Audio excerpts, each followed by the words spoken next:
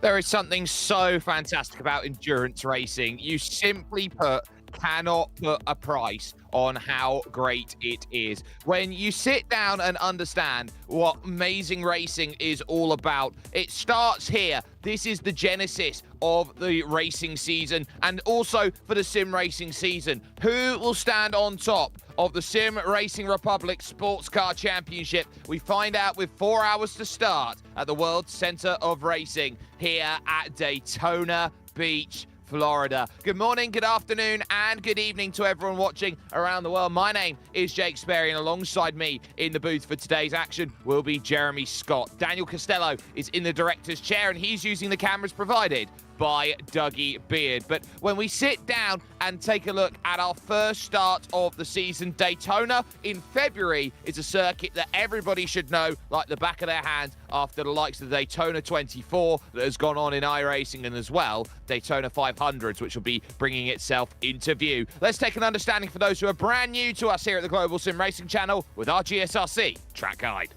Welcome to the Daytona International Speedway. While many oval fans associate this Central Florida track with mainly NASCAR, the road course has gained just as much worldwide fame thanks to it hosting motorcycles and sports cars for decades. In fact, the flagship road race, the 24 Hours of Daytona, has become a major draw for drivers of all disciplines, many eager to have a go at endurance racing. The stats make this place sound relatively simple, with 12 corners on the regular road circuit and 14 on the NASCAR version, both spread amongst 3.5 miles. Indeed, a majority of the lap is spent on the oval portion, where you fly along the notoriously steep banking. But it's easy to underestimate the challenge presented to the drivers. The infield portion begins with the scary kinked entry of Turn 1. Not only is it the fastest part of the track, but the transition from the banking to the flat tends to upset the car as you slow it down. There's also the bus stop chicane on the backstretch. Added in the 80s, this is a tricky piece of circuit that punishes a poor exit severely, with it leading back into the latter half of the oval. As you'd expect, the long periods on throttle mean that drafting tends to play a factor in the racing. It also means passing isn't usually too great of an issue if you have the pace to catch someone. The more difficult thing is managing to gap your opponent so that they don't ride in your slipstream once you get by. With half a century of endurance racing collected among these walls, it's not unfair to say that road racers have just as much claim to call Daytona home. Fans who come to watch certainly won't be disappointed by the high speeds and fantastic thrills it invariably provides each year. There is something about Daytona which has a very nice simplicity about it, Jeremy, but in that simplicity comes its difficulty, especially when you've got high-speed machinery, LMP2, LMP3, GT3s going to be challenging themselves around this 3.56-mile circuit. This is going to be a uniquely difficult challenge, and you'll keep an eye out for those overtaking opportunities. Turn 1, Turn 7, into Turn 9 as well, the Le Mans chicane. Those are the big three you got to keep an eye on. Well, I'd even say, Jake, that turns 4 and 6, the horseshoes are even better opportunities as well because they're very tight apexes. And of course, as we saw a couple of weeks ago during the Rolex 24, it's only going to take a couple of laps for these drivers in the LMP machinery to catch up to the GT machinery, and they're going to have to navigate one another, especially on the tight infield circuit. A lot of trouble, too, through turn 2. That's where we saw the big crash as well a couple of weeks ago, so don't count those easy corners out as well. And might I say this, it's nice to see grass on the Le Mans chicane. It's very weird to see it in concrete in real life, but these drivers not going to have too much of a trouble through there. Of course, you cannot discount the high banks, turns 8, turns 12. That is why we come to Daytona, Jake. It is the reason why we come to Daytona, and we really love seeing that high-speed thrill around a number of these corners, turning into what is a very technical middle sector of the lap, and underrated at that go as well. We've had ourselves the qualifying efforts, and we are not a million miles away from jumping into the race. So we are going to be keeping our eyes out on this over the course of what is an important endurance season. So it's worth just keeping an eye out on what they all have to do today in order to find these results. So this is what they battle in. It's a 3-round battle that they've got to try and work out. It's 2 to 4 drivers that are in a team, so driver fair share is going to be in play. It's 4 hours worth of racing. We've got 3 different types of car here today, but 4 different categories, which is worth keeping in mind. So you've got LMP2 and LMP3, and GT3 will be split today through GT3 Pro and GT3 Am. There are open setups here, so everyone's got a different chance to get slightly faster than the driver in front of them by the way they set their car up,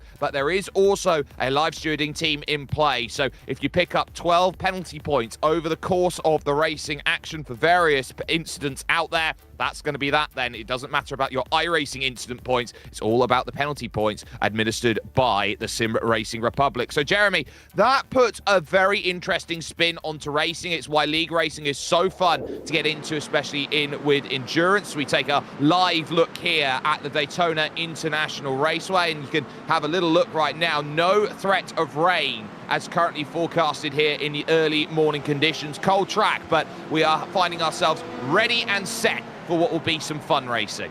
Well, it's nice to see sunrise over Daytona, one of the best parts of a endurance weekend there in Central Florida. But yeah, the 12 penalty points is going to be interesting, seeing how those will be doled out and how tight the racing will be. Don't stick your nose in places you don't need to. Of course, we'll see how these drivers get on higher with their penalty points as warm-up is about 2.5 minutes away from being concluded.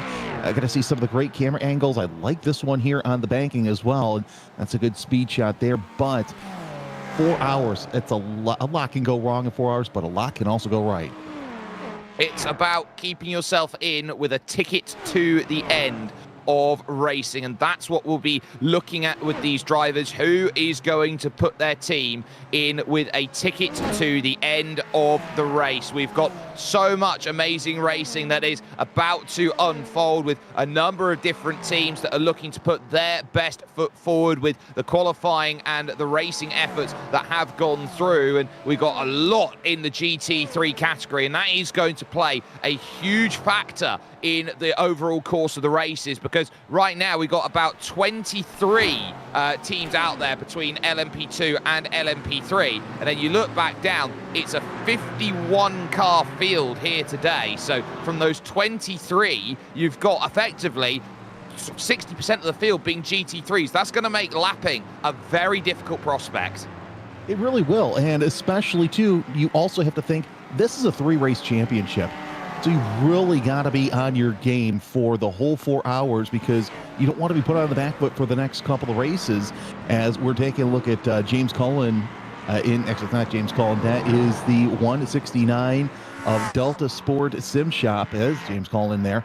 Graphics, that happens in these races, but nonetheless, you've got to be fast, but at the same time, you got to save your equipment as the race progresses. 4 hours, not a lot of time here at Daytona, as we all know.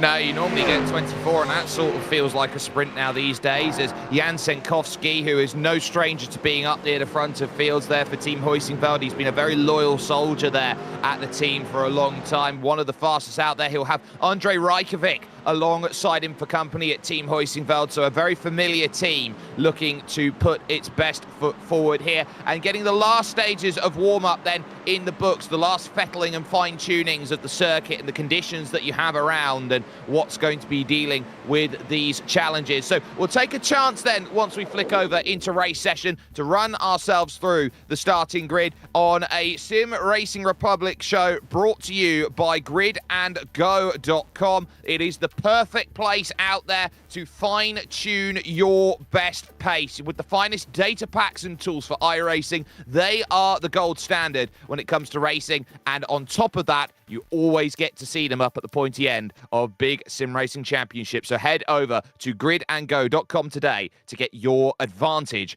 on the competition. Your grid, though, in terms of how they stack and line up, will be as follows. It's the Havu team, the Finnish-based team, that will be on the front then for today's action with a 134.199, and they've got BP Racing alongside them for company. It's then Fast Repair Motorsport and 07 Racing 77 who are there in fourth position. Unlucky Luke Racing will be in fifth, along with the Marshmallow Racing team Frida, who will be there in sixth position, with German Sim Racing Orange and Fastlane RT White in eighth places. Ninth will belong to Liper Esports Orange, with Spin and Toe Motorsport rounding out the top 10. We'll go through the rest of the field then in your category, which will be Fastlane RT Red, Hyperion Racing, Iconic Motorsports, and No Time for Deaf Sim Racing, the all-deaf team out there, which is always fantastic to see these different teams coming into play. Jeremy, you've got your eyes down on LMP3.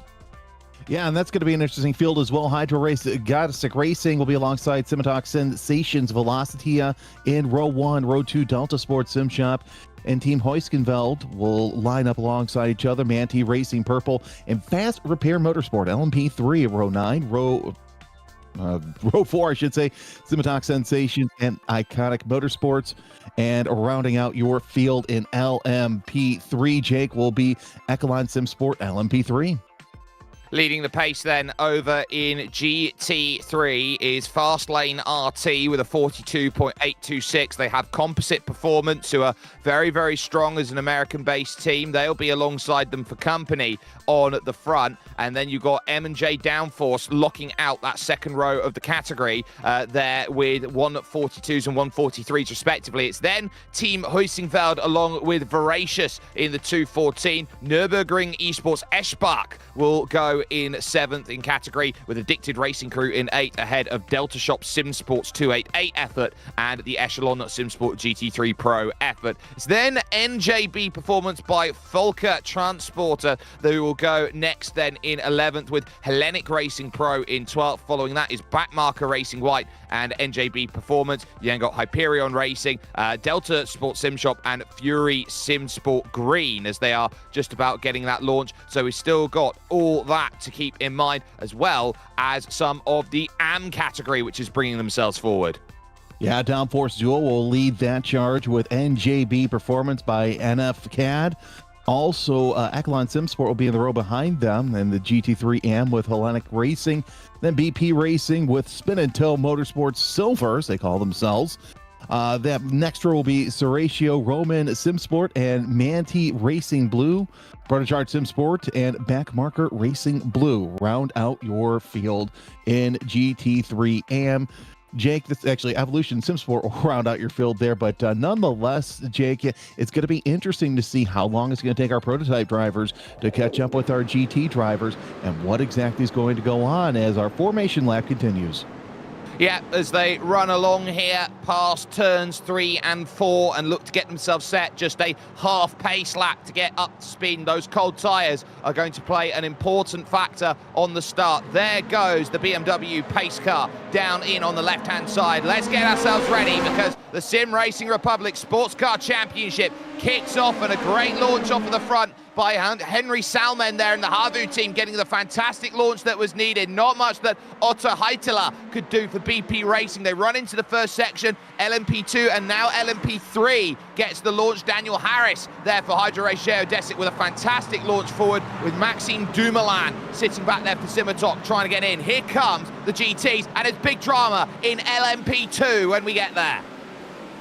And of course, GT3 nice and fine through 1 and 2. Got the Mustang on the outside, and see a little bit of dust there in the International Horseshoe, but still clean and green so far as the field works their way into turn number 3. And a little bit of a slide there coming through the International Horseshoe. Believe that was MJ, only MJ downforce cars, but Fast Lane taking that advantage, Jake.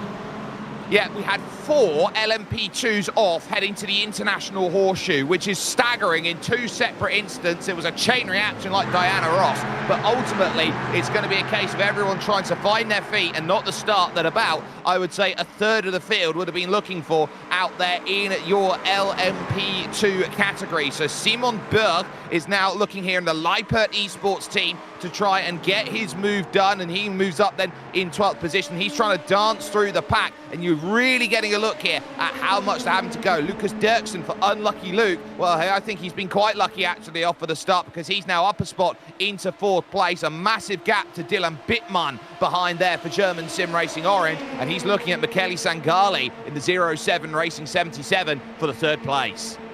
Yeah, you don't want to mess up there in the International Horseshoe. We've seen a lot of races go wrong there in the past several years as we're watching this battle for position.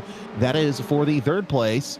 Sangali and Dirksen running 3rd and 4th. Of course, we want 2nd place as well. Your leader, Salomon, with a little bit of an advantage, but Berenguer having to really hold off. And look at this battle here for LMP3 as well, as they work their way through turn 3. Normally, when the rubber's on the road, Jake, you don't want to go to the outside in turn 2, but you still can make it in those early laps. We're seeing wider and wider lines being taken through turn 1, so sometimes the outside of turn 2, you still have that massive launch. You can go through the corner, and that's certainly working. Cade Middleton there for Delta Shop, getting past Marcel Tai over at Team Huisingveld. So that was important. We'll take a little look then on this one. So this is Nicolas Marinel then for Fastlane, and you can see Heitela's already gone off the circuit. He clatters the curb there on the inside, and the cars just all look to scatter. You can see lefts and rights, and look at this, returning back onto circuit. A secondary spin there from the 10 car there. That was Lippert Esports going the wrong way, and 3 finding themselves off the road, and there's the tiny tap from Marinel into the tyres. Yeah, Marinel realizing that grass is a lot harder to break on than pavement. Of course, a couple sympathy spins there, but nonetheless, no harm, no foul. Everybody getting back underway as we take a look at Simon Berg ahead of Marinel. That is for the just outside the top 10, 11th position. Hoping to try and recover back through the field is Simon Berg, as Dylan Bittmann sets the fast lap of the race. Dirksen diving down the inside, and that will put unlucky Luke up into 3rd position in class. So they'll have a big smile about that at the moment. We take a look then from the rear. You can see that shark fin style all there on the back. You see it so often now in LMP, because that's just the way that it's all worked out to get a tiny bit faster. But now running through the small kink left here of turn 5 over towards the West Horseshoe, which is such a late turn in apex. You can really throw the car down the inside. But look at that diamonding of the corner, just trying to build any advantage away then in 3rd, try and run away from the rest of the pack.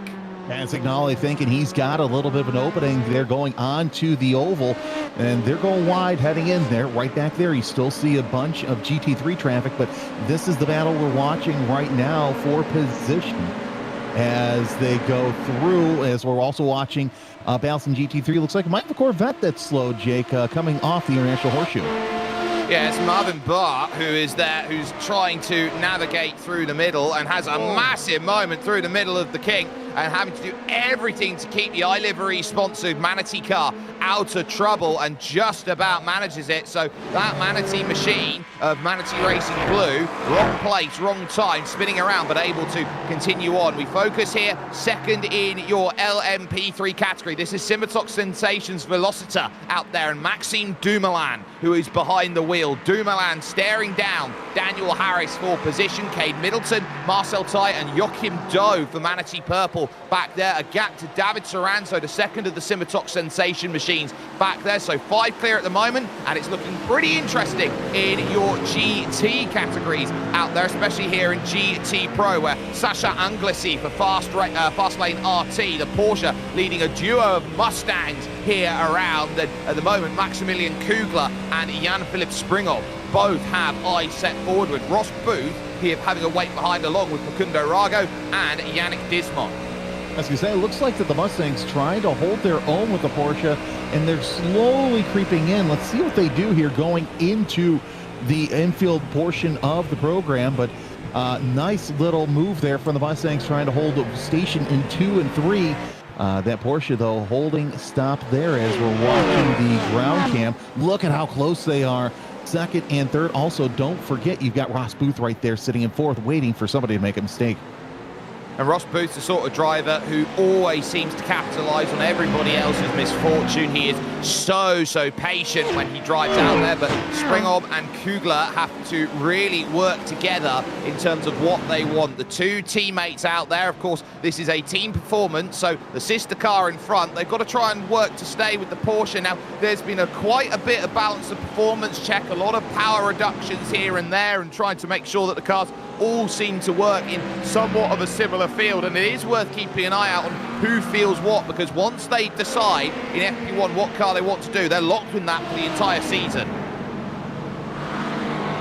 Got a battle for position here in LMP2 between Kraft in the 44 and Mustang in the 48th. That's for 8th place. Is sitting back there is Taro as well in Def Sim Racing. They did not log a time in qualifying, so it's great to see them work their way up through the field, as we're gonna get a replay here. So it looks like got a little bit of GT3 action going into turn 1, and that's one of the things that I worried about, is you get somebody who gets in there, gets that nose too egregious. That is the 288 of Pedro Martins, makes some contact, spins off in turn number 2. You see that a lot, Jake, especially in later stages of the race. Kind of surprising to see it so early. Yeah, Pedro Martins would not be pleased about that. That was a lunge from a very long way back from the Team Heusingfeld car, which was trying to make that progress through. I believe that would have been Jan Senkowski looking to make that dive, and ultimately it doesn't work. Now, straight back comes Duomas Mustanen for position, who is hoping that that's going to be straight on back through and diving through. This is back for the 8th place, and side by side already this early through Le Mans, and there's the contact, dive through the middle, why don't you? Anti-Tejo goes through the Def Sim Racing car, but Hyperion and Iconic pretty much avoiding each other, but they're still together as they battle along on the straights, and they are going to be looking at each other going, what's that all about? We're 5 minutes in, effectively 10 minutes in to a 4-hour race. Why are you pulling moves like that? Well, I think going side by side into the Le Mans chicane is a bit egregious, especially thus early on. That's something you reserve for the last 20 minutes of the race. So it's going to be interesting to see how the stewards look at that one. Here comes Dirksen to the inside of Sangali. They go around the International Horseshoe. That is the battle for the bottom step of the podium in LMP2. Oh, look at that. And of course, behind them, you have Bittman as well. So 3-car battle for 3rd place into the tight horseshoe. No rubbing yet, so that's a good thing. Everybody's respecting one another, but still, now you're starting to see the clock behind them, because you got 2 cars racing each other hard for position. Look how brave this has been for half a lap. Sangali now on the inside has the advantage at the bottom side of the banking, the path of least resistance, but Lucas Dirksen pulls back into line, decides he wants to tuck into the toe here and might try and pull back out again, get a little bit of a slingshot to go and make that move.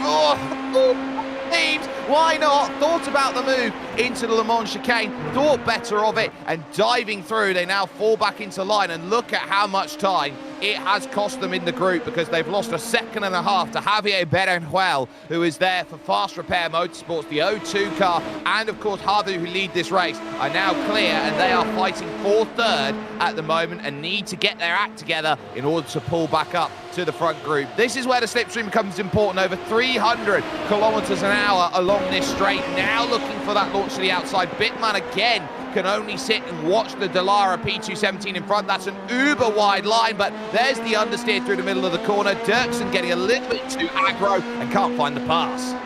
Yeah, you definitely wanted to stay a little bit tighter there going into turn number 1, but nonetheless, as you go through the International Horseshoes, how close they are for 4th place right there with less than more than 10 minutes into this race.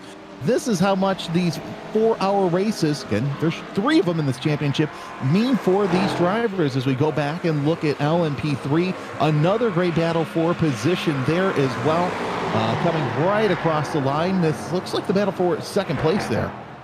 It very much is. You've got Marcel Tai, who's the focus currently here in LMP3 with these Ligiers that they're piloting about in. Behind that, Joachim Doe in 5th place, Manatee Racing Purples eyeing it up. And then in front, Maxime Dumoulin, Cade Middleton, who's now made the move, and then Daniel Harris. Now, here's a little bit of work on the front stretch. The 2 teammates working together. Jan-Philipp Springhoff is putting a little bit of a NASCAR-style bump draft in along the straight, trying to find this position then to move up closer to the leading 228 Porsche of Sasha Anglisi, who's piloting for Fastlane RT. So there's certainly work there. You've got Booth, you've got Facundo Rago, who's in play as well, and really looking to try and find every single bit of space as well. And it's worth keeping an eye out on who's managing what at the moment, because there's a nice 4-second gap, the biggest gap of the field so far, as we take a look at Lucas Dirksen's run around the outside in towards the opening corner. Worth keeping an eye on GT3 AM. It's currently a 4-second lead for Manuel Seitz, therefore NJB Performance by NFCAD.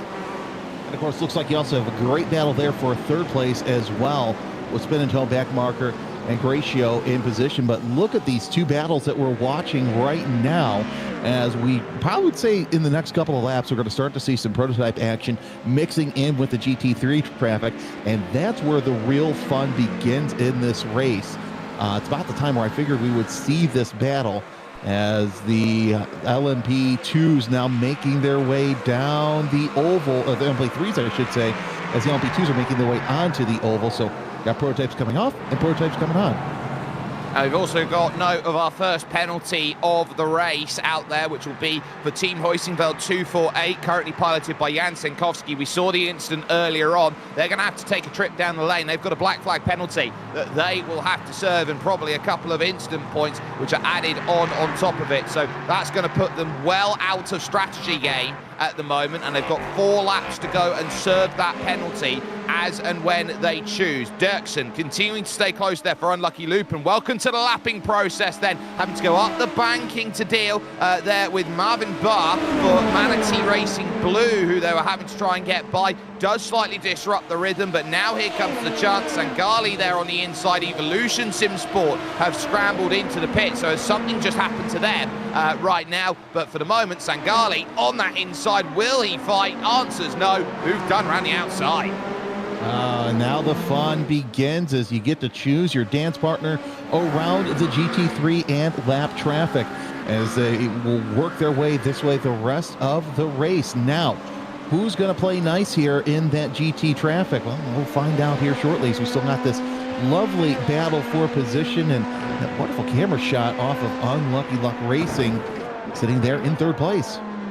Yeah, it's very busy out there at the front. We've been 15 minutes in. We've been expecting this race to be a strong and fraught start. They've allowed the front 2 to get away, and so this is very much a case of, well, who's going to do the work to try and pull themselves up forward and really launch forward at this stage of the race. That's what they're eyeing up here. You can't win this race here on hour 1 really, Jeremy, but you can certainly lose this race in hour one if you're not being careful enough. Drivers love to go out there and be aggressive. They know that 4 hours isn't a long time. So how does that mind game look to bring itself into play? How do you sort that out as we're seeing positions lost then by the M&J downforce 2 car of Maximilian Kugler, who loses out to 3 cars actually, to Ross Booth as well as Facundo Rago and as well to Jan Philipp Springhoff. So not the best section for Kugler, and I would assume he's had the issue going through the Le Mans chicane.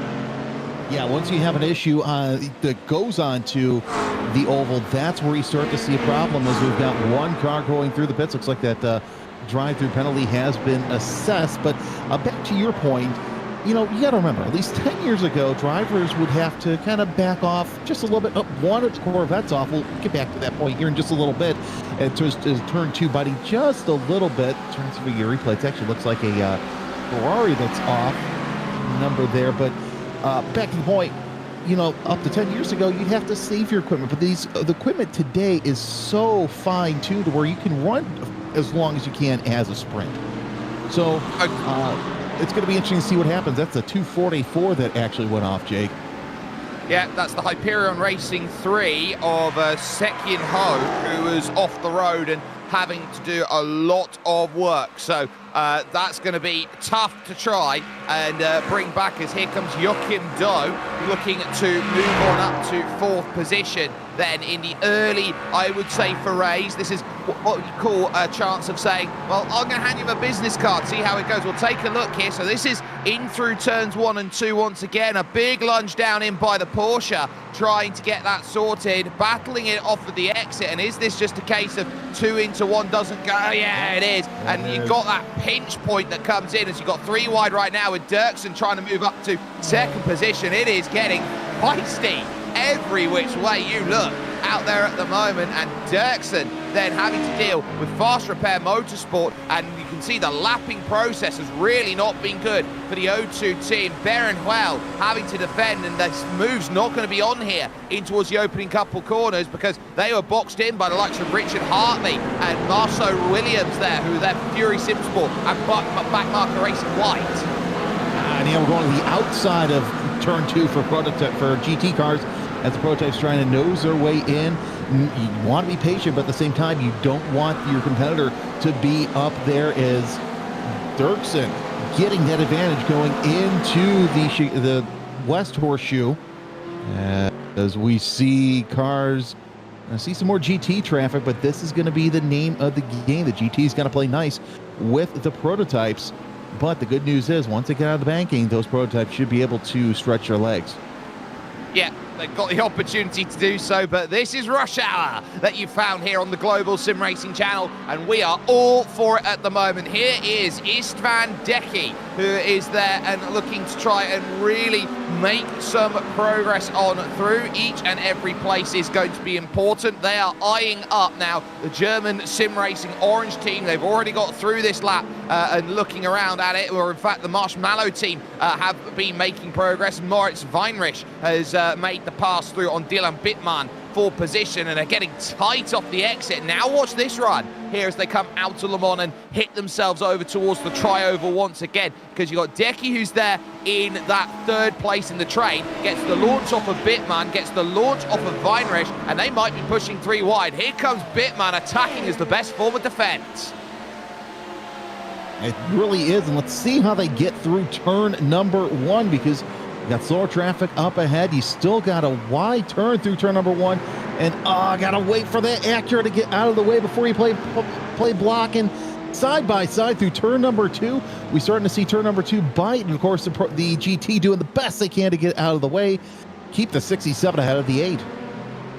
Yeah, it was all about that slide through, a bit too aggressive by Bittmann. It opened the door up for Deki to have a chance, and around Ryan van der Grijp, that was not necessarily easy out there, as Marcel Tai finds himself again there in that 4th position for Team Huysingveld, and hoping to try and look around. You got Joachim Doe still there, you've still got Maxime Dumoulin in front, but the gaps in LMP3 I think have certainly opened out a bit. It's still about a 1.8 second lead for the Hydro Race Geodesic Racing, who are absolute merchants when it comes to endurance racing on iRacing. They're in pretty much every series known to human history. But you look around at Delta Sport, who've got a bit of a gap. Simitok have themselves a big job at the moment, and that's a mistake by Maxime Dumoulin, and Dumoulin has to let the places go. Joachim Doe, I think, is going to pick it up, but he's fighting for grip, is Joachim here, and just about manages it.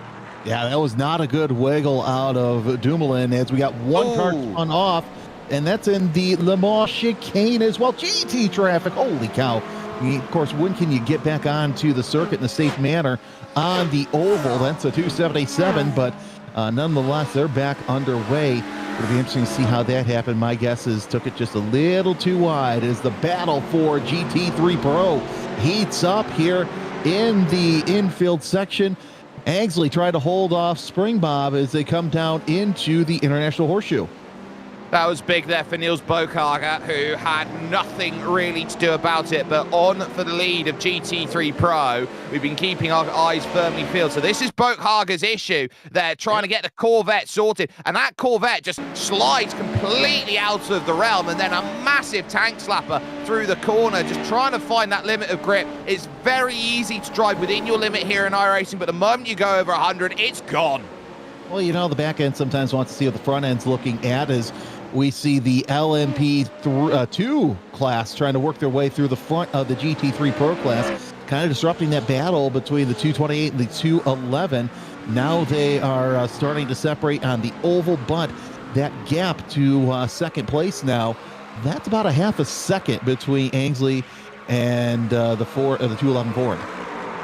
Yeah, David Soranzo now bringing himself into play. This is 7th position at the moment in class and hoping to navigate through the Echelon SimSport LMP3, which is currently being piloted at the moment from Club Texas. Zach Hebert, who is behind the wheel and really hoping to try and navigate his way through. Behind that, you've got Joel Aguilera, who is there hoping that he's got himself the opportunity to launch on forward. And what you're really noticing here is that there's not actually that much difference here between the back field of the LMP3 category and the front field of your GT3s, because at the moment they're only about 4 corners clear after 20 minutes of racing.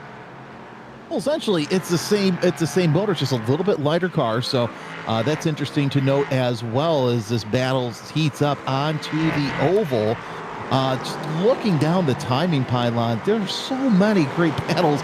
It's hard to keep up with everything that's going on, but we're back to the GT3 Pro battle as Angsley has Angsley is trying to get away from the second, third, and fourth place. So here's what's interesting, though. You take a look at your top 4. It's Porsche, Ford, Porsche, Corvette. And you got an Acura mixed in the top 10. Oh, you've also got a Ferrari there as well. So a very tight battle here for GT3 Pro. But this is the battle we've been watching most of the race between Fastlane Arcade and MP Downforce. We've got a replay from a couple laps ago as looks like got a little bit of rubbing on the infield course, and Prototype's trying to do what they can, and a little bit of a spin and contact. Could have been some help there, so we'll see what race control says, but you're going to see that here as you go into, coming into turn 1 and turn 6, Jake, because it's just so tight. Yeah, Marinel not being too pleased. Remember, he was turned around on the opening lap of the race at turn 3 out on the track, and just there finding out when you're getting everything so close, everyone's jostling. It was 5 fighting for basically 1 apex, and then down the inside there's overlap, and there's the contact as here goes Moritz Weinrich, hoping that the position is there for the Marshmallow Racing Team Frida, and not yet is going to be the question here with Michele Sangali just in front for 07 Racing. They've allowed Dirksen and Berenjuel to run away near the front of the field, so they've got a little bit of work now to try and chase those back down. Sangali can go to 2 different drivers out there, so they've got 3 drivers in the team working compared to 2, so they've got Nicola Radis they can go to, and also Lorenzo Zaffoli that can jump into the 07 team. Now, would you rather have 2 drivers or 3 drivers when it comes to a race of 4 hours of length? At first I thought it was going to be 2 drivers, but the more I see the racing action, I'd rather have 3, mainly because you want a fresh driver in. near the end. So you rotate the first two, and then you put the third one in. Of course, you can also have 4 drivers, so you have a fresh driver for each stint. So you've got plenty of options here. You absolutely do. Here's Spencer Wrightsma for Echelon SimSport GT3 Pro in the middle of a big train and a big accordion that goes through. Marceau Williams just in front for Fury SimSport Green. Nearly ran into the back of Richard Hartley, and that caused the chain reaction back through the field. You've also got the recovering Niels Boghag, who is there in the NJB Performance by Volker Transport. So they're also trying to get in through, and every time you are on this banking and you're heading yourself towards the Le Mans chicane, you're just hoping that you're not going to have to deal with side-by-side through the corner, and they play it very nice and calm. They are chasing, being led by the Echelon SimSport GT3 AM car of Mike Gallant at the moment, the 329. They're looking at trying to get to the tandem duo of Thomas Singvogel for NJB Performance, and also Sakalolu Akis, who's there for the Hellenic Racing Pro Team, the all-Greek outfit.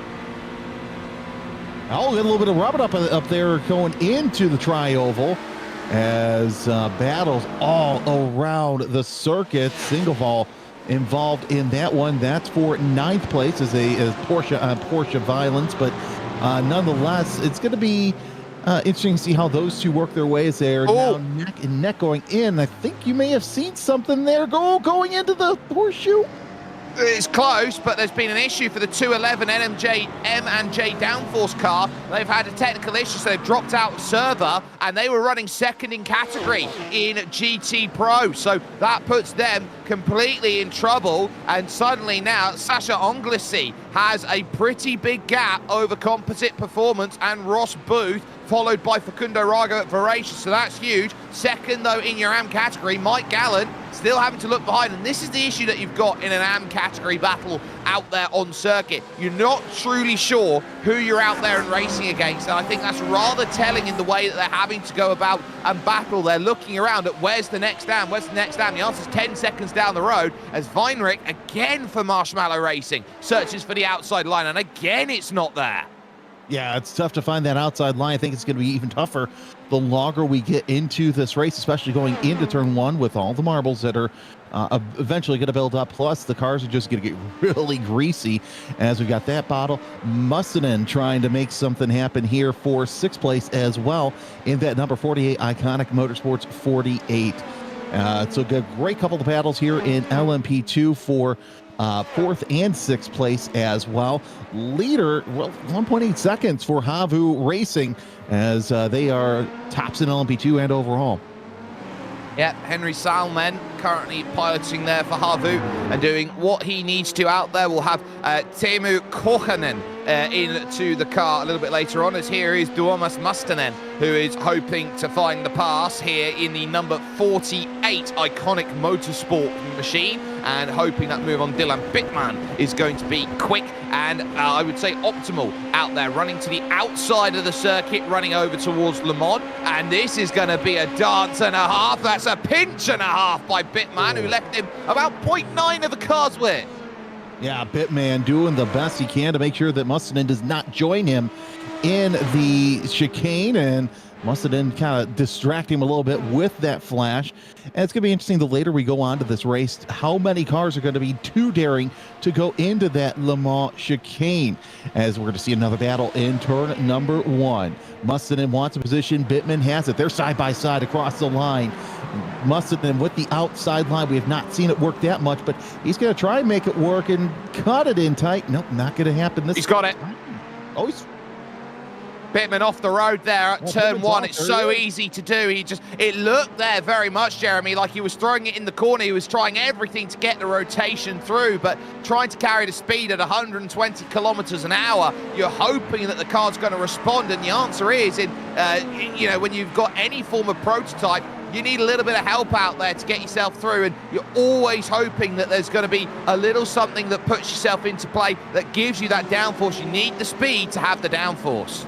Well, in any time you're in that sim here, racing at Daytona, really in real life, that corner looks a lot faster than it really is. So no surprise there that off went on. And of course, we're going to take a look at a replay of that, as well as Mustonen with the advantage going through one. And yeah, Bittman just that turn 2 grass, so inviting we see that a lot where drivers just think, okay, I got this. Nope, I don't have it. As the wheels say, you're not going to make that turn. LMP3 now starting to get lapped by LMP2. The train right now of Zach Hebert here looks around at Joel Aguilera, who's now trying to take advantage of the slippery ball right across the nose there, leaving just enough room on the rejoin back down. Lucas Dirksen very nearly had Zach Hebert's echelon car all over the front stretch here at Daytona. He runs in a little bit deep into the corner, and that opens the door for Aguilera through two. Has to leave the room and back out of it. And now here comes David Soranzo with a look. Defense here, there, and everywhere into the International. And I'll be looking to the West Horseshoe going, thank our lucky stars, we're all still moving forward. Yeah, but they still got to deal with that West Horseshoes. We know it's gonna take a lot of patience to get through there, but I think they're gonna keep it nose to tail. You don't really want to make any too egregious moves because they'll screw you up for turn 6 and effectively into the oval portion of the course. But this is interesting because they're sizing each other up for that break zone into the Le Mans chicane. Yes, and that's going to be the key place that we're going to see those moves. They use the banking through NASCAR 1 and 2, and it really gives themselves the opportunity to go and get that slingshot, go and get that launch. They know as well with the weather conditions that they're running morning times out there at the moment, so this track is only going to get hotter as the race goes on. No threat of rain and not much wind to speak of either, just the 12 kilometers an hour of that they have got currently diving through that Le Mans chicane. And it's also about getting that transfer speed going through and then attacking off the exit. Zach Hebert has got possibly the most difficult chance out there, but look at the launch. That's Michele Sangali, and this is the difference you've got right now between LMP2 and LMP3. It's the top speed difference, which I think is quite telling, because you got Hebert stuck at about 280 kilometers an hour, and that's a 20 kilometer an hour difference along the straight. So that tells you all you need to know on where they're dropping a little bit of time here. It's when they hit the brakes, go into the corners, and a little bit of downforce as well right now as the Ligier works through. Aguilera looking again to attack the exit. That's where he's been strongest, I think, here. Exit 1, entering through 2, never quite getting alongside for what he wants at 3. And that's going to set you up for the infield portion. A little bit of a bump, and Aguilera decides to get back into a little bit of a battle. He's going to lose a little bit of gain there for that 6th place. But back to that point, yeah, 1 and 2 really are going to set you up for the rest of the lap, because it's such a neat little sequence there. There's our leader, Henry Selman in Havu. 1.6 seconds separates him from Unlucky Luck Racing. They're running a lot of luck here in the early portion of this race, but it's interesting to see how he can easily get away from everybody else while the rest of the field behind him, they're locked in battle for whatever position, whether it's 3rd, 4th, or 5th place. I'd say that Unlucky Luke have actually done quite well. On that last lap, they pulled a 1/10 of a second back down, but it looks like they've pulled a lot more on this lap, depending on the traffic. Javier Berenjuel there for Fast Repair Motorsport is in the O2 machine. And oh, big one! Big one there coming up onto the banking. I'm not quite sure who was caught up in that, but that was massive there. It's one of the green machines that has been in the wrong place at the wrong time, and it was right in and around the 07 car of Michele Sangali. So we'll have to take another eye on who it was. I believe the car that got it wrong was Joachim Doe on his own. And Weinrich is into the pits. We'll see what happens there as Marshmallow Racing trying to make their, looks like a pit stop indeed. We'll see what kind of service that they take here, but yeah, yellow flag caution. All right, full course yellow is out, so that's going to make things a little interesting to see who can pit and who's not. Of course, we also have interesting wave-through procedures as well, so everything that you seen before got tighter.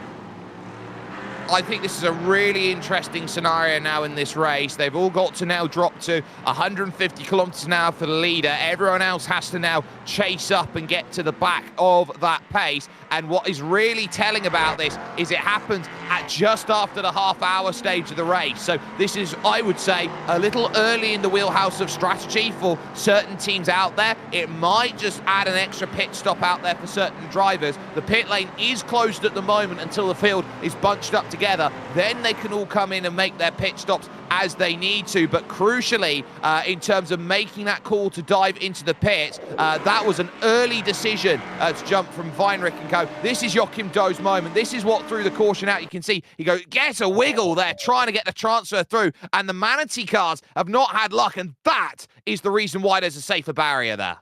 Yeah, that wiggle coming there on the fourth part of the chicane, that does it every single time. And of course, as you mentioned, it is gonna throw a wrench in a lot of team strategies. And if I'm a crew chief, okay, I could have waited 10 minutes for this. But regardless, I think we're gonna see a lot of teams come in this time by. Yeah, but they do have that closed pit lane, and there is the wrecked Manatee Racing purple LMP3 of Joachim Doe, and that will pretty much be that for that team, because there are no fast repairs here in this series. If you break the car, that is that. You've got nothing more that you can do about it. So the field neutralizes out there. They will, of course, get tyres on that and hopefully try and get it out. It depends how much required is on there as they go through. So there's some optimists down in the pit lane, which is what we love to see. There is your LMP3 leader, Daniel Harris, who has lost that time to Delta Sim Sports Sim Shop there now. Kane Middleton has now clawed up onto the back and proved to keep that gap quite steady in in LMP3 and has done very well. And there is Sasha Unglesey, who now, after that gap over Voracious, now does not have that gap anymore. I will say it's going to be interesting to see an LMP3 modified out there on the course, but nonetheless, if you had a big lead, you're really hating this. But if you have a small lead, you're close to somebody, you're thinking, okay, well, we're going to see what happens. And here's my question, Jake. If you're in a battle with somebody and they pit, do you stay out, or are you going to pit as well? Because they're going to end up falling back through the field. I'd say this is probably pit window for almost everybody in this field right now. I think that the only time that you're not going to be looking at jumping in and making that pit stop known is if you want the track position to jump up, but then you are very much off strategy compared to everybody else, and everyone's going to be looking around and going, well, especially the GTs, I think, is going to be the interesting one, because they're about an hour through when they go through. Pit lane has officially now opened for drivers as they now run behind. As we take a look at the NJB Performance by NFCAD team, they are the leading GT3 AM out there at the moment, which is for those who are under 2,000 or more iRating. It gives them opportunity to race there, 3,000 or more for GT3 Pro. But they are now running behind this brand new safety car. Pit lane's now open so they can all make those stops. Look at how beautiful that BMW M2 safety car now is. Looks gorgeous as it works its way through the Le Mans chicane, and now the fun begins on seeing cars dive on and off pit road. Unfortunately, it's not during my favorite time, green flag racing, but still, nonetheless, strategy is going to be very evident here as we're just about 40 minutes into this race, and our first full course yellow underway. Salomon, Dirksen, and Berengal, your top three overall and in LMP2. If this first stanza of the race is what we're going to see the rest of the race, Jake, I think we're going to see some awesome racing here. I think we are as well. And with Javier Berenguel, Diana Perez is the driver who looks like to be next on in if they decide to use the driver change now. So expect maybe drivers to try and stay into about the halfway stage, get 2 stints in the books, but pit lane is very much open. Now keep an eye on that number 5, Marshmallow Racing Team Frida. They jumped in as they went by the incident before the yellow came out, so I think they got their pit stop in free. It's going to be interesting to see whether they did that before, but look at this. Get everybody in there. Get everybody in there. Only Tamas Fogas for Spin and Toe Motorsport Silver and Moritz Weinrich are staying out. A couple of the GTs staying out as well. Likes there of Ben Kelly McCauley for Nürburgring Esports Eschbach staying out there. But all of your LMPs are pretty much in the pits. Interesting strategy by some of the GT3 drivers and Weinrich. You mentioned, especially Weinrich was at the right place, the right time in order to capitalize on that pit stop as cars and drivers making their tires, fuel adjustments. As now we're starting to see some of the cars get out there. I do believe one of the GT3 cars might have short pitted as well. Well, they'd only gone through half a tank's worth of fuel, so they'll only take half a tank of fuel to get back out, so they'd only want a bit to maybe manage their stint. So they take the track position now, for example, and it's a massive rush as everybody's got to try and get out of the pits. Remember, it's single track on the pit exit as they look to try and rejoin the circuit. There will be winners and there will be losers in this pit stop cycle for who's managed to end up where. Salvinen's done well. Everybody except Marshmallow Racing jumped in, so Marshmallow have got themselves on top. Hydra Race have certainly done everything they want to with Delta Sports Sim Shop, so they still remain 1 and 2 in terms of their category, because it's a whole lap almost to Simatox Sensations and Maxime Dumoulin, but I expect that they are going to get the cycle on through to rejoin with the front of the group with the wave around process. But crucially, it is now Nürburgring Esports Eschbach, your leader of GT3 Pro. And of course, a lot of the drivers did not take driver changes, so we're going to see, like I said, half the race driver 1, half the race driver 2. It's going to make things just a little bit more interesting. I've got to say, Weinrich with the smart move of seeing that there could have been that full course yellow that we're under now, going in and pitting early. Get that track position. Tires might be a couple laps older. You might have a little bit less fuel, but I think that that might be a good thing for him as the wave around procedure has begun. It certainly has. The likes of Maxime Dumoulin goes around. Marcel Tai will be allowed through. So too will be Zach Hebert there for Echelon Simsport LMP3. It's the LMP3s that are trying to stay on the leading lap to Hydro Race Geodesic Racing of Daniel Harris and Delta Sport Simshop 169 and James Cullen, who is there currently. So those are the teams that you look at and say they're the ones who are all trying to make that progress. And this has been generally a strong start to a number of teams' races. We haven't seen too much drama out there. It's been very clean off of the start, just a couple of incidents here and there, which have just been dotted about. And this is sometimes a circuit that you look at on paper and go, oh, this is easy, and then you suddenly find that there's 15 retirements in the first 15 minutes. Yeah, it's a track that really reels you in with, hey, it's false premise. It's easy. You're going to be fine. Oh, wait a second. Turn 1. Good luck going 3 wide into 1. The horseshoes. Oh, those are tighter than you think. So, yeah, it's a very deceiving racetrack, but that's why when you win here, it's a big win for you because you conquered Daytona. You certainly do, and everyone's looking around and saying, what more do you want? A big one at Daytona. Oh, late call. Ben Kelly McCauley, as late as you like, dives into the pits then and makes a pit stop. So Nürburgring Esports Eschbach now hit their box, and now doing so a lap later, the likes of Niels Balkhager in, and also Michael Weber is in the pits for Downforce Duo. Now, they would have gone later into the pits because they would have wanted to gain the lap back, I would assume, out there, or looking for that track position, but they'll fall to the back of the field. But crucially, they'll have an extra, I would say, lap's worth of fuel there, full service, knowing that they've got no problems out there. It does sacrifice them the track position, but on strategy, they've got a lap's advantage on everyone else around. And that's going to make things a little interesting later on in the race to see where strategy lies. So we're just under 3 hours, 18 minutes left to go in this race, but still, the moves you make now will set you up for success later. As car still single file under the safety car, Marshmallow Racing, your leaders with that great strategy to pit before the full course yellow. Now, we have had a couple of changes out there. Fastlane RT, who are leading, have actually changed their driver. So Jérémy Rouleau takes on for Sasha Anglesi, who was there in the car. So they've lost a little bit of time in the pit stop because they've had to make the driver change. So that's worth keeping in mind in terms of where everyone has stacked up. And we just had word from race control as well here, Jeremy, that once all the cars have caught up to the leader, which is currently Marshmallow Racing Team Frida, then we will go back to racing. And look at the margin that Frida has over everything else. Moritz Weinrich will have a 5-second advantage on the restart. There is a full 4 GT3s to try and navigate through before Henry Salmon can get on the binders. Yeah, Salmon going to have to deal with that GT3 traffic. A little easier said than done, so we'll see how much of a gap Heinrich can get out there and lead the laps. And, of course, GT3 traffic also ramped up with a lot of prototype battles there near the back of the pack. You saw that Porsche right there, right around Dirksen as well.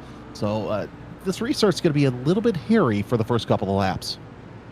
Well, they're going to warm up those tyres and they're going to realise that it's important to go, because these periods of racing, we've seen it so often that the LMP2s are really, really difficult when it comes to keeping the warmth in the tyres. They go really cold and it's so slippery when you're out there. You can find so much drama on these restarts if you're not too careful. They've been allowed this half a lap to warm the tyres. They've had to pace pretty much as you like. They're trying to get that heat in, but they can't afford to be too aggressive with how much heat they put in the tyres here on the banking. Otherwise, they'll start wearing out the front, which is not what they want to be doing around this circuit. They just want to be in a area where they can go out there and attack. They do have to wait for the Geico sign out there down on the tri-oval as their green zone to go, which is very much taken from the NASCAR go zone, which is out there. And for Moritz Weinrich, this is going to be an important launch, and knowing that this is a big advantage, and strategy has played a wonderful part in them jumping up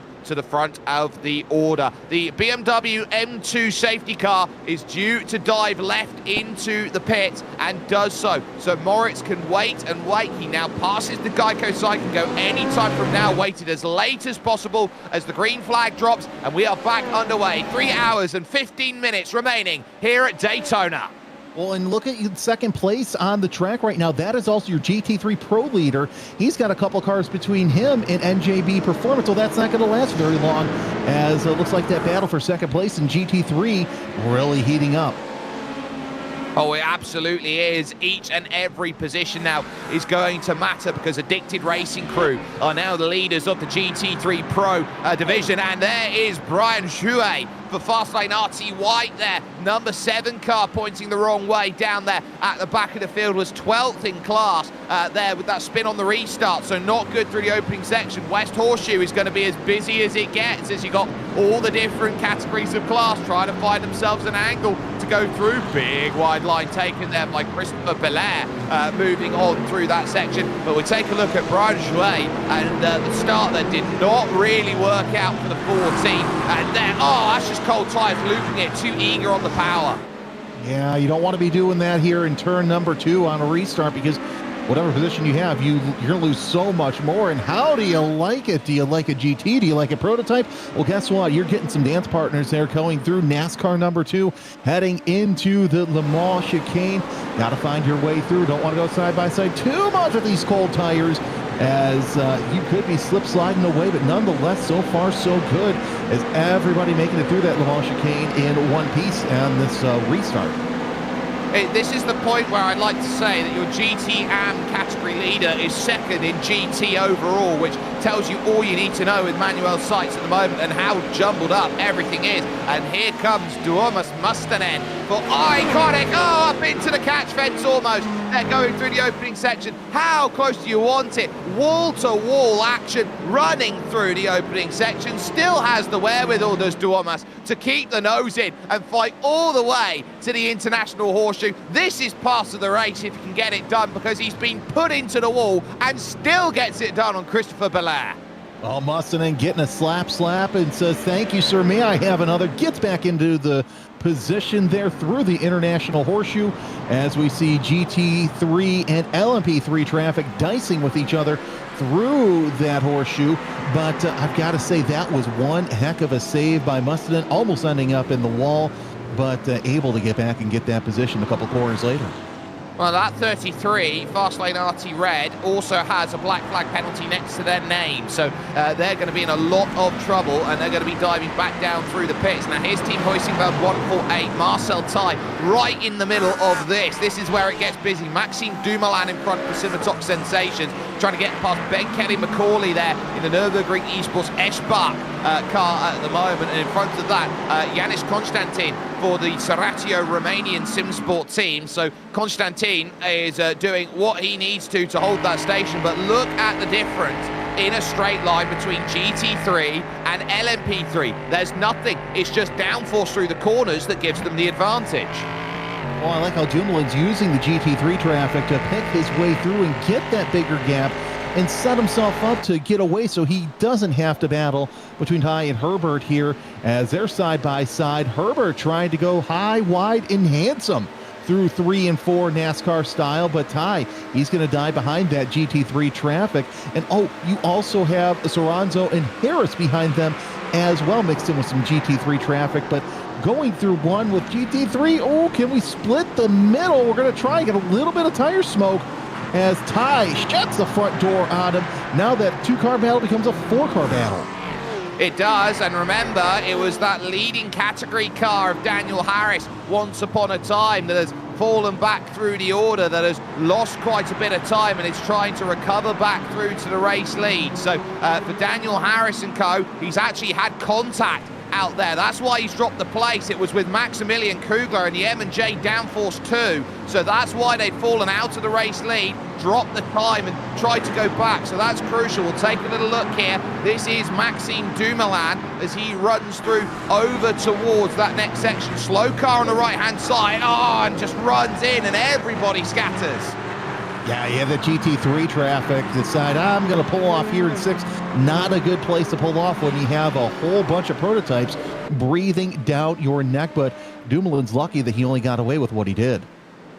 Yeah, Dumoulin, though, will he be available to get away from the stewards? That's the next question. Here's third position, the composite performance Porsche of Ross Booth. Currently, which has made its way with Facundo Rago at Voracious trying to take these places. The 2-3-16 will be looking around at who they've got. They've got Patrick Fogel they will put into the car from Club Pennsylvania. So the Canadian Ross Booth doing what he needs to, and he is just keeping the car in range at the moment, and I would say first of those in the category who have made the conventional style of pit stop. They've got Thomas Singh Vogel just in front for place in the 2-4-6, so that's what they'll be looking at next in terms of how do we get by, how do we start making moves, and then they've got the lap down trying to recover M&J Downforce car with Peter Bydert behind the wheel. That's going to be important. Oh, off the road, Daniel Harris being uber aggressive and finding out how difficult it is. I think they're still going to take place for it.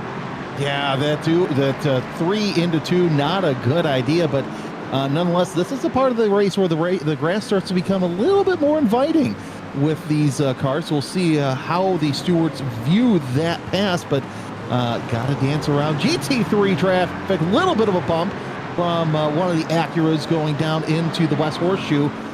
That's not going to look too good either.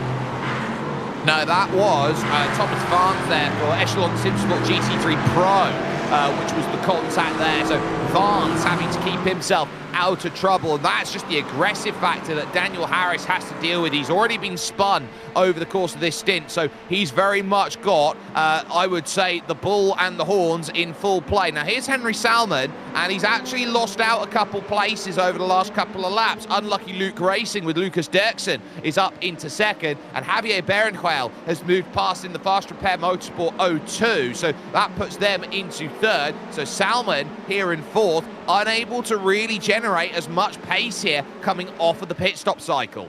Well, one has to wonder if something happened there with setup or if he went off, but nonetheless, I'll see if Salmon can get back up to his leading ways, though I've got to say that early pit stop before the full course yellow really helped Weinrich, as he has opened up a 2.2 second gap between he and Dirksen in LMP2. Yeah, but that gap, you've got to keep an eye on it because it might start to be eaten away over the course of the stint. And, you know, you take your advantages where you do. They will also be at Marshmallow Racing, the first team to come in, you'd expect, of those who have made their pit stops. So that's also going to be in the mind as they head towards the end of the opening hour and the 1/4 distance here in this race. Michele Sangali here in 6th position for 07 Racing, the 77. There's no lucky numbers there, I can assure you that. He's now looking at Dylan Bittman for position on the 67 car, which is in front, which has profited 2 places off at the start of this race. Started 7th, found themselves up now into 5th place, and they'll be looking for +3 as everyone finds himself now in pretty much drafting range, I would say, at this moment in time. Yeah, drafting range, but not able to make anything happen in one, which is fine because you don't want to throw it into turn 1 and end up in the wall, that wall there in turn number 2 as we look on board what Sangali he's sizing up his competition going into the International Horseshoe.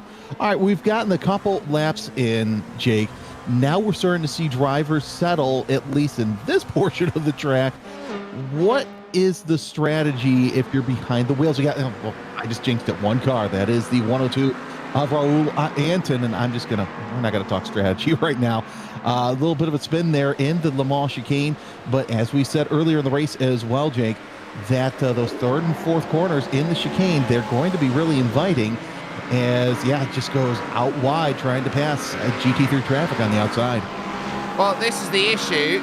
You got Sekin Ho, who was there, who was commanding the corner. Raul Anton there for Fast Repair Motorsport LMP3. Just being too eager, too aggressive, not being patient enough. You can always attack that off the exit of the corner, and just being shuffled out wide like that was always going to happen. There was the trouble, that performance. So you're right to talk about strategy, of course, but not if you're an LMP3 that's spinning across at the Le Mans chicane. That very much isn't the place you want to be. But everyone now is trying to settle down and do the adjustments on the fly for what they need. In terms of strategy, the safety car would have changed what they wanted, because they would have all pitted down in about the halfway stage. We follow with Maximilian Kugler here in the M&J Downforce 2 car, which is the leader of the M&J Downforces, now on the back of Fast Lane RT, who have gone through. Jeremy Rouleau, he's flying out there at the moment. On that last lap, took a full 0.8 of a second out of the car being piloted by Kugler to make the place.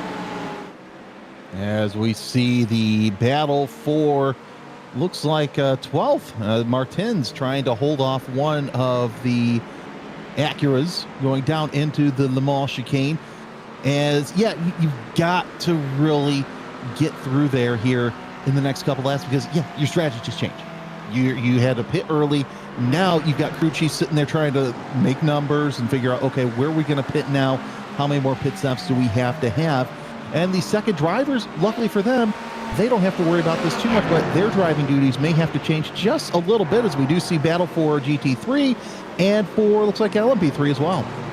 Yeah, they're all there, and Zach Hebert finding himself in third position in category right now in the Echelon SimSport LMP3. Oh, it's not going to get much love from Maximilian Kugler as he runs into the International Horseshoe. He needed clearance through there to try and stay with Maxime Dumoulin, and it's managing that there at Simitok Sensations Velocita. So they're doing just about enough to run through the traffic, but when they run out, that's where Hebert is going to bring himself into play. No love, but look how aggressive the Porsche's gone on the brakes there. That was never going to be helpful out there. That was Jeremy Rouleau, who, remember, is trying to recover back through. And by the way, they still battle up at the top, because you got Istvan Deki, who is there and really hoping to try and make that move through. This is going to be for 6th place on Michele Sangali. So spin and tow right now, haven't had to do either of which so far in this race, but they are flying, the team from Hungary. God, the team from Hungary trying to come in from New Smyrna Beach to make that turn into number one. But if it's working for them, hey, more power to them, as he's trying to nail down 6th place of Sangali going through into the West Horseshoe. As, man, that battle there for GT3 AM, just very interesting to see the Porsche work his way around the battle for 2nd place in LMP3, but you're going to see that with the back markers of the GT3 Pro AMs, I should say. Yeah, so that's going to be important then as this one goes. So we'll keep a chance then to really go and have that as they now look to charge on by. So they find themselves in the middle of the group here. Istvan Deshi is going to really hope to stay with Sangali there. Bittman, Salman, and over to Berenjuel in 3rd position. The gap has really opened up to the front two out there. It's now a 2-second margin between Marshmallow Racing and Unlucky Luke, but they are certainly turning on the pace at the moment, trying to build margin while they can, knowing that there is that unpredictability of racing that we have had. So we'll keep that in mind as this all looks to continue on, but at least for the time being, everyone is hoping to try and make sure that they find their own lane to work with, and they've found the pace that they want to at the moment. The Addicted Racing crew currently with the advantage in their category at the moment, and I'm just looking at their lap times. They're about 0.3 of a second quicker. So Yannick Disman is really doing a great job out there in the lead of the category, knowing that he's got to push and build the gap and make about half a lap's worth of time by the end of this race.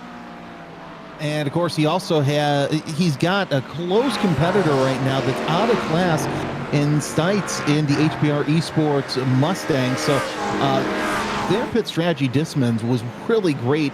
And of course, he was second on aggregate on the track when they went back to green. So that really helped them out as we see that beautiful Acura making its way back onto the circuit.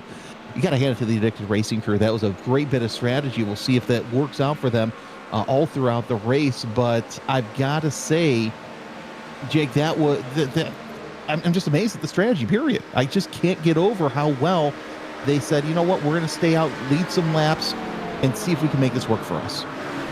Well, and making it work, I think, has been the telling point out there, because you look at the GTM and it's 15 seconds here for the NJB performance by NFCAD, and they're racing up against Backmarker Racing Blue, who have 10 GT3 Pros to try and get through there or thereabouts in order to move through. Barkley at the moment in the middle of this group right now. We focus on Sakalolu Akis, who is there at the moment at the apex, trying to battle with Richard Hartley for position in the Backmarker Racing White team. But you look in the middle of it, their fourth car in line, that's second in your GTM field, trying to charge on through as Fastlane RT White, the number 7 team, get hit by a drive-through penalty. So they've got to come down on the lane and have number 7. They're back of the class right now in 14th, and they're going to be even further back of the class after their penalty. Yeah, more adding insult to injury here in the first hour of the race as we have completed that. And look at this battle here. We got 4, 5, 6 GT cars nose to tail, but you don't want to make any smart moves here too early because you still got plenty of racing left to go. You certainly do, and you are really now starting to sense that there is real chance we go through, as here is Sakalolu Akis, who is still trying to find that pass, and this is where you're going to be keeping that sense of everyone going to go through. There's Brian Schway, who is down into the pits, then making that drive through as was intended, and at least for the time being, we're going to see that off of the exit. It's going to rejoin pretty close to some of the very, I would say, strong battles out there at the moment, around the likes of Ryan van der Rijt there for Delta Sport Sim Shot, with Jeremy Rouleau, with Maximilian Kruger. This is a big battle, and it's all yours for the next couple of minutes here, Jeremy. Yeah, we'll see how this all pans out as Jouet trying to hold off that GT3 traffic on his inside. And he's going to have it to his inside again as he goes through the West Horseshoe. Oh, Jouet trying to cut across the nose of that Acura, going through the West Horseshoe. And look at this, a little bit of rub in there. The Mercedes, the number 27 of Williams, trying to get Kugler out of the way. You're on board with Kugler as he heads into the oval. He's all over the back of that Mercedes down onto the oval. And you want to be close so that way you can go in, kind of make your move and set yourself up for that Le Mans chicane. Let's hang here for a little bit because it's going to be interesting to see how the two cars react going into that Le Mans chicane. And of course, with Williams trying to move everywhere he can, that gives him just a little bit of a gap. Everybody's smart, going nose to tail through the Le Mans chicane. A little bit of a bump, but we're back underway through NASCAR 3 and 4. Now, the next part of the course, that's where you really want to set up. Try and find a good line through turn number 1. As everybody looks like we have one car diving into the pits. Indeed, we do. Let's hang with this battle here as we got 4 cars trying to make their way around for position. Kugler into 6. Oh, he's going to make the bump going, trying to get around as side by side there. And Acura making his way through turn number 2, trying to go high, wide, and handsome. Kugler trying to look to the inside. Nice little side-by-side, 2 rows deep going into turn number 3, I should say, the horseshoe. That's Martins in the Delta Sport. He's 10th in the GT3 Pro class. make his way up through the pack as we see LMP3 traffic working all around. So now you're getting to the point where you got to find that dance partner. Oh, one of the LMP3's off as they're battling for position as well. Everybody in this clump's battling for something, whether it's in GT3 or LMP3. It looks like that is actually your leader. There's your overall leader. Yeah. It's the 5 of Weinrich. So Weinrich making his way around the Marshmallow Racing team LMP2, but we're still watching Pedro Martins. Had some good position there early on in this race. And that Delta Sport Sim Shop number 288 Acura. Well, this is the real test of watching around at these drivers, knowing that they are going to be sitting and looking for each and every place to give themselves a gap. Facundo Rago then for Voracious in second position. Now, after seeing the pit stops of those in front, now brings in Ross Booth of Composite Performance into the race lead and chasing down for that gap overall at the front. They do have that LMP3 in the middle of Marcel Tai, which is trying to find its way around and is struggling to at the moment, but gets the drive off the exit. Back there, here's Def Sim Racing, and they've got this wonderful little bit of work that they've been doing out there at the moment. They know that they've out there, this team that is entirely of people who are classified as deaf. So they have this real opportunity to go and understand what they have to do to race. And so they'll be relying quite a lot on the force feedback of their sim rigs to go and give them the information that they need, because it's so difficult to go out there. I don't know if you've ever had the opportunity to try and drive, Jeremy, but if you've ever tried to drive without any sound at all to work with, losing one sense like that, the sound of the car, the flick of the gears and all of that, it is so difficult to do. You know, and through my travels, I've had the opportunity to do right seat riding. I've done some sim racing myself. And you've got to have all your senses about you.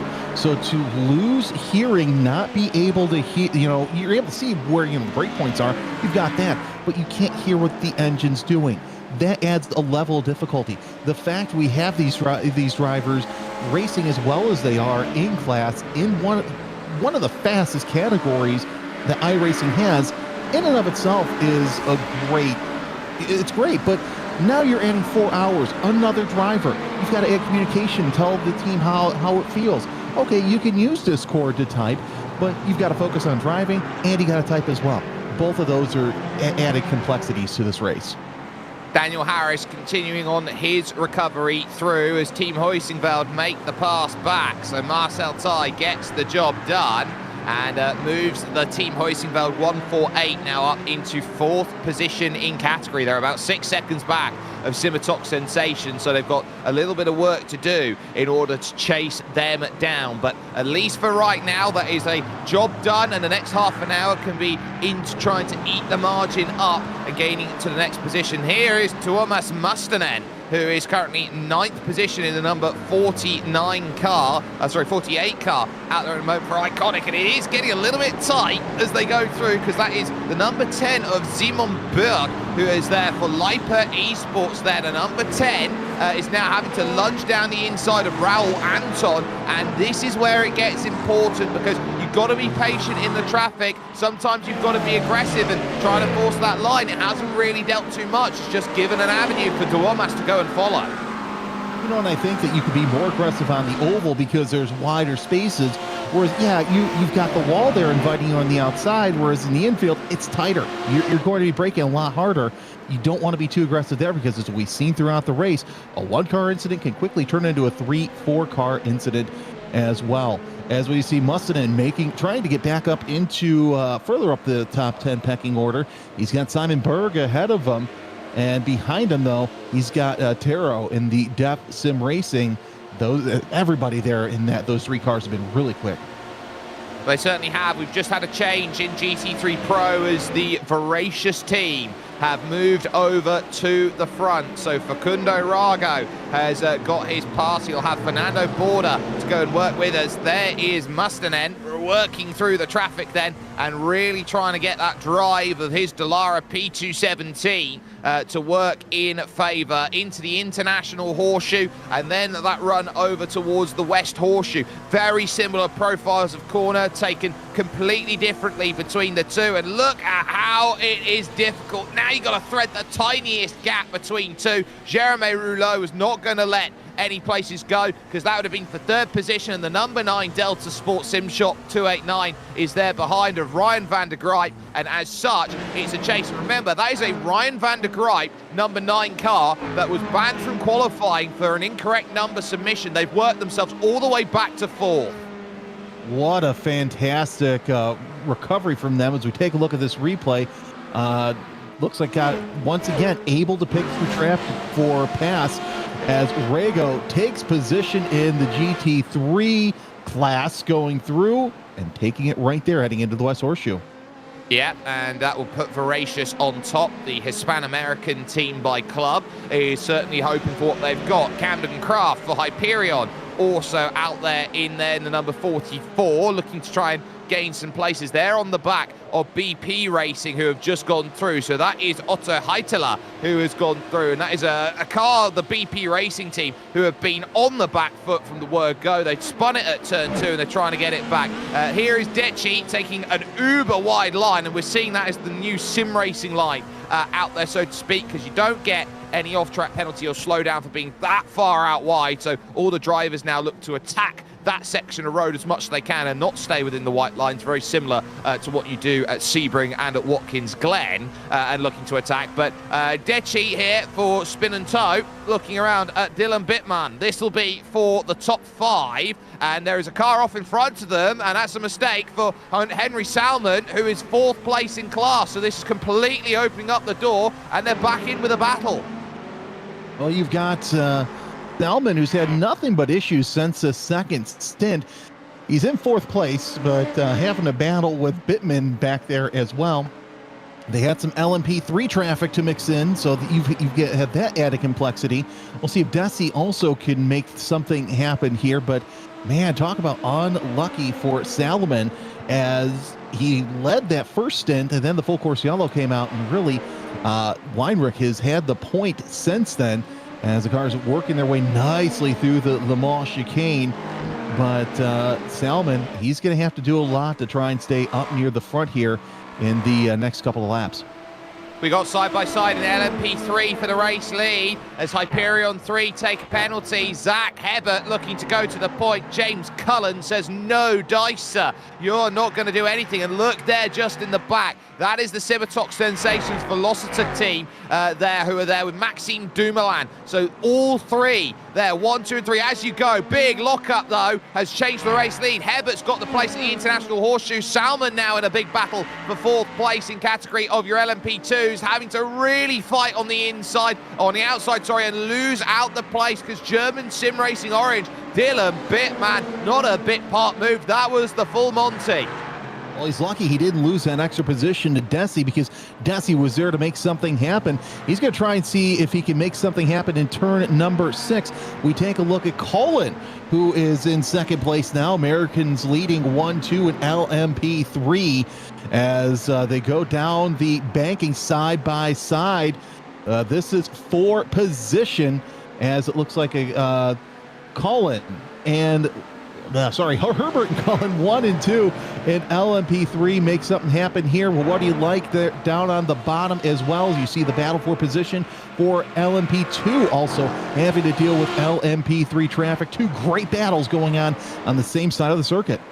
Yeah, and they will merge onto each other pretty soon because you got Zach Hebert, who's done what he's needed to, and that was the leaders going through. So that was the chase by Moritz Weinrich, who leads this one for Marshmallow Racing. But you also got to keep your eye on Javier Berenjuel. That Fast Repair Motorsports car has been putting in the yards and closing down the gap, because that's a 2.5 seconds on that last lap. Here is Duomas Mustanen, who's now going to have to look around at trying to make this move on Simon Berg, and is going to manage that for place. So Mustanen finds himself the pass, and that will jump him into 8th place then with the team. That works out, and by the way, Istvan Deci is going to go for that pass, trying to go around the outside of Henry Salmon. This one for position, doesn't have to drive through the exit. Mid part of the corner wasn't there, and ultimately it will now open up Sangali for the West Horseshoe, who's brave when they go through the kink, and now look to line up for that angle. Big lunge to the inside by Deci, trying to get the pass done. Salmon cannot cover it off, and the pass is made. Nice little defense from Salmon to not lose 2 positions. He's going to go to the outside. And of course, Deci, he's going to get a good run going into turn number 6. But Salmon, he has lost 5 positions since leading this race. So the pit stop's not too kind for the driver. The Nordic driver, as they go down into turn number 2, NASCAR style. Look on board the back of Deci as they go into the Le Mans chicane. And of course, Sangali trying to see if he can make a move. But nice little late braking by Deci as he gets good momentum through the Le Mans chicane, opens up that gap. But that gives Salmon a chance to open up a gap between he and Sangali. So Salmon trying to get back into the top 5 here, as he's lost a lot of positions. Interesting to find out to see what happened there. Yeah, so all those places that you gain, you can certainly see falling backwards, and we have battles, it has to be said, in every single category right now, which is fantastic to see for the race lead. All of them within 1 second at the moment, and it includes your GT AM category, which is at the moment Backmarker Racing Blue and BP Racing 2. Tony Asumaniemi trying to deal with Isaac Barkley within the middle of that. Pedro Martins in the 288, who's trying to stay out of trouble. So there's a lot there, as James Cullen finding himself very much involved here with the Simatox Sensations car at the moment, of Maxime Dumoulin, who now makes the pass and moves himself up into 2nd position. They sit behind Bitman, and they're going to need to try and run to stay with Hebert there, but it seems for the moment Delta Sport moving the wrong way. Everyone else sort of puts themselves in line, and this is where you're starting to see where the draft becomes important. All those slightly different lines being taken coming out in 6 to drive it through NASCAR 1 and 2. Yeah, Dumoulin with a great position pass going into the International Horseshoe. But now Cullen, he's left without a dance partner going through the tri-oval, and you definitely want to have somebody to draft with, as the LMP2 traffic working their way around this battle for 2nd place in LMP3. This is also the battle for 5th place in LMP2 that we've been watching, and both of those have been great battles. Also kind of keeping my eye on the battle for GT3M between Backmarker Racing Blue and BP Racing. But look at this. 2, 3 wide. How do you like it? Coming off an NASCAR number 4, it's bump drafting. Battles. Yeah, a little bit of bump drafting there.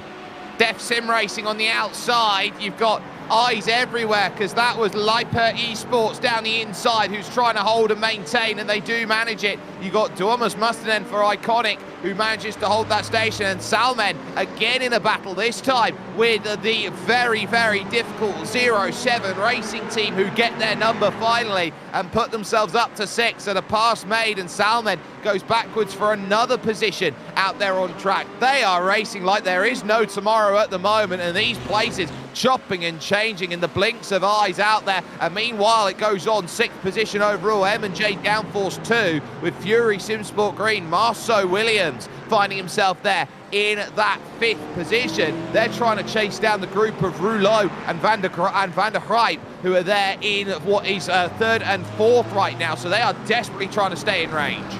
Well, that battle's been going on for quite some time as well. The Mustang trying to get around the Mercedes, not going to make anything happen, but this is the battle also for 2nd place, for the lead, I should say, in GT3 Pro, with Asameni in that number 391, trying to get around the 46 Backmarker Racing Blue going into the West Horseshoe. They're closing up on one another. As they'll get onto that oval, we'll see which car has the advantage going through the course. Well, this is going to be an important battle that we keep our eyes out on, because it is McLaren right now versus McLaren, and we don't often get to see that out here on the bankings of Daytona. Barkley with the advantage right now, with Asumaniemi chasing it down. So Tony Asumaniemi with work to find as he looks around, says, well, is it going to be this lap that we try it? Because they have lost a little bit of time to Richard Hartley in the back marker racing white. And I think Isaac Barkley will realise here with the white car in front of the team, which is the GT Pro effort, will go, I'd quite like a bit of tow, please. It would certainly help me out in my race-leading battle, hint, hint, running through on the banking, but it's going to get not too much luck. You get about a second and a half. You can stay within that range, you get the benefit of the car in front, but this is where Asumanyemi now starts to claw it back, kilometre by kilometre an hour, and now to the outside. Is it going to be close enough to make it work? Pulls to side-by-side under braking, trying to turn early, but couldn't get enough in, and will lose out, unfortunately. Barclay with that nice squeeze through heading into turn number 1. I think they're too far away to make anything happen here in the International Horseshoe. Of course, ahead of them, they've got Hartley, as he said, Hartley trying to make life a little difficult for the two of them, and that's not a battle that they're too worried about. But this is the closest battle we have on track. It is the GT3 AM battle you're watching. It's McLaren. We've got Weinrich now deciding he's going to come in for his second pit stop. Yeah, that's from the race lead, so that pretty much sets cycle up. 2 hours and 40 minutes to go. I'd say it's right in the wheelhouse here because we've been running for about 50 minutes here, 40 minutes in terms of getting themselves going. So that's important. Simon Burr is also going to jump in, and so too Camden Craft at Hyperion Racing. So we are now into the LMP2 pit cycle, and that cycle is a little bit quicker than what we see from the GTs by comparison, which hit the hour. Yeah, I think we're going to see that battle rage on just a little bit more. Now we're going to see how many more laps the leaders will come in for LMP2 right now.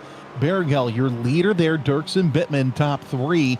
As we're still watching this battle of GT3 AM, McLaren versus McLaren, as Asumeni looking to the outside, but he's going to think better of it. Try again in the tri-oval.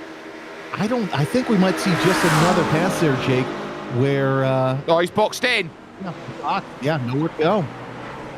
Look at that. This is what happens here. You get into a little bit of a scrap, and this is where it pays to have a teammate like Richard Hartley, because Isaac Barkley will be paying him back by the bucket load here with the way that he's driving about. He doesn't need to have that sort of pace. He can run away, but Isaac Barkley realizes that this is important for him in his championship position. They can switch the places like this right now, which is the let through of that, but ultimately off the road goes Asumanyemi, who follows on through, make that 2, make that 3. Ben Kelly McCauley will now jump through and needed to make that pass. There's contact there between Pedro Martins and Richard Hartley, which is going to do no favors as they went on by. So ultimately you sit down, you look at it there, the back marker racing white car goes backwards, and Dechi misses the box sliding in to make the pit stop.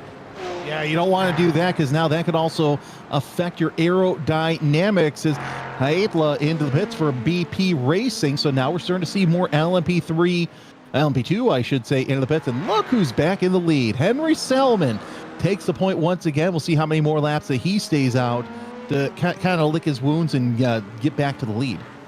Well, that was advantage on everybody else out there in terms of the pit stop. So they've gone an extra lap longer, and I wonder if they were trying to save fuel to make a numbers game work. So Javier Berenjuel will leave the pits for Fast Repair Motorsport, with Raresh Konstantin there behind for Unlucky Luke Racing. So they've now managed to get their driver change sorted there in the 96, and will find themselves looking to rejoin. Now, where they come out in comparison to Moritz Weinrich is going to be important, because he's already now through at the International Horseshoe, which means they're side by side for the net race lead here, and all of that 2 seconds gone. Javier Berenjuel almost got the overcut sorted. Now that you don't often get to see.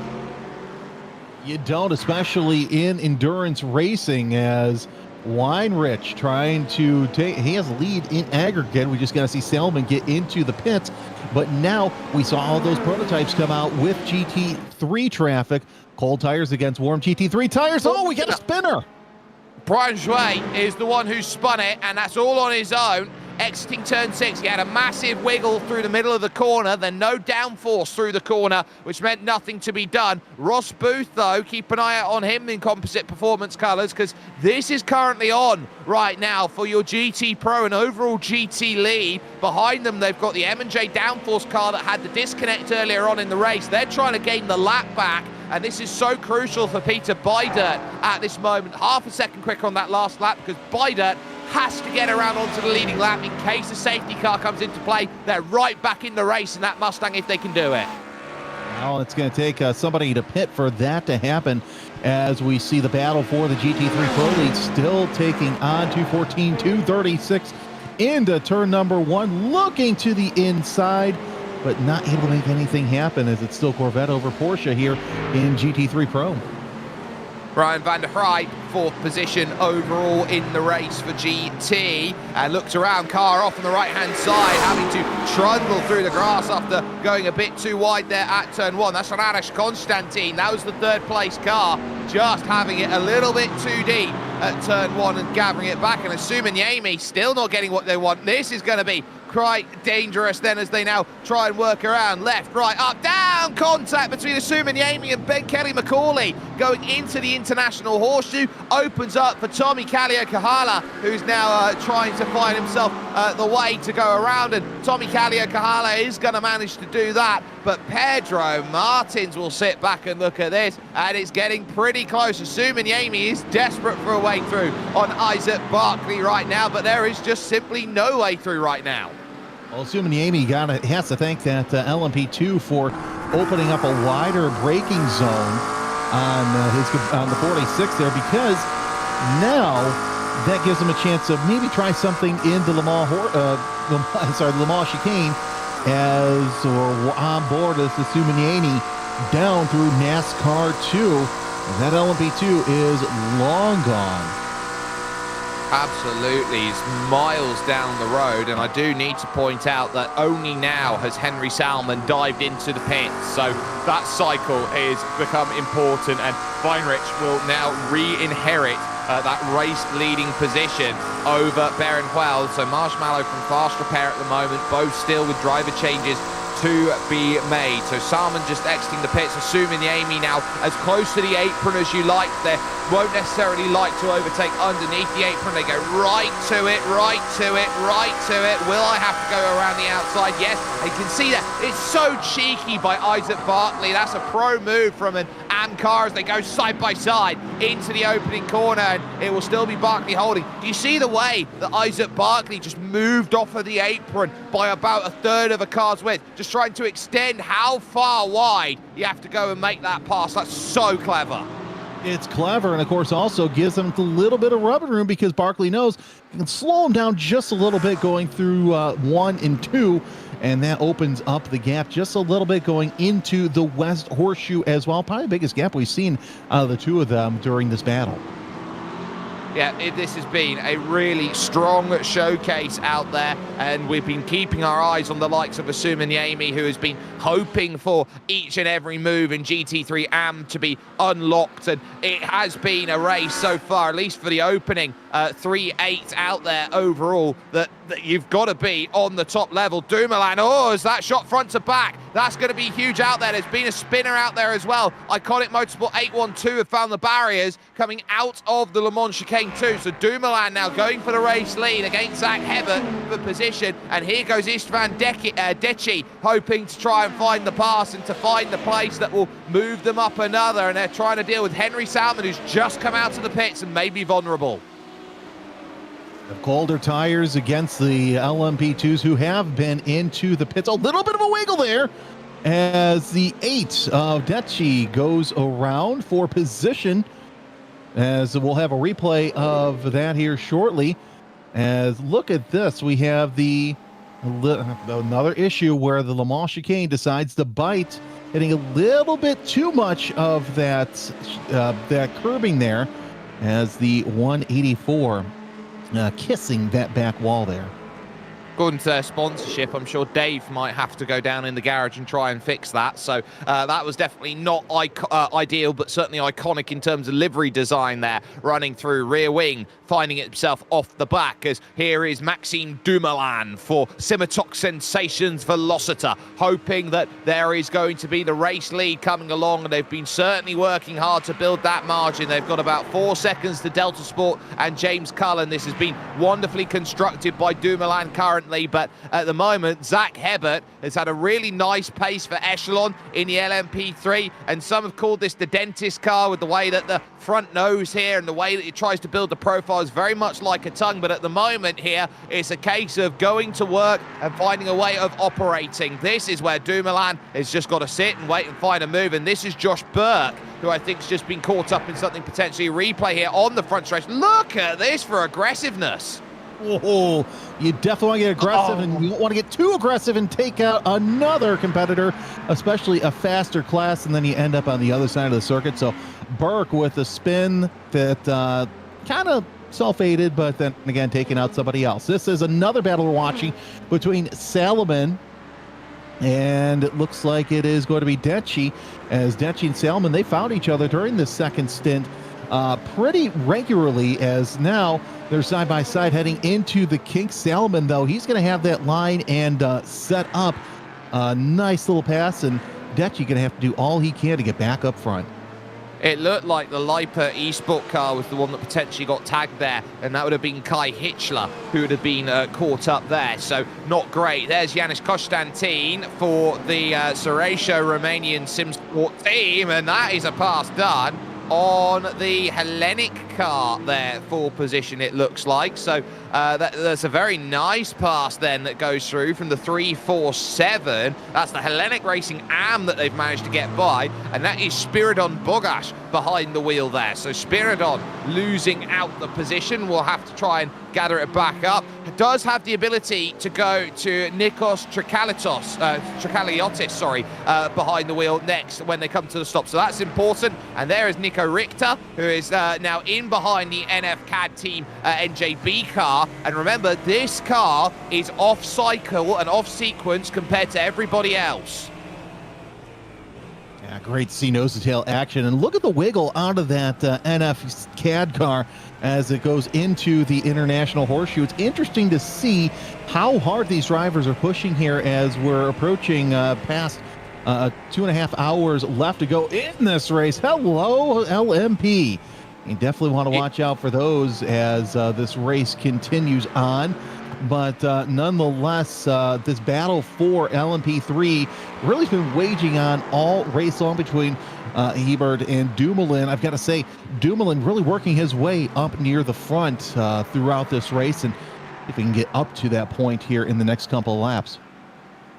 Well, this has been about managing, and they'll be close to a pit stop cycle as well at this point, so they'll be thinking about when's the right time to dive in, when can I gain my advantage. They are still on the leading lap of this race, which also gives them a very unique perspective at almost halfway through, and just the one safety car. I'd say that they've certainly taken advantage of all of what has come before them, but the 121 continues to stay in the shadow of the 129 of Echelon. That's an Echelon car that has gained 10 places over the course of the race on all categories. The Simatox Sensations car was nearer the front. It's gained 2, as close to the wall as you like, going through the opening corner out on circuit there through turn 1, and now taking this S's section through turn 2 and over to the International Horseshoe. Defensive line taken on the inside. Not often that you get to see that out of Zach Hebert at the moment, and Dumoulin trying to stamp down the throttle on the exit. Very nearly picks up the run for the kink as well. Has to fall back into rank and file, but the West Horseshoe now is definitely in overtaking place. Is that defended as well? Yes, it is. Yeah, Dumoulin trying to work all he can as he's side by side going around the West Horseshoe, and he's got the line going into turn 6, so we'll see how close they are going through turn number 6. Dumoulin heavy on the brakes, and they're still neck and neck going on to the oval, but Dumoulin has the edge over Hebert. On timing, it shows Dumoulin as the leader and now has the advantage through the oval. Move Maxime Dumoulin into the lead for now, but they still have to set themselves up for the Not horseshoe. yet. And this is what Hebert wanted. He's got the advantage, he's got the pole, and he's got the point back at the Le Mans chicane.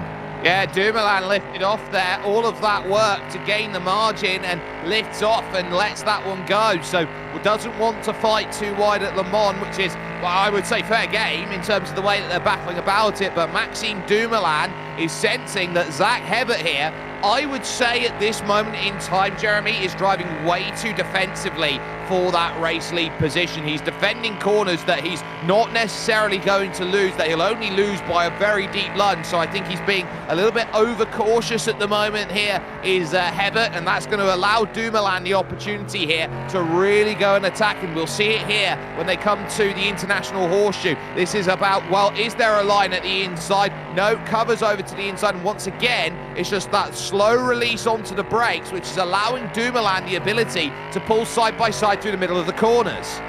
Yeah, and Hebert does not, you're right, he doesn't need to defend this hard this early in the race. I would say if this was like an hour left to go or less, yeah, fine, defend that early. But you know what?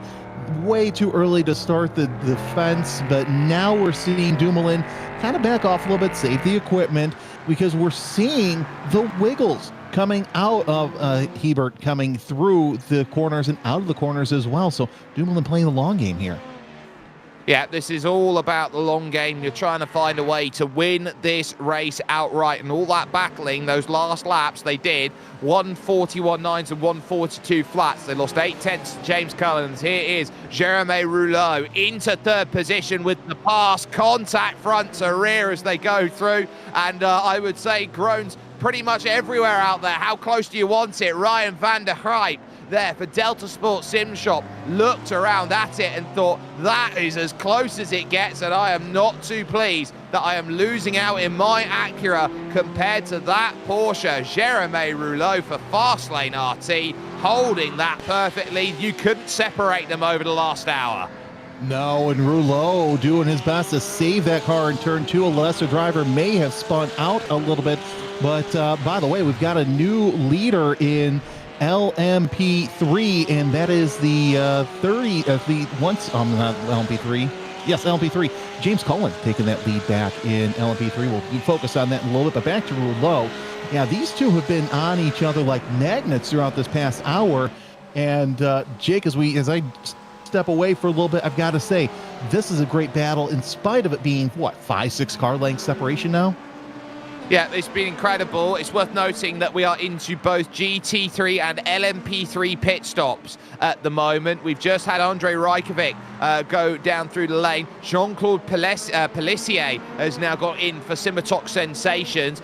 Fabian Siegmann is in the Hoytingveld 148. And John Rice is just leaving the pits right now in the Echelon Simsport LMP3. So we're seeing that as a massive battle on the pit exit here, because you're supposed to take that transit section, and that might be cheeky here from Pellissier as he's taken the place. Now that might be grounds to protest, because you're supposed to take the transit lane in the pit exit, and Simmertock Sensations there will argue that they couldn't take the transit lane because it was already put in there by John Rice, but you've got to try and join that fairly, and I don't think they did. So keep that in mind, as maybe there might be something there for John Rice and Echelon Simsport to have a chat with Simmertock Sensations about, and they've joined just behind the change once again in positions between Delta Sport and Fastlane RT, as Jeremy Rouleau has lost out to Ryan van der Grijp in position, and van der Grijp is now going to be in third position and looking to chase down Composite and Voracious, who are there. We take a look on the right-hand side in the top right corner of your screen, and that will tell you all you need to know. Very much nowhere near the transit lane section. If you were pulled up alongside, you can make a claim for it, but I don't think you can out there, and it still continues on in LMP2, your leading category out there overall, because Iconic Motorsports are having to deal with this titanic scrap behind them as Henry Salmon and Ivan Getchi now start to look, and is it going to be Arrivederci to the Manatee car on the outside of Marvin Barr? It is. So Manatee Racing Blue gets shoved out in the midst of an LMP2 battle. Salman there for Havu, for Spin and Toe Ivan Deci, and then to Duomas Mustanen there for Iconic Motorsport. All three of them there together and find themselves in play, and it's pretty much a case of who's who in the pits. Downforce duo now coming out of the lane with Nikos Trikaliotis behind the wheel for Hellenic Racing Am. They're also leaving the pits then after their pit stop, so this one is going to be between them right now, just going through the International Horseshoe and looking to get that launch there. Simon Wagner for Downforce duo is currently behind the wheel, but the difference between them right now is a full lap out there on circuit, so keep that in mind as they all start to manage. But we are fully in the cycle. Composite out there, Voracious have come in and made their pit stop though, so they've departed the GT3 Pro race lead at the moment, and they have changed drivers. So Fernando Borda running the blue and the white, the Argentine colours, then with his helmet is going to be there. Nico Richter is there for NJB Performance by NFCAD. We don't expect them in anytime soon because they're going to be on a slightly different schedule compared to everybody else out there. But there is bump drafting here onto Marceau Williams. So Marceau will look behind and say, well, I'll thank you for the extra 5 kilometers an hour along this straight. Just don't bump me into the braking zone, otherwise I'm going to go sailing on through. So there is an art to bump drafting as you look to try and challenge on and make that work. But Jeremy, it's just about as busy as it gets, and the big story there coming out of the pits was the story that we were keeping an eye out on between Echelon Simsport and Simitok. Jean-Claude Pellissier not taking to the transit to jump John Rice at the stop, and Rice has got his place back. Yeah, and that is big to have that happen during pit stops. I got to say, Richter doing all he can out there as well. A little bit of a wiggle from him going through one as you were kind of wrapping up what was going on. This is the battle for LMP3 supremacy as it's as close as it's been between 3 drivers. You've got Cade Middleton, John Rice, and Pellissier 1, 2, and 3, nose to tail coming down into the International Horseshoe. Oh, by the way, you've got GT3 traffic also that's going to play block there as well. Well, there'll be 10 seconds of black flag penalty for Hyperion Racing 3 to go out there and serve, and they've got to manage that. They're about 20 minutes short at the moment here, Jeremy, if you count the stints on back from getting themselves in. So it looks like they're all going to be looking at a splash and a dash at the end of this. So this might be a fuel save game of who saves the least. Of course, you know, some of those drivers will probably be praying, I should say crew chiefs will be praying for a full course yellow, which may save them that 20 minutes, but I don't think it will. It won't be enough. Those drivers will be too short down the line. We're getting lots of messages from race control as well. So lots of penalties, but Wertani coming into the pits in that number 9 Delta Sports Sim shop. Yeah, it's nice to see Ilya Ratiani in and taking that service which is needed, and that car which has been trying desperately to claw itself back into this race and misses the box there by a good half, so that's going to be tough to try and navigate back through. Will take the service though and look to continue. As it stands, the pit stop cycle has worked itself around. Voracious back in control of where they want to be because they lead the race right now in GT3 Pro, and Composite Performance are right behind them. So they've both changed drivers. So when it was Ross Booth out there, and when of course it was also Facundo Rago, it's now Fernando Borda and Patrick Fogel who will both be doing the work. Cade Middleton we focus on here in LMP3 because the 169 has got the lead at the moment, but look behind out there for Delta Sport because you've got John Rice who is sitting there and Jean-Claude Pellissier who is hoping to keep this one in range. It's been really nice and close in the LMP3 field, and for the shortest field out there in terms of drivers, they've certainly put on a fantastic showcase so far. Well, LMP3 I think is one of the more exciting classes, whether you're racing internationally or in sim racing, because it is so close. This is the battle for position with Daniel Harris, and it looks like he's also trying to hold off Bussier for looks like 5th place in LMP3. A little bit of a lockup there. Bessier in that number 120, trying to catch up to get inside that top 5. But it seems like no matter where you look in LMP3, there's always a battle somewhere. And of course, behind them, looks like they've got at least one LMP2 and a GT3 to leaders.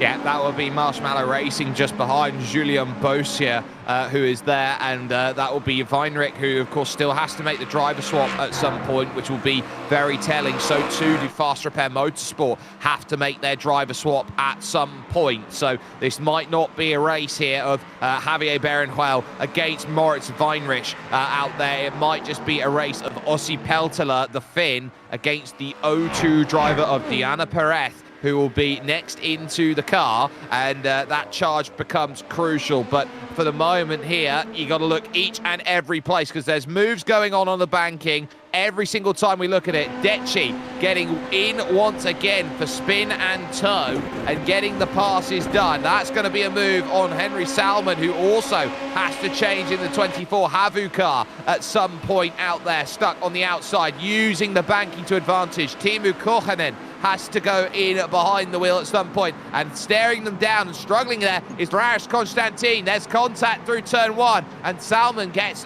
dumped down a place there, and Constantine might get both, tries to throw the dummy out there on Unlucky Luke Racing. That's a brilliant bit of momentum builder there. Decci has to now fight through the kink, and this is going to be about who's committed through the left, trying to get that late turn in to still unlock the inside line going through the West Horseshoe. Decci on the outside is going to try and hold. Inside line comes along for the next 3 corners out there, and I think if you're Arash Constantine, he's still going to throw it down the inside. There's the little bit of contact. Here comes Salmon now to take advantage.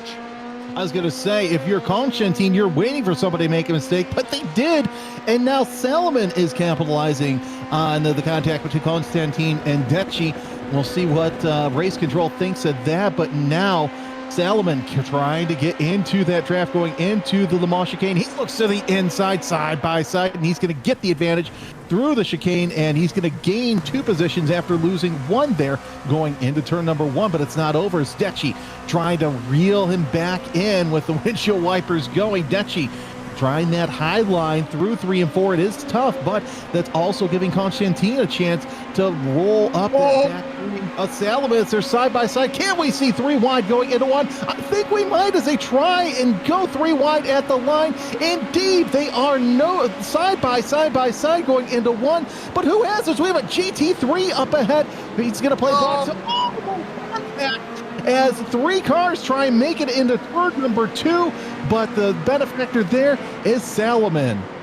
How is Istvan Decci still in this race? How is Raris Constantine still standing? And Marius Janka, who is there for Manatee Racing Blue, he would have seen a ghost behind him, and he would have had a silent prayer going into turn 1. Please don't let it be me that causes these 3 troubles. And they were just able to manage to work a way around. Meanwhile, overall race lead now has that gap right down again. Javier Berenjuel looking at Moritz Weinrich for position. Marshmallow Racing Team Frieda, who took the race lead through a little bit of strategy right before the safety car was called. Fast Repair Motorsport looks around and realizes that they want the overall race lead and the responsibility of it. They've got 3 pieces of traffic in front to try and claw that gap down, but it stays close for the moment.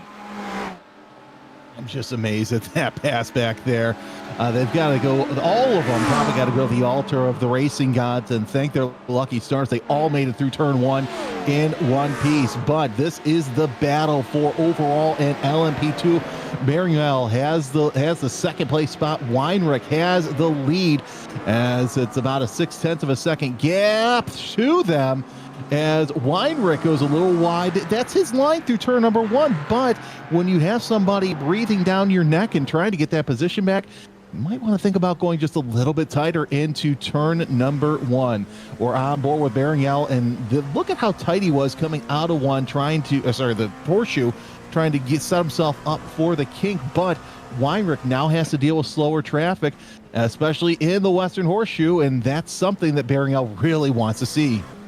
Yeah, if you've got any place where there's a hold-up, it's strong for Berenwell. He can take this corner at full speed, and this is what he's talking about, because he'll get the drive off the exit, and now he'll start looking around. Here's your onboard perspectives then from both Moritz Weinrich and also Javier Berenwell. This is a fantastic showcase of just the realism that iRacing has got there in the top right corner of your screen, because you've got the sun which is starting to come up, because we're now heading in sim time right now to almost 10 o'clock in the morning. It's 20 to 10 as it stands, but the chase now through all of these corners is just so masterful, and you're needing each and every single car out of the way so that you can run through. As the #1 car in this field, the leading car, the #5, you have got to be pretty much charging a spearhead through each and every section, and now moving past the adorning fans, virtual fans on the right-hand side, which are lining the concourse and the bankings. It gets close here for Berenwell, but close, it's not good enough yet for a move.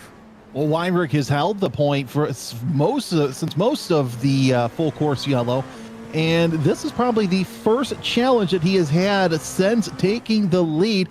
Berenwell trying to make his way around LMP3 traffic, is Pelsier trying to make life difficult for him as well. So nice little pick there by Weinrich going into the International Horseshoe through the kink. We'll see if Berenwell can get around Pelsier and set himself up. Oh, a little bit of brake lock up ahead. It looks like that's one of the LMP2s, one of the back. John Rice. That's Rice. All right. So John Rice trying to make sure that he's got a good gap to make sure that Pelsier does not get ahead of him. But this is such a great battle here for LMP2. It very much is, as they dice through the LMP3 leaders right now. That gap has certainly started to open out now. It's over to 3.5 seconds here for Delta Sports Sim Shop in the 169. They'll be very happy over the pace that Middleton has got at the moment for them. So they've certainly been managing that, taking over from James Cullen, the California-Florida sort of move. And oh, it is getting tight now, isn't it there? John Rice, who was trying to hold as much pace as possible. You had to be aggressive into the corner, and that's what we saw. So this is where they're dancing about and hoping that where you can find this pass, it's going to be vital. Marceau Williams finds himself a little bit involved here, and will his fury be found, as now he has to sort of deal with who's there. That's Nico Richter moving through on the alternative strategy, hoping to get to about 2 hours to go, and Jeremy Rouleau, and that is Nicola Radice, who's in trouble there for 0-7 down on the oval banking. Yeah, you don't want to mess up there in the banking. Going to be interesting to see the replay here in just a little bit. But looked like Kujala has to chase down Decci. See, though, if that has if that's going to last here, if maybe race control might see something about it. We haven't, as we got another battle up there. Oh, a little wide out there with one of the prototypes. I do believe that that is Anderson in Deft Sim Racing, so a new driver for the 18. Yeah, Ian Anderson there for Deft Sim Racing. Istvan Decci there for Spin and Tow Motorsport. And then Tommy Kallio Kuyala is there for BP Racing. I think we've had a massive look at what happened to the 07 Racing. So through the middle of all of this, catches the bump, and that's a car gone in front. That's not the right way. And then trying to jump down on the apron. That's actually caught out the Spin and Tow Motorsport car of Ivan Decci, and that's why the 77's around, because there was a massive moment exiting the banking. Yeah, you don't want to make a move too hastily there in the Le Mans chicane, because that safer barrier, it's hungry for race cars, and as we saw, it may have gotten another one, but a nice little move to keep it off of the wall. Kylo Kujala sitting there in the 9th place, in number 36. Well, we're just about to see a second look at this then and see. So this is Alexandru Hurtioiu, who is there for the Certatio Romanian Simsport team. Oh, just run over, just completely nowhere to go for the GTM. And it is so demoralizing when you're a GTM. You're the slowest category of vehicle out there, and your role is that everyone should wait around you. That impatience very much showing and that was not what the doctor ordered there. Here is Christian Guteland then for the Addicted Racing crew, and up over the top, 6th position. They currently find themselves, the Addicted crew, at the moment on a very similar strategy to NJB Performance, and right now that's who they're battling with. So these two pretty much together in strategy, now looking to try and find their advantages here. It's Acura now looking to try and make the move and gain that all-important pass on the Mustang in front.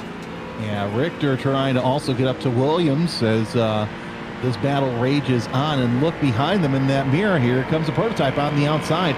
So at least that prototype was patient enough to let the GT cars go through the chicane without any issue, as that looks like to be an back marker LMP3, but nonetheless, Guteland doing all he can to try and just last through the end of the race. Got 2 hours, 7 minutes left, so about right at that halfway point.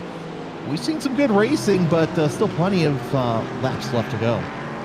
As time, Marceau Williams has been involved in here, there, and everywhere, and Jeremy Rouleau in 3rd is trying desperately to stay with Fogel and with Border, but still has about 10 seconds to chase, as Stephen Jones for Backmarker Racing White continues on here into the opening corner, with Dylan Bittman making the way through. This is a chance to get past Niels Boekhager, who had that issue earlier on in the race and had to try and recover back into position. There's also Backmarker Racing Blue behind, the leading GT Am in the field, with Pieter Elson, who is there behind. So Elson is going to want to try and stay with this, and this is going to be important work between the teams right now, because it's about 4 seconds here to BP Racing 2. As we'll take a look top of your screen, Aaron Barter has been involved in something again down the hill, or sorry, not necessarily the hill, down through the West Horseshoe, and is this just, catching the curb on the exit, feeling like the car's planted, and you've got a lot of space to work with,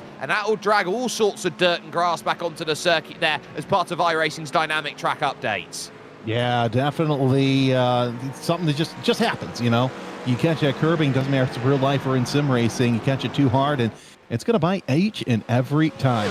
Marceau Williams letting some prototype traffic around as he tries to catch up to that Porsche of Rouleau. Vogel sitting in 2nd place, and well ahead of all of them is the Corvette of Borda. That is your overall GT leader, but it seems like that Rouleau, little difficult to pass, but that's because he makes that Porsche just a little bit wider. Not saying that's a bad thing. He's doing it the right way. He's doing it absolutely perfectly. 44.3 from Rouleau on that last lap, 44.2 for Fernando Borda in the lead, 44.4 for Patrick Fergal. So they're all very similar in terms of their pace right now, and those 12 seconds, 12 to 14 seconds that need to be chased back. I think Fastlane are very much in a race for the victory. If a safety car comes out at the moment, it's just for 3rd, as Decci again looking over to the inside, spin and toe, trying to get through and get the pass on Ian Anderson, and managing that to get the pass. Def Sim Racing, nothing they can do about that. That's as clean as a whistle as an overtake comes. Car spun in front, though, is Parvo Marlow for the BP Racing 2 GT Am, which is 2nd in class, and just about able there is the McLaren to get back going again. Doesn't look like there's any damage on the front or that there was any contact as they went through. That's just a spin by running wide and into the marbles. And of course, he's got a big enough gap to 3rd place to where it really wouldn't have been any sort of foul, but we take a look at the replay here, see if it's on his own or if it's the prototype. Yeah, looks like just gets a little wide, and that the outside will get you every single time, and was able to get going very quickly. So no harm, no foul, still stays in that 2nd place in GT3M. 2 hours, 4 minutes and 26 seconds remaining here in the 1st round of the SimRacing Republic Sports Car Championship. It is a 4-category battle that we have, and at the moment it's just starting to stretch its legs. Marshmallow Racing Team, your overall leaders as we head to the halfway stage, and they did so through strategy of the safety car, which brought themselves out, but they've got to be concerned because Fast Repair Motorsport are right behind them, and that's the group battle just in front that they're all trying to chase there. First and second all involved. You've got Manatee Purple in the middle of this. You've got Jeremy Rouleau who's in there with Echelon, GT3 Am. Marceau Williams is in here. Nico Richter also in here at the moment. This is a very crowded group right now, but half a second your overall battle at the front, with third currently held by German SimRacing Orange at the moment at 6 seconds off your race lead. LMP3, Delta Sport with the advantage with Cade Middleton, trying to extend the gap over Echelon Simsport LMP3, where John Rice had himself an issue off of the pits with Jean-Claude Pellissier. They got the place that they wanted to on the circuit, but wouldn't have been happy through the pit cycle when they made it. They need about 20 seconds to go back through. GT3 Pro has been the game of voracious at the moment. Fernando Borda happy at the moment, the Argentine team, with Composite Performance finding themselves in second position currently, still trying to give that chase with Patrick Vogel, and it's a long slog for Fastlane RT, who led the early stages through Anglesey. But for Jeremy Rouleau, they've been a little bit shuffled out of position through the pit cycle and find themselves in third, trying to give that chase back. In GT3 Am, Backmarker Racing Blue hold that advantage. They've done so really well. We've just seen the spin of the BP Racing team at the moment, but of course NJB Performance by NFCAD haven't yet made their stop. They're off sequence, off cycle, and it's going to be very close between them and Backmarker Blue, depending on the final pit stops, if it stays green from now to the end, to see who manages what out there. Fantastic stuff, and one of the brilliant things about Daytona, when you go there, there's the Ferris wheel, and you get a fantastic view at the top there. Any chance, Jeremy, that you go there to see what goes on around the circuit? You know, I was actually there last year for the Rolex 24, and maybe it's just because I'm afraid of certain heights. Yeah, I didn't do that. It was actually kind of cool to see racing, though, at 2 in the morning. So if you go, definitely stay up for the racing. It's that's the best part, because you can see racing in the daytime anytime. It's rare that you get to see it at 2, 3, 4 o'clock in the morning. Peter Thoma looking pretty good there in his Nürburgring Esports S-Bach, as he's holding off a couple other GT3 cars near the back as well. But Nürburgring Esports S-Bach really holding their own so far this race, as really keeping it nice and clean, as they're doing their best to just stay up there. They're in 6th place in class. We're in the middle now of the pit cycle for LMP2, because your race-leading Marshmallow Racing Team Frida team have just made their driver change. So Ozzy Peltola will get in behind the wheel and is now the pilot out there for Marshmallow Racing. So this is big in terms of what they're up against with Fast Repair Motorsport, because they will all have to go to their second drivers. Race leader's going to dive in then, so Javier Berenjuel will jump in, and surely now here, Jeremy, is going to have to make his driver change now, go over to Diana Perez, and this will be a very important pit stop to see what they do, because they pull 2 seconds back in the opening stint of their pit stop. Will they be able to do exactly the same here under green flag stopping again? Yeah, and the big thing is hitting your marks. We've seen a lot of drivers not hit their marks going in, as Constantine is in the pits with unlucky Luke Racing. They've been pretty lucky so far this race, running up near the pointy end of the field, as he comes into the pits and sets the car right in the pit box and goes right up for a tire change.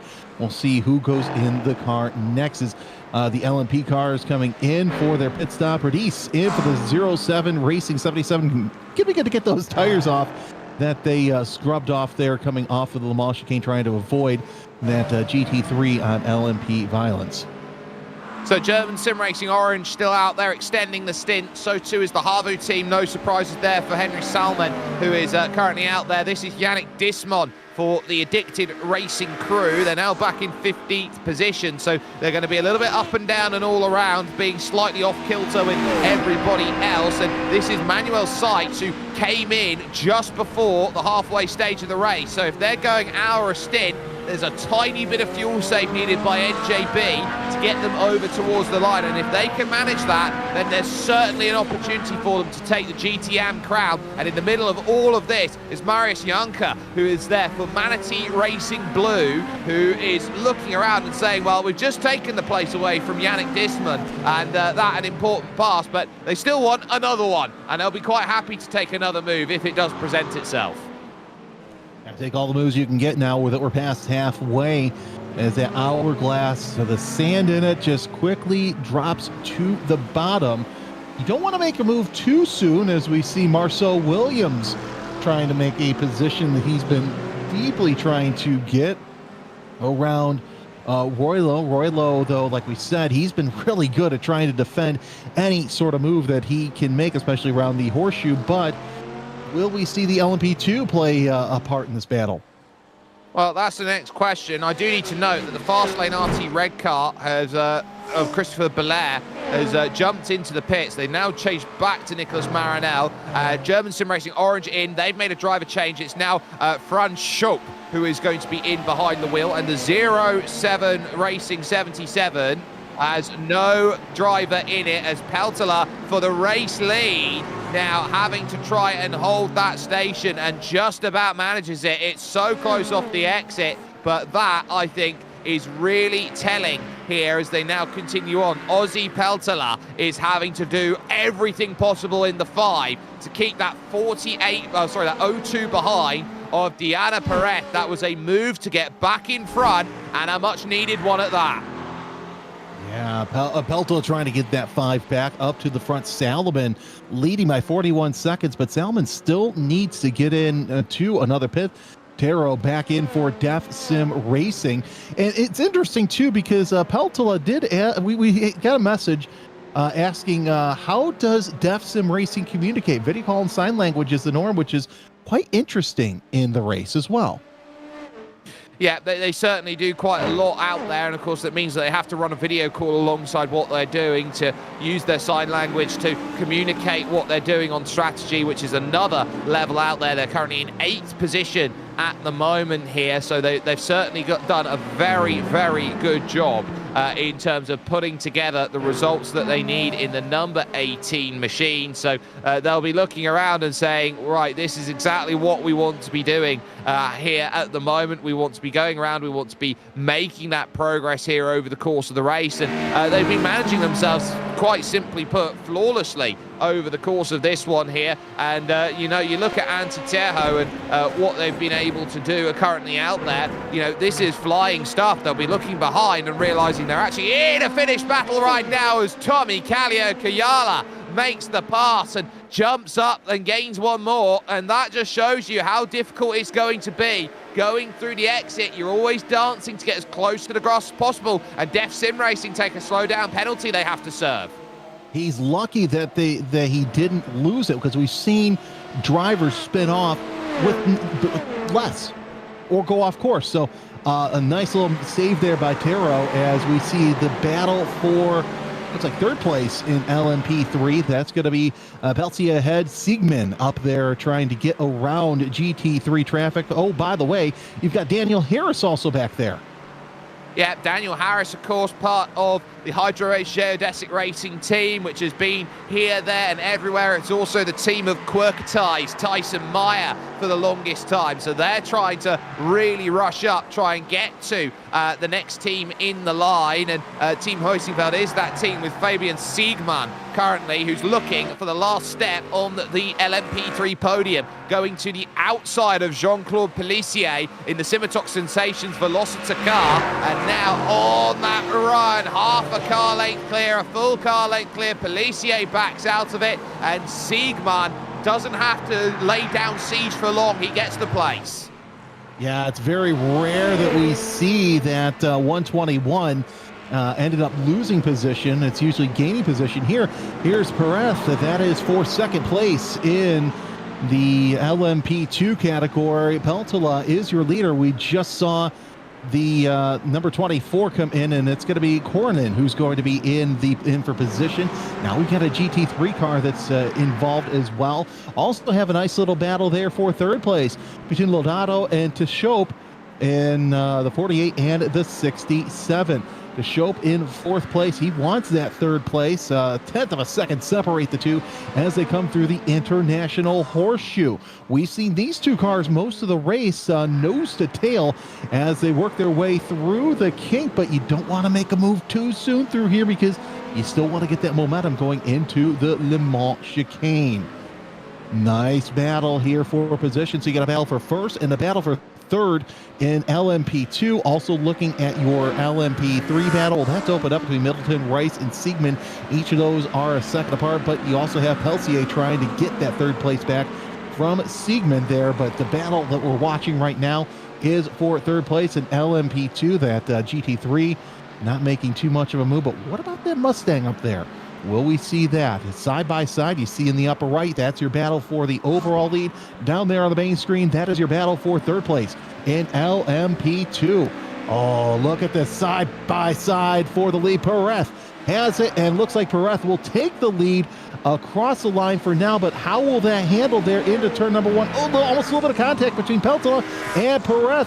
Peltola with the inside line takes that lead back, so move that 5 Marshmallow prototype back to lead, but Perez is not going to let that go by so easy. They're side by side going into the International Horseshoe. Perez with the outside line, no advantage yet, but Peltola has to wait for the GT3 to get back on the gas. They go around the inside of that McLaren. Also the battle for third still heating up in LMP3. A little bit of brake lockup from a slower car up ahead. Looks like that they've gone on, but Perez to the inside in the West Horseshoe, getting back into that position. Perez, your leader in overall, so a new battle for the lead. First time we've seen Marshmallow Racing have to defend this hard after taking the lead after that one and only 4-horse yellow that we have had so far this morning, afternoon, or evening, depending on when you're watching. One car spun off in turn number 2. That's Simon Wagner, and the downforce duo was sitting 4th place in class. They're back underway, but gonna fall down the order. Marceau Williams once again nose to tail with Roylo as they go down into the tri-oval, as Williams a little bit closer than he's been most of the race, but Roylo really making him work for it, and that's what we see most of this race out of that Porsche. Yeah. The number 228. Tell you what, anytime we've seen that car, it's been making great defensive moves left, right, and sideways. As Williams goes to the inside, Stephen Jones also trying to make something happen going into the road course. Trying to find that one, and Stephen Jones then can't get past Niels Balkhager for position. So the NJB performance by Falker Transport is still holding its place, is still doing what it can to maintain margin out there, 10th and 11th. So you are getting now here these smaller battles coming into play a little bit further down the order as they all look to try and jostle about for position and find the margins, the fine margins which are needed to get the racing sorted in a line that works. We've had that change of course for the race lead with Diana Perez clear for Fast Repair Motorsport, and Ozzy Pentola now having to really give chase with Marshmallow Racing Team Frida. That's the closest battle for the race lead out there. The gap's now starting to open up in endurance terms at the moment, which is quite telling. Delta Sport with 6 seconds, 4 seconds for Voracious, and then 8 seconds, nearly 9 for Backmarker Racing Blue. They're happy. Marceau Williams still giving that chase, of course, right now in the Fury SimSport Green team, looking at Fast Lane RT with a great opportunity out there, but this group is losing time. They're now nearly 20 seconds off the race lead. Yeah, and these battles between Williams and Roylo really have been going on most of the race, and I'm sure that Williams is trying to find any sort of advantage that he can to get up into that third spot. Maybe he'll have something for the rest of the field, but man, I tell you what, this has been, I think, one of the better battles we've seen all race long. Absolutely it has, and Fernando Borda, who leads, is certainly going to be happy with the margin that he's got, but Fastlane has continued to remain steadfast, so to speak, on what they've been managing. Fernando Borda, a voracious racing team out there, is the sort of team out there which does knock on the door, so to speak, of the higher levels. So when you talk about the top levels of sim racing, Voracious is the sort of team that does make it up into that levels battles with the likes of Hoisting Valcour or just core sim racing as it is now, and all of the other teams in and around. But Voracious just need to find themselves moving up another notch. I'd put them in that tier 2 right now of the great sim racing teams there. Tier 1.5 would see them consistently up in the top levels and battling. And of course, with so many great sim racing teams, getting up to that top is difficult, but we are seeing a lot of the cream rising to the top, especially in these races. Just under an hour and 50 left in this race, and nice little pick there to get around lap traffic. But it's been an interesting race for Voracious, as now they've got a 4.5-second lead, actually make that 3.2 seconds, as we see that battle for the LMP2 lead continue on between Perez and Patola.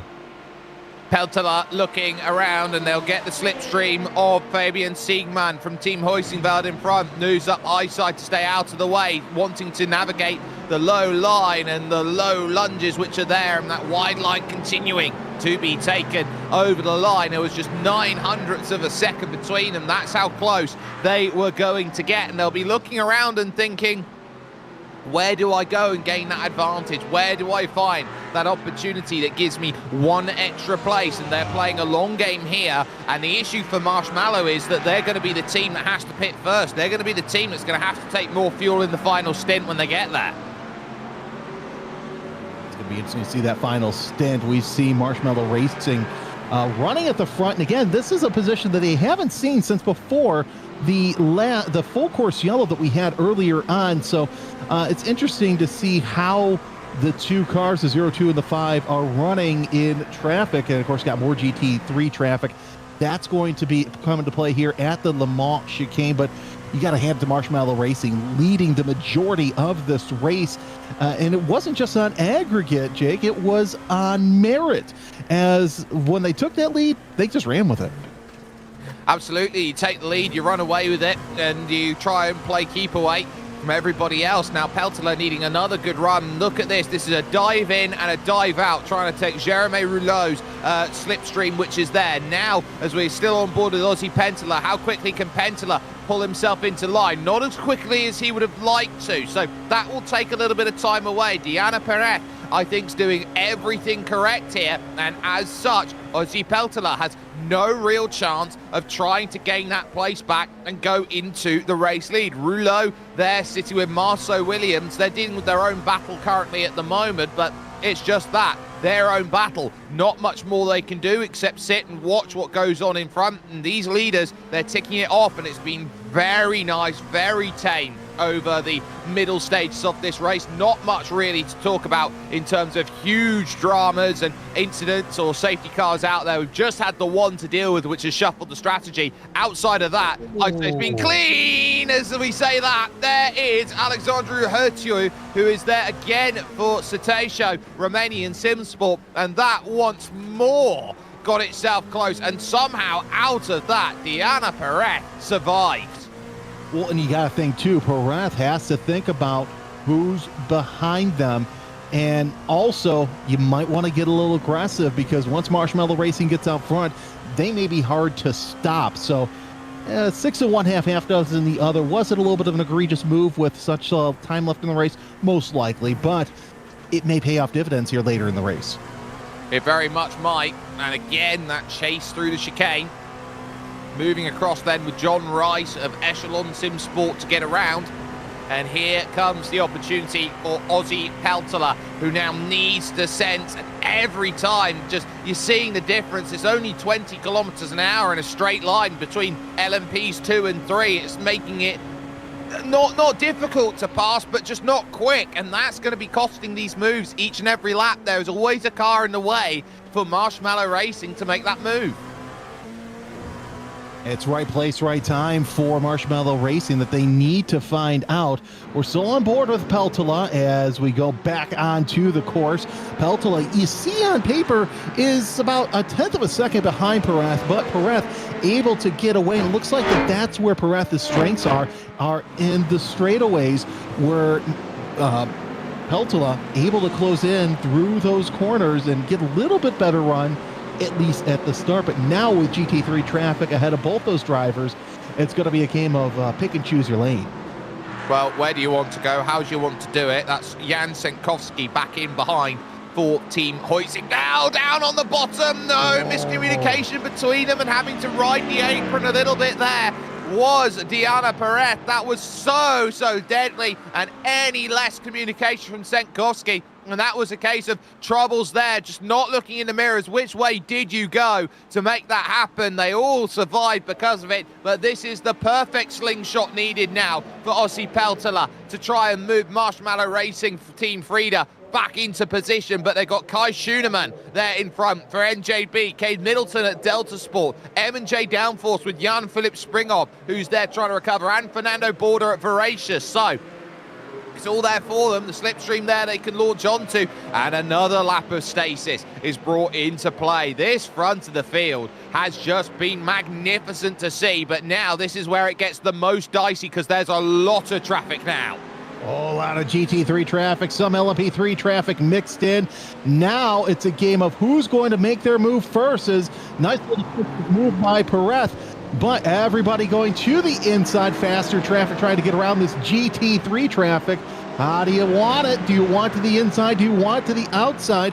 Both Perez and Peltola try and go to the inside of all the corners. Now they've got another GT3 car in an LMP3 to deal with in that West Horseshoe. Man, I'll tell you what, if I'm Peltola, I'm licking my chops right now because now I have an opportunity to make something happen in turn number 6. Oh, that GT3 is going to get in between them. That was a big, strong pass by Diana Perez. Not much that Jan-Philipp Springhoff could do.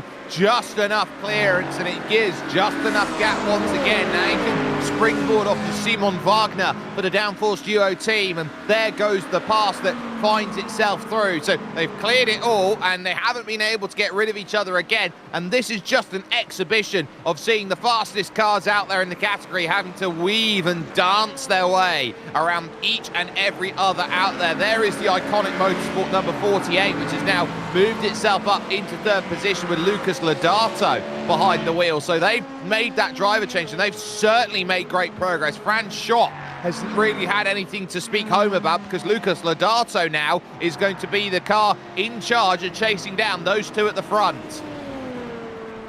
It's been great to see that iconic Motorsports 48 work their way through the adversity that they have. There's the American Cade Middleton in the 169 Delta Sport LMP3. Middleton with a 4-second gap between he and John Rice in the Echelon SimSport 129. Seems like the second Middleton got right into the car. He's been fast most of the race. John Rice looking pretty good. The Echelon SimSport prototype, though, has been running near the front as well most of the race, as well as Siegman actually making his way into third place right there. There's 148 as well. So great battles in LMP3 that have been kind of neutered a little bit. The big battle we're still watching is LMP2, though. That has opened up just a little bit. Jake, we're getting to that point in the race where everybody kind of finding their groove, getting ready for that last hour of the race. Got to think about how to get through there because that middle stance of the race, that was fantastic.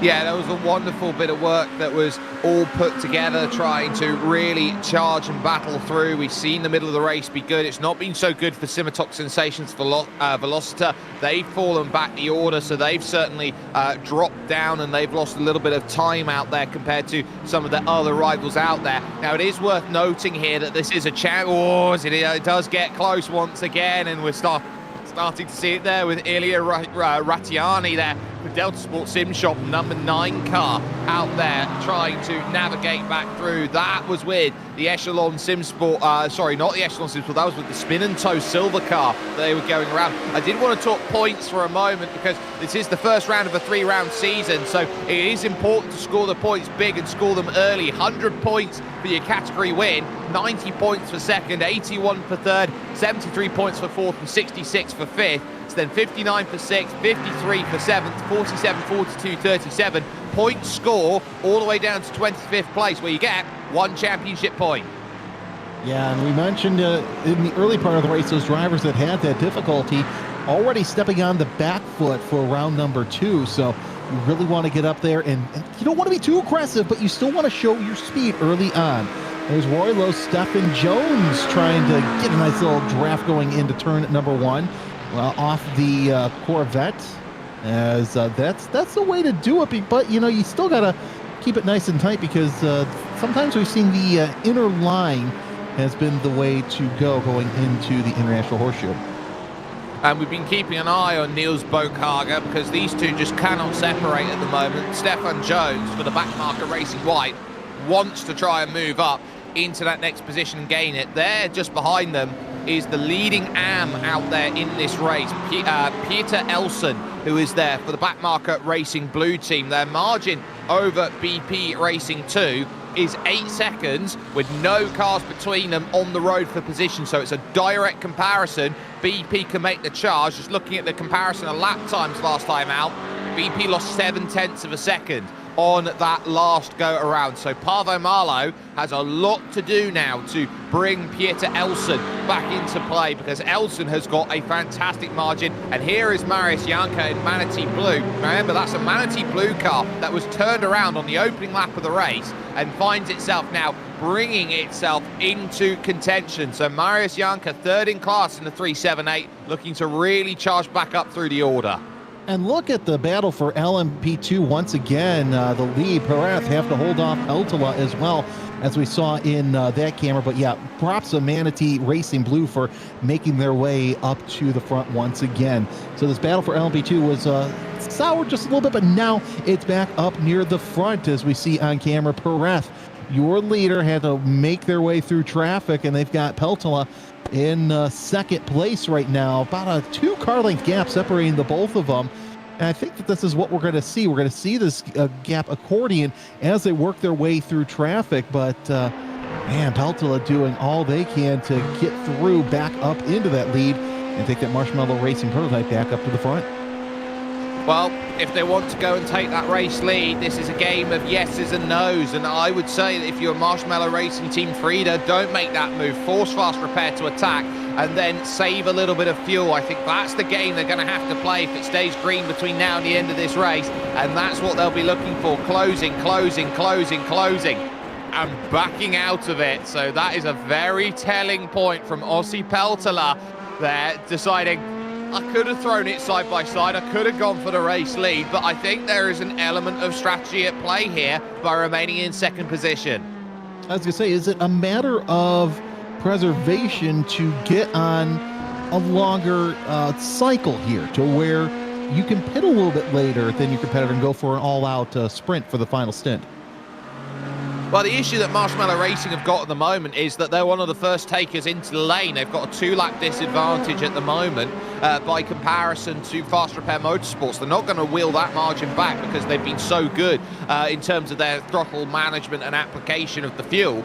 So the question's going to be, well, how do I keep that gap the same and minimize that being a 4-lap gap, which would be a sizable amount at the final pit stop? So that's the game they're going to play. This is damage limitation mode, and if they can stay within a second, 2 seconds, they're in it for the final stint. But at the moment, it's a case of they are doing what they can right now, and that is apply as much pressure as possible and hope that it does come up with a reward by the time the end of this race comes into full view. So this is by no means a done prospect right now, and while this is a fantastic battle at the front of the field, it's one that we won't know what its intentions finally hold until we click over towards that final pit stop of the race. Chasing along the banking here, they'll have to navigate past James Bradley in the iconic Motorsport 812, which is the 184 car out there, and past Ilya Ratiani in the Delta Sport Sim Shop 289. So they are rattling past the cars with as much confidence as possible, but with an hour and a half and a tiny bit more to go, I'd say this is not a done deal just yet. No, still plenty of racing left to go, and it's weird to say that with over 90 minutes left to go in this endurance race. I say endurance in quotes because it's such a tight battle here. You know, we're looking at the tower over here. Yeah, you do have some competitors that have been gapped, but that's just how endurance racing is. You're going to see these gaps grow. You're going to see them shrink. If they grow, take advantage. Take it as a little bit of a rest, but still run, 8, 9 tenths. Whereas this battle here between Perez and Peltola, yeah, they cannot rest each and every lap. It doesn't matter if they've got open track or GT traffic to defend. We see that beautiful blue 02 Fast Repair Motorsport of Perez opening up a little bit bigger gap through the oval, but that gap just does not mean that much at this stage of the race.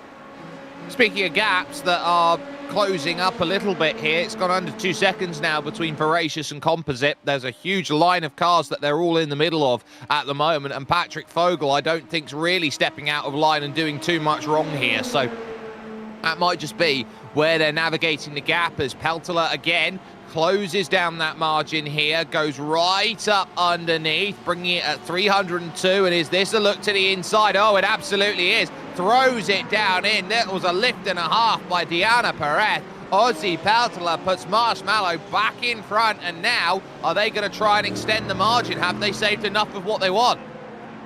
Well, and was it a case of fast repair also deciding, you know what, let's save a little bit and try and pit just a little bit later? But nonetheless, Peltola makes their way up to the front. Constantine trying to do some battle here. It's like Kujula heading into turn number 1. That's the battle for 7th place as they arc over through turn number 1. Constantine, as we remember before that last pit stop, was in that tough battle for the lead, but looking pretty good so far. Hello. Now with 32 left. Trying to dive down the inside and get that one back again. So that was about as aggressive gets. And Lucky Luke Racing have really fallen back through the stint of Raresh Konstantin at the moment. But Tommy Kaliakayala then finding out that they still have a bit of bite about them. The move very much being done, and Tommy can't really do much there. He's going to have to try and find a way to get back through. He might need a four-wheel drift like his Tommy Mackinnon if he's careful, but at the moment he's not getting what he wants out there. Good move. Oh, that was a great move and a fantastic dive there around the horseshoe, as you got to make those moves when you can. Nonetheless, still Peltola and Perez 1 and 2. But still watching this battle again. This is for 7th place overall and in LMP2, as Kujula looking to the inside, going into the chicane, decides to think better of it. Ooh! Maybe 1 or 2 wheels off there for Constantine, but able to save it and even get a gap there. Tommy Kaliakayala doing exactly what he needs to at the moment, which is just to chase and follow. And we are getting now LMP3 pit stops into play, because John Rice has just dived in the Echelon SimSport LMP3. So with an hour and a half to go, that's going to be the first of the real early stops in. So they'll leave themselves about 30 to 40 minutes on that final stint, which is pretty full on for what they're looking at. Fabian Siegmann also in at Hoytsinveld. Yep, now we start to see the pit cycles begin. So this isn't the last stop. It is the penultimate stop that we'll see some of these drivers make, as Daniel Harris sitting in 2nd place in LMP3, 16 seconds ahead of Cade Middleton. Middleton with a big gap. But look at this battle for 9th and 10th place in GP. Oh, and Rattiani now, you're definitely getting an eye on this. This is where everywhere you look, there's a battle going on somewhere. And Rattiani on the banking. Thomas Vance of Echelon GT3 Pro up on the top side, making to use that banking and that small drop down as it flattens out here at Daytona Beach, and getting the move sorted to maintain that position. There's a reason why this is known as a super speedway out there, because it's got some of the highest banking out there of any circuit in America. And of course, you also have the most time on throttle for any road course in the United States. So you've got to use your head, especially around the ovals. There's a couple of LMP2 cars right there. And of course, we see one of the cars diving off the pits. That's Varnes. Varnes is coming in for their pit stop. Yep, got that right down onto the line, making sure that early box is met as well. And a driver change for them as Spencer Reitzma is in. Jean-Claude Pelletier is going to come back out then of the pits and find himself right in the middle of everything. And speaking of being right in the middle of everything, Fast Repair is still not giving anything up right now, as the overall lead continues on in its scrap, because the O2 sits and waits and has a little wiggle to try and put onto the power, and is really hoping to get that run. Yeah, that run's going to be very vital. We see Perez, I think Perez probably backed off, trying to preserve the tires. Now wants to get back up to that point. Peltola, little bit of moving around, but nothing too dangerous right now as they come around the Le Mans chicane. As, a little bit of a wiggle as Perez gets a wheel or two off once again. through the chicane. And the more that Perez does that, I think the more it's going to hurt, because look at how further away Pelto was able to get away there.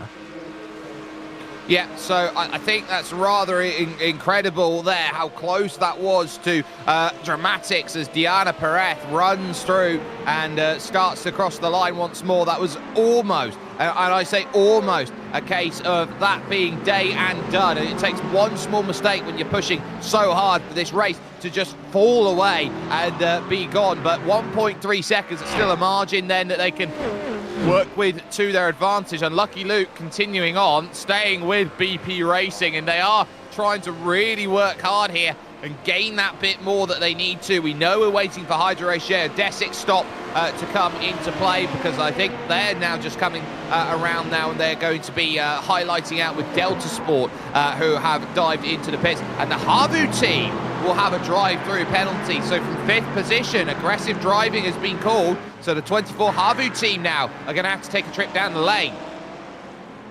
Look, did you see that wiggle there going through one? And we mentioned that early on in the race, that the longer this race went on, the tougher it's going to be for some of those drivers to take that wide line into turn number 1. And I think that we're starting to see that effect, because Tero now on the back of Constantine after Constantine got a little bit squirrely trying to get back that position. Very nearly lost it, and now able to continue with it. Look how dicey it is in front. Auntie Tejo has it all to do right now, and the Def Sim Racing Team car just needing everyone to move out of the way. Nicholas Marinau, who's a lap down in the fast lane RT Red, complies, and so too Raresh Konstantin. That's a move for position, and chasing through is the LMP2, which is there as well. So look around, everywhere you go, there is a move available, and Def Sim Racing now are back into 8th position, a gain of 6 in this one, as Raresh Konstantin can only sit and watch. Well, remember, the Def Sim Racing Team did not log a time, so this is great to see them up 6 places. Look at, though, speaking of places up, Lodato in the number 48, his team up 10 places, where they sit 3rd place in the iconic Motorsports number 48. But this is the battle right now for 7th place, as Kaio Kujula has it. Tero and Constantine both want it. We'll see if Constantine learned his lesson. Yeah, going just a little bit tighter, a little bit sooner, so he's not getting that wiggle going through turn number 1. Yeah, you've got to be a little bit more stampy on the throttle, I think. You've got to make sure that all of the downforce is going into the rear tyres, and that's where you gain the advantage as they go through. Peter Tomar away for Nürburgring Esports Eschbach, as we are in GT pit cycle now. Voracious has come through and made it, which now puts Composite Performance, who have just dived in. So they've gone longer here of Composite now as they make their pit stop. So that's crucial with an hour and 26 to go. They'll change their driver back to Ross Booth.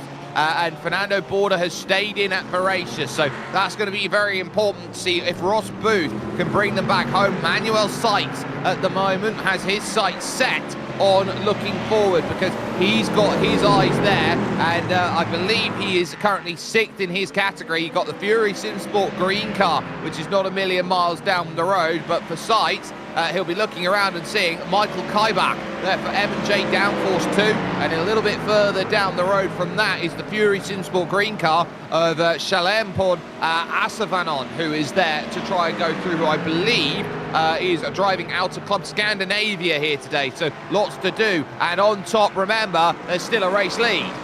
I was going to say, Jake, I've been watching timing, see Peltel and Perez kind of go toe-to-toe here for the overall and LMP2 lead, and dealing with lap traffic, I should say. That's going to be where the big problem is for Perez and Peltola. They got to try and bob and weave and get up near the front. Peltola has it for now, but Perez doing all they can to get around. Also, this battle here between with Seitz trying to get around the fellow Mustang. That's going to be a good battle here as the LMP3 traffic goes to the inside. Oh, wiggle coming through turn number 2. Side by side for position right now, as Kaibach trying to hold back Seitz for the overall GT position.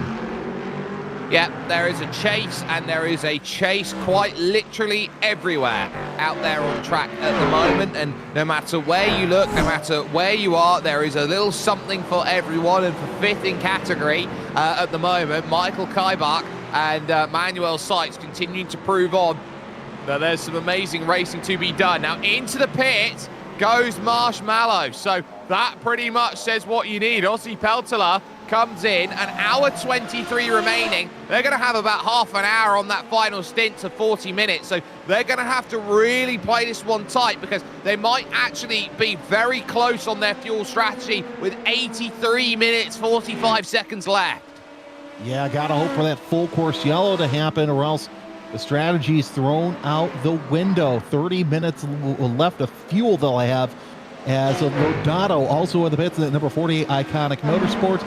Peltola you see there in the pits. So Lodato and the Iconic Motorsports team also going to play that strategy as well. They're all there. They're all thinking about how they count back to the end of this race, how that strategy is going to play. And here is the Delta Sport Sim Shop 288 of Twan van der Beld, who is there behind the wheel, and is certainly hoping that there is going to be even more places to be gained. And remember, we still got to deal with those who are a little bit off cycle. I'd say that Nürburgring Esports Eschbach team now back in cycle with what they're looking at. Twan van der Beld here hoping to move up. This would be for 8th place in CAT, and now they're certainly sitting down looking at it going, well, we've had the pleasantries, now it's the meat and potatoes of the race. By the time you flick over to the final hour, that's when you say, gloves off, let's race.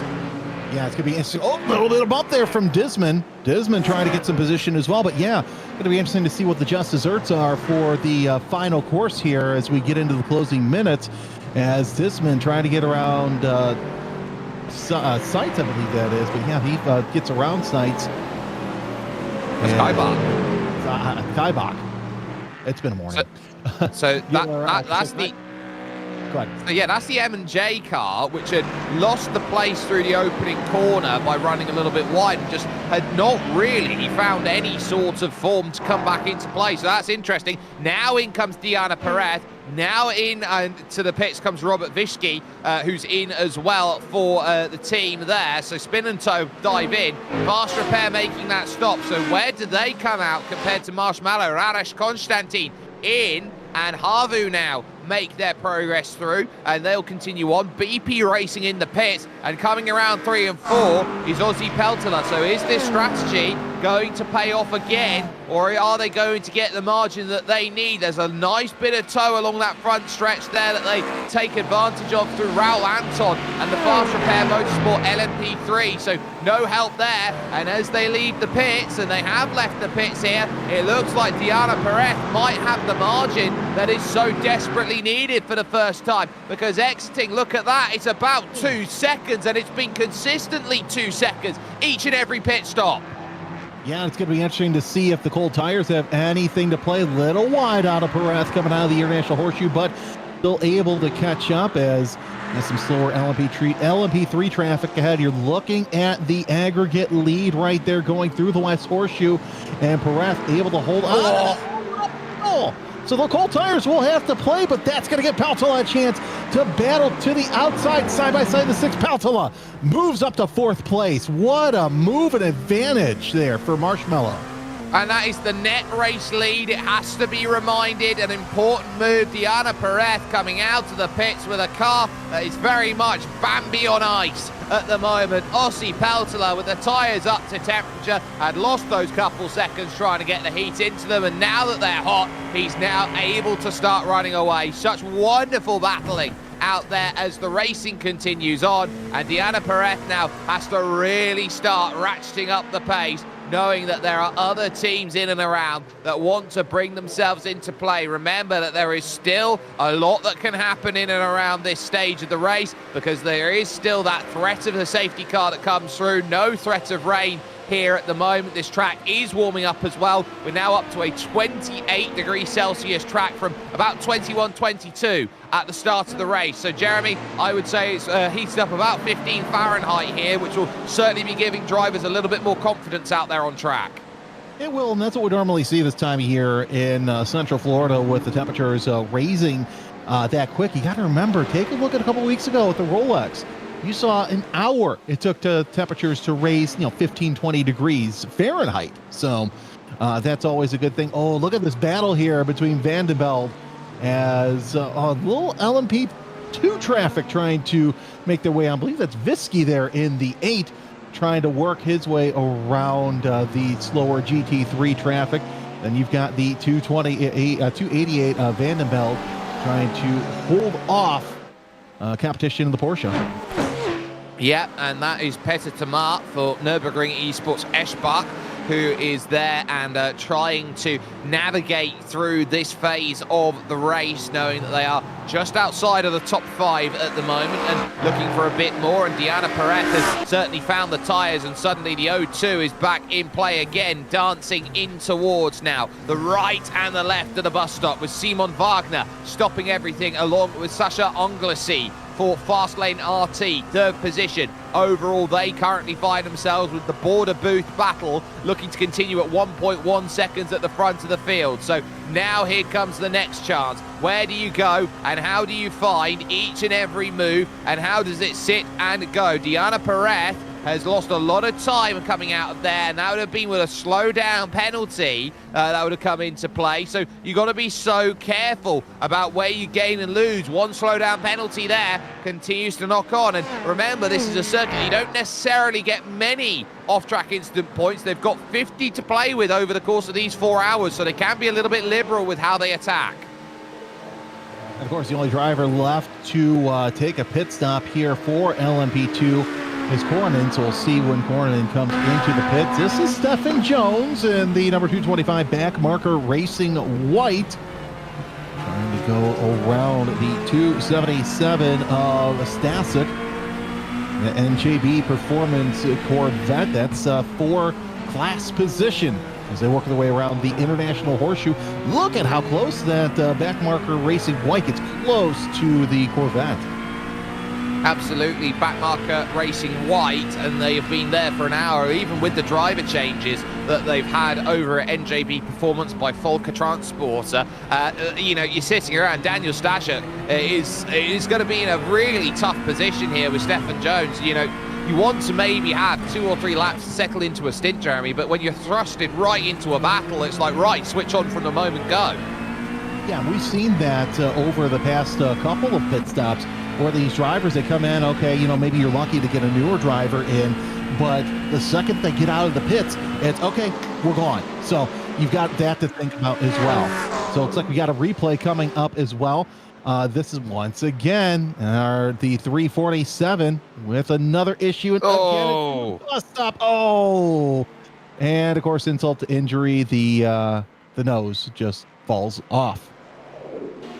That is a hefty shunt, no bonnet remaining on it, and able to drive it back to the pit, so it continues on. And as a race here, it's going to be one where you say, oh, it's all right, and they're still going to be able to manage and navigate their way through. Wide, though, through the corner. Not much that Franz Schott could do, as when he set up shop through the opening corner, he wouldn't have been expecting to lose out the place to Robert Visky in the spin and tow car, who now manages to move up another position. That puts them now into class, into 4th position, after the Harvu team have come in, had their stop, and Timu Koronen is now back out on circuit once again behind them. So some good moves being made there. Otso Hamala is there for BP Racing in 7th, and will be eyeing up that move then on the Harvu team, who have just come out, but they will also be looking behind at Antti Teho and the Def Sim Racing team behind. So you got 3 cars all in line, and you got 3 Finns all battling each other.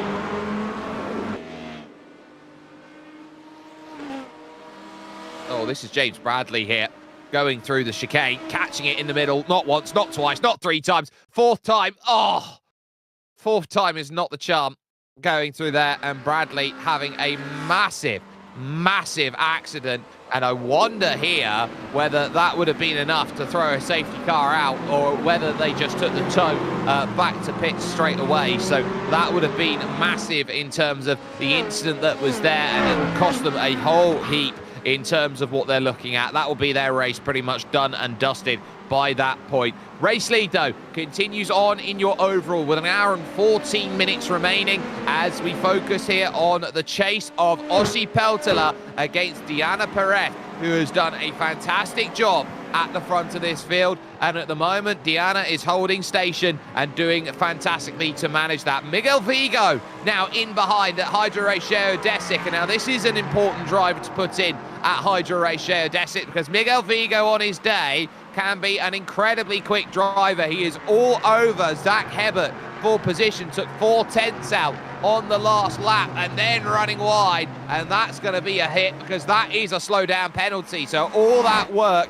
you have to gather back up again, and every time that you have a slow down penalty, it's not just a penalty of the time you give up, it's the time you also have to pay to get back up to speed. So that will bring Fabian Siegmann at Team Heusenfeld back into range and go, you know what, we might still have a chance here of a podium. I wouldn't say it's out of the realms of possibility. So there is still more to unlock in this one, and there's a spin down there at the opening corner. That's the Hyperion 44 that's around there. So Sergio Ostos, I think, has run into the back of Tomiyasu Manyemi, and he absolutely has. So that would have been the second place running GT Am there. So not ideal in the circumstance, and just like that, there goes the issues that go through. We'll take a look here with the GSRC replay. So Tony Asumanyemi, so we'll see what happens here. So this is coming from a long way back. Expect a large closing distance coming into the opening corner. Runs in through and suddenly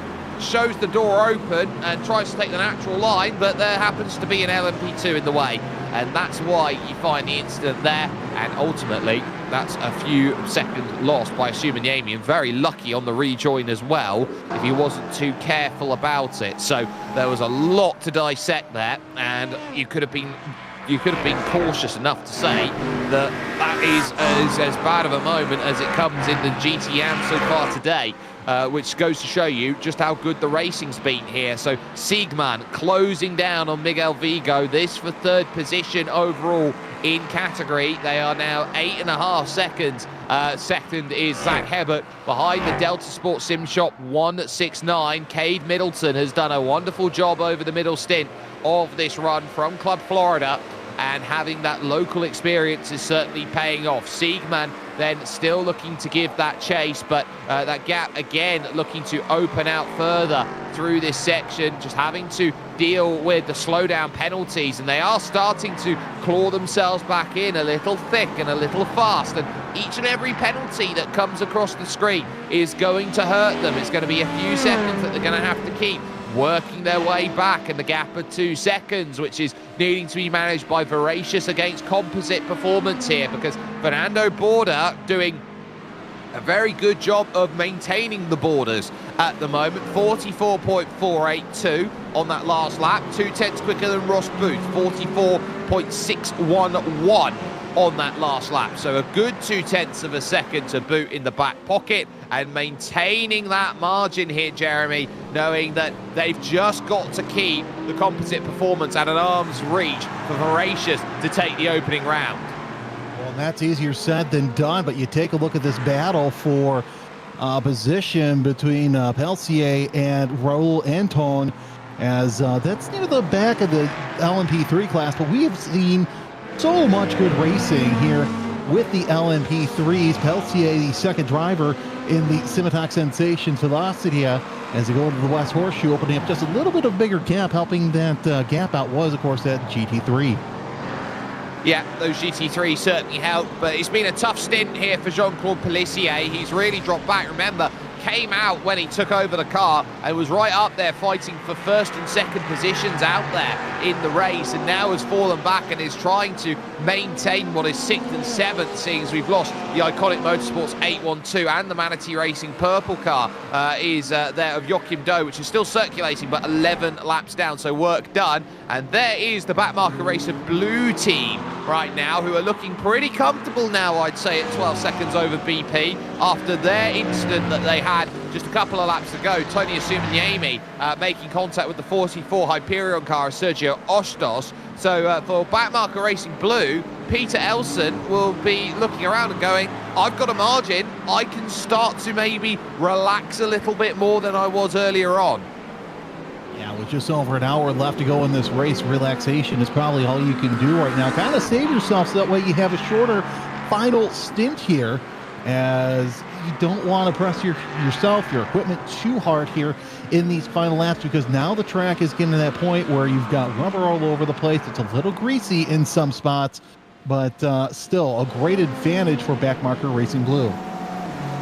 And speaking of advantages, now look at this. Diana Perez up to a second and a half on Ossi Peltola, 37.4 versus 37.6. Peltola is going to have to go forward with it, because that is what awaits them along the next section. Tony Asumanjami, Fabian Siegmann, Michael Kaibach, Spiridon Bogas is there, Miguel Vigo and Zach Hebert, who are side by side for second position once again in LMP3. And everywhere you look, there is something going on. Perez with the chase needed. And now here is Miguel Vigo, who will know that turn one is the best place to unlock it. Did back out slightly, keeping it at 283, hoping that there's a way through to get that second place, and just poking the nose down low by a half a car to say, I'm going to have a little think about it and sweep through the corner. Conventional versus sim line being put into play, and Hebert now having to find that defense, goes again low down to the inside. Vigo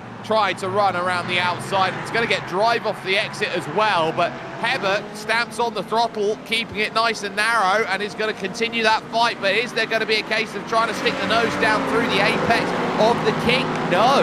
So couldn't quite manage it there, but I'll tell you what, Miguel Vigo, he looks hungry. Yeah, Vigo looks hungry, but Hebert with a great line into the West Horseshoe. Behind them, he saw that faster traffic with Perez and Peltola as they work their way around. Peltola a little bit further back than we've seen most of this battle here for the lead, but this is the battle to see who's going to be where on the podium for LMP3 provisionally right now. Of course, anything can happen with this last pit stop. And they're nose to tail going out of turn number 2, NASCAR 2, but Perez might be able to play a block for somebody as they go into that tight chicane, but everybody's going to think better of it. You got to go nose to tail through there, but still, just because you're nose to tail doesn't mean, you can't make a mistake in there. Oh, that was a little bit of a wheel off by Hebert. Now Vigo with the nose out front through NASCAR 3 and 4. I've got to say, that was an interesting move, and we've seen how a lot of these drivers, they get a little egregious on that final part of the chicane, and it really messes them up. And look at the difference maker there. Miguel Vigo just lifts out of it, realizes I still don't want to fight for it too much.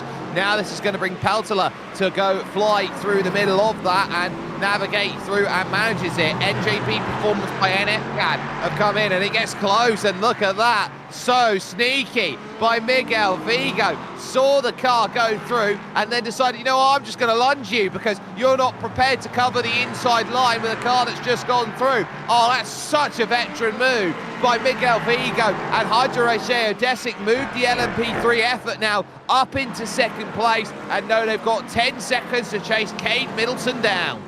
That was textbook going through there, and that was that was the move I was waiting for, is to see if Vigo could take advantage of Peltola going through and cutting through, going into turn number 1. That was fantastic. Take a look at Tero and Def Sim Racing. We keep talking about them, but they, like I said, they didn't have a qualifying lap. They've been running up near the top 10 and into the top 10 with most of the race, as Hartmala is the one that's in the target of the number 18 Def Sim Racing prototype. And of course, GT Traffic, making their way through, but the BP Racing prototype opening up just a little bit of advantage thanks to that GT3. And they've also got a very fast Lucas Dirksen, who is there just behind. Remember, Lucas Dirksen was fighting for the race lead in the opening hour of this race for Unlucky Luke Racing. So definitely someone to get back in the car and bring them home in this race. That's what they'll be eyeing up next, and realizing that they'll just got to run through the gauntlet, get past Sim Racing, get past BP Racing. Harvu isn't a million miles away with Timu Kohanen, who is there in front. So they certainly got their eyes set over the next 5 to 6 seconds worth of gaps. They got 3 cars that they can target and try and reel in. So that's going to be next on the list there for Lucas Dirksen. And I wouldn't say that they've been unlucky here today. I just think that they've been devoid of a little bit of pace in the middle of the race. Yeah, we've seen the front runners early on in the race really suffer from a little bit of a loss here in this middle stint. But now that we're getting to the end of the race, I think we're going to try and see what happens here. Do some drivers go in, stay in, I should say, for the final hour of the race after the final pit stop, or do we see fresh talent come in? That's going to be the big question here as we wind down the clock here at Daytona. Yeah, it's always the age-old question here, Jeremy, and you know, either you go with the driver that's already in, you keep the hot hand going as we focus on Franz Schopp, who is there for the German SimRacing Orange team, looking to battle Robert Viski, or do you go back to a driver that's been there before, who effectively becomes your anchor driver, who just looks to steady the ship and bring you home? So that's where you're starting to look around. Who is going to be that driver that you trust to bring the car home? Because it's a question of, do you put your fastest driver in or do you put your safest driver in?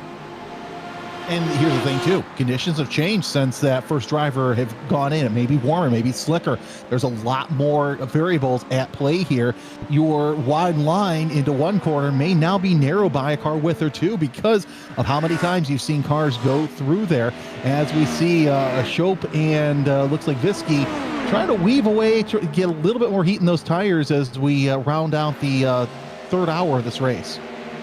Yeah, 1 hour, 3 minutes remaining. Fast Repair Motorsport in control as we look at the battle for fourth. And there goes down the inside, car 67 of Franz Schopp for German SimRacing Orange, getting the pass done. But here comes Robert Viski back with pace, going through the S's, heading to the International Horseshoe. Falls into line with the battling going on in front with Nico Richter for NJB Performance by NF-CAD and Michael Kaibach, who is there in play too. So both of them worth keeping in mind that they have to navigate by. But Fast Repair with the 2.3 second lead at the front of the field over the Marshmallow Racing Team Frida and Iconic Motorsport, who have been quiet over the last stint, were in the mid-pack originally but have now moved up into third position and by quite a fair margin. Delta Sport now being chased back down, 9.6 the gap between them and Hydro Ligier. The team Hoisingveld currently finding themselves in third position. They've just got through on Echelon Sim Sport as well for those gaps. We focus now on Juan van der Belde, who is now looking at side-by-side. Look at this. Sorry, forget all of what's gone on in the field right now. 2 wide, 2 deep, in towards turn 1. Oh, let's see if everybody makes it out. 4 cars. Can they go into turn number 2 all together? Oh, so far so good. They straighten out. Only one side-by-side. Now we're almost single file. We are going to weave the single file going into the International Horseshoe. Dasuk doing all he can to make sure everybody stays safe. Oh, we got a prototype behind there as well. So now they got to worry about what's around them and what's behind them. Real quick in LMP3, Hebert's fallen back to fourth as Siegmund's taken the Team Hoiskenfeld prototype to third place. So great battles there in LMP3 as well. But watch this. Oh, nice little side-by-side. Maybe a little bit of a rub through the West Horseshoe. This is the 44 Hyperion racing car. They've just been given a drive-through penalty for the contact that they had with with BP Racing 2, and that's a tiny tap on the top side of the barriers there, heading through NASCAR 1 and 2, so they'll go through, but they will need to be in the pits. Key about this battle right now, as the GT category is led by Voracious, Composite, and then Fastlane, your top 3 in GT and Backmarker Racing Blue, BP Racing 2, and Manatee Racing Blue back up into third in the AM category. It is worth talking about that these 4, this is all for track position right now, and Juan van der Belde here looking at Stashuk, looking around at Jones, looking around now at Peltola, trying to find a way on through here. This is a very tough battle. You do not want to be in this group really, because you're looking around and going, well, one wrong move, and it's everyone who's caught up in it. On board from the back of Peter Tamar in the Nürburgring Esports Eschbach car. 5th in category now and defending the place against Daniel Stashuk. Manages that. Jones stares down a chance, but through the corner they go. And there's Twan van der Belt, who finds out that he can just about hold that place. And they're bringing Team Hoisingveld 248 into the mix. Yeah, Van der Belt and Jones really dicing it up going into turn number 1. I actually had to look over their rear wing to see what was going on through there. But nonetheless, as the field working their way through the kink, Toma, the leader of that train of Stasic, Van der Belt and Jones. They're nice and clean so far, but wait till they get on the banking, because that's where we're going to see the nice little draft into the Le Mans chicane.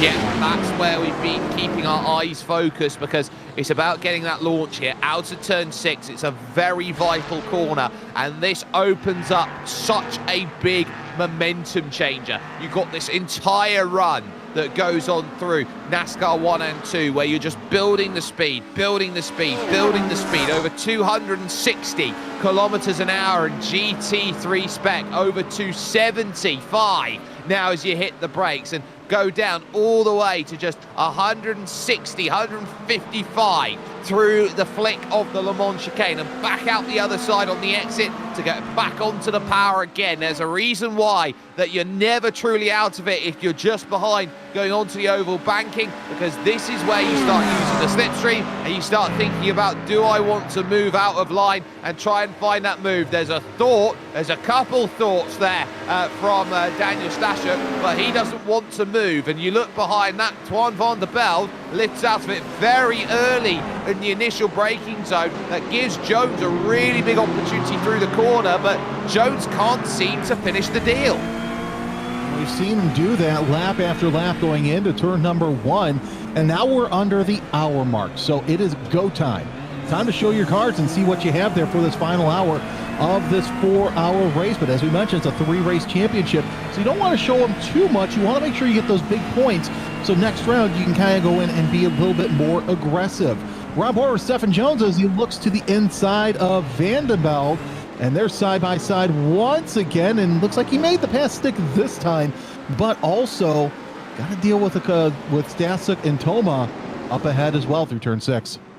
Yeah, that was a much-needed overtake there from Stefan Jones, and that will instill some confidence in him, knowing that there's high line going up then off the exit of the corner, then that slow drop down the banking to try and avoid much out there, gain a little bit more speed as you run on through the section, run wide off the exit, use the last section of the banking that you possibly can, and then flick that car back in again to the chicane. Stuck in the middle of all of this and is Cade Middleton, who will be the sort of driver who definitely doesn't want to be stuck right now in this, knowing that that gap now has gone from 9.5 seconds down to 7.5 seconds in the blink of an eye. Miguel Vigo will be taking a huge amount of note from all of this as Antti Terho now continues on this one for Def Sim Racing, looking to attack BP for that place, but Otto Harmala continues to maintain that station.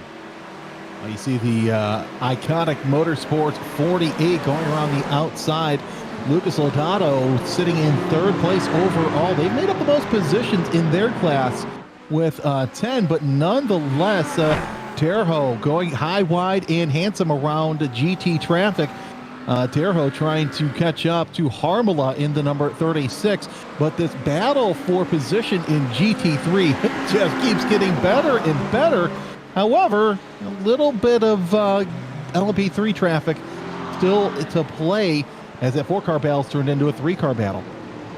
Tell you what, that is still your race leader, and the Fast Repair Motorsports LMP3, that's the 102 out there, has just been given a 30-second black flag penalty. So that's Raul Anton who will have that and will have to come down into the lane and serve that. So that's still going on. Finally, it's taken over a lap and a half to get the pure clearance that's needed there for Cade Middleton, and it's cost 3 seconds over the course of this race to get through that group of 4, which shows you just how hard they're battling out there at the moment and needing to maintain that pace. Miguel Vigo is not in, I would say, the easiest situation in the world, but he'll know that those 3 seconds he will have to try and traverse, and if he can do it better than what Cade Middleton was able to, that will be a huge advantage in the long haul of this race. The margin at the front of your field overall is now at 2.6 seconds, so the margin is certainly starting to fluctuate,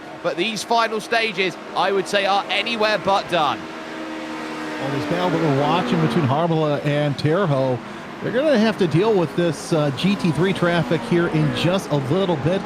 Stephen Jones doing all he can to not only hold off Vanderbilt, but get around Stasuk as well. Not a position you really want to be in with 54 minutes left, but this has been the battle we've been watching. It's now a 5-car battle as Stankowski has come into play as well. And there we go. There is some more LMP traffic right behind.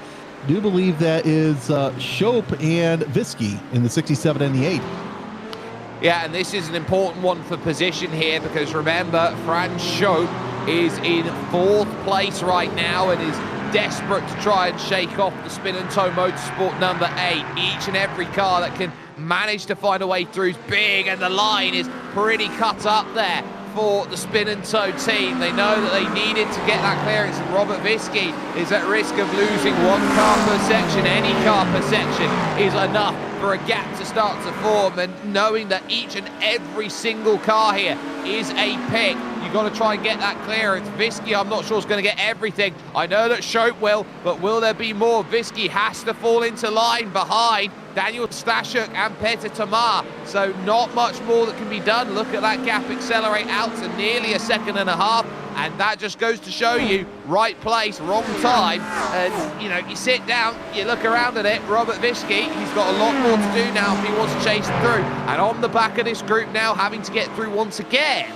you sit down and realise, well, there's Hydro Rachea, Desica and Miguel Vigo. Into the pits from the back comes Jan Senkowski. I was going to say, we're starting to see pit stops being made as John Rice came in from up near the front in LMP3. Oh, look at that battle there between Stasuk and Toma. Toma trying to hold off for position, does not make it happen. But this, again, we're going to start to see more LMP2 traffic make their way through. And again, this battle I've been watching on timing between Harmala and Terho just keeps getting better and better. That's for 7th at LMP2, and we'll see them in picture here shortly. We certainly will, and we've certainly kept note of what's been going on with these drivers who are all looking around at each other and going, what more? There is Antti Terho, who is really desperate to try and find his way by, knowing that when they sit doing 37s at the moment, they've got Lucas Dirksen, who is there just behind them, who will definitely want to be involved, and they're not, I would say, out of the realms of possibility here of a top 5. It's definitely still in range. It just needs a little bit of luck for it, but Antti Terho here looking at Otso Harmala for position, the 36 versus the 18, so Def Sim Racing here with half the number is looking for a whole overtake. And at least right now, it's getting close, 294, but lifting out a bit early, heading in towards the left and the right. Now, it's a very big lift by Antti Terho to leave that margin to now go and launch again along this final run through NASCAR's 3 and 4 and towards the Tri-Oval for what will be their 111th lap of racing. Well, you can say discretion is the better part of valor. Is now, look at this, 3 wide coming down to the strike with an unsuspecting LMP3 there. Oh, as Toma trying to make that as a pick as they go into turn number 1. Will they make it 3 into 1? No, yes they do. As cars just, I've got to say, I'm amazed on how these drivers are able to keep it on the track through turns 1 and 2, because normally you don't see that many drivers be that brave going through the field.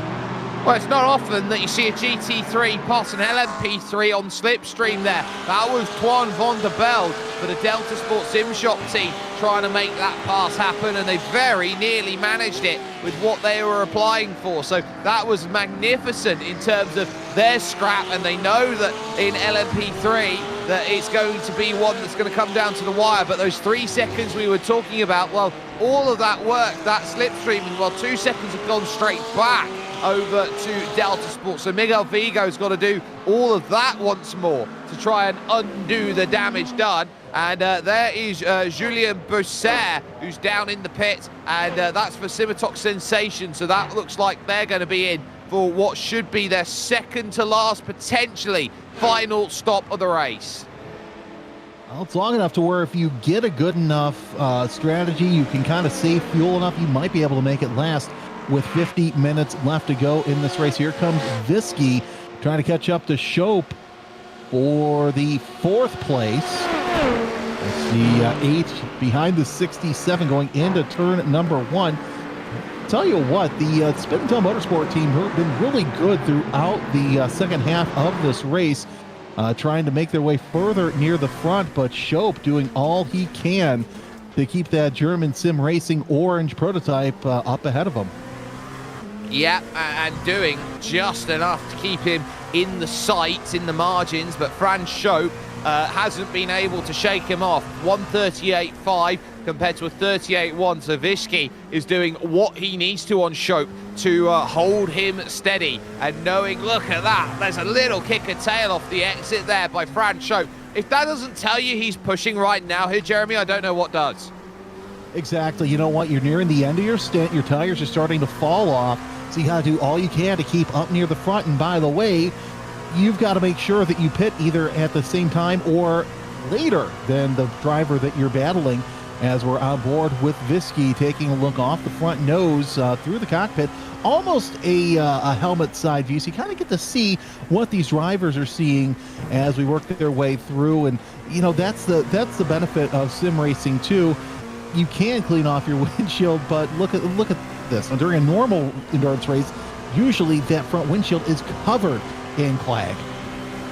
Oh, it normally is, and then you have to try and pick your way through it and try and get to see, and that's why it's so important to have the windshield wiper, which is there just to give yourself a little bit of clearance there to go through. So that's always keeping an eye out on what you've got there and how much you've got to sort of work with. And we do see that, of course, here in iRacing in the dirt sphere, that you get sort of mud build-up that goes on through, which is a massive part. But Anti-Terho again remaining steadfast. But there's Lucas Dirksen, who gets one, who gets them both in a quick space of a moment. And just like that, Anti-Terho says, well, if you're going to lift off like that, Odso, I'm going to take that one too. So look at that, gets the place done, gets the move, but ultimately Anti-Terho doesn't gain a position, stays there in P8.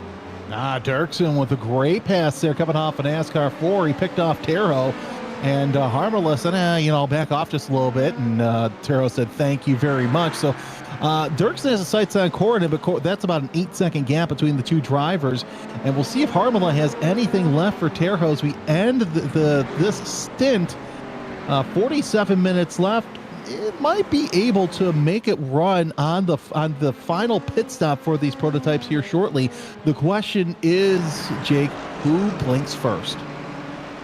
Oh, I'd look around at Marshmallow is one of the teams that blinks first here. There's no other doubt about it. Their second position, they're 2.7 seconds back.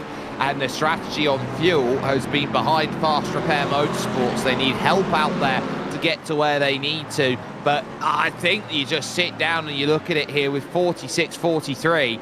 You know, they're needing a little bit more than what they've got if they want to get over the line. We talk about it in endurance that this is a nothing gap out there, under 3 seconds right now. And normally sometimes we talk about, well, if it's half a minute, it's not a nothing gap because something can happen. But these 3 seconds, it has been a game of increment out there, and they're just on the wrong side of it. Yeah, it's still anybody's race here with 40, as you said, 46 minutes left.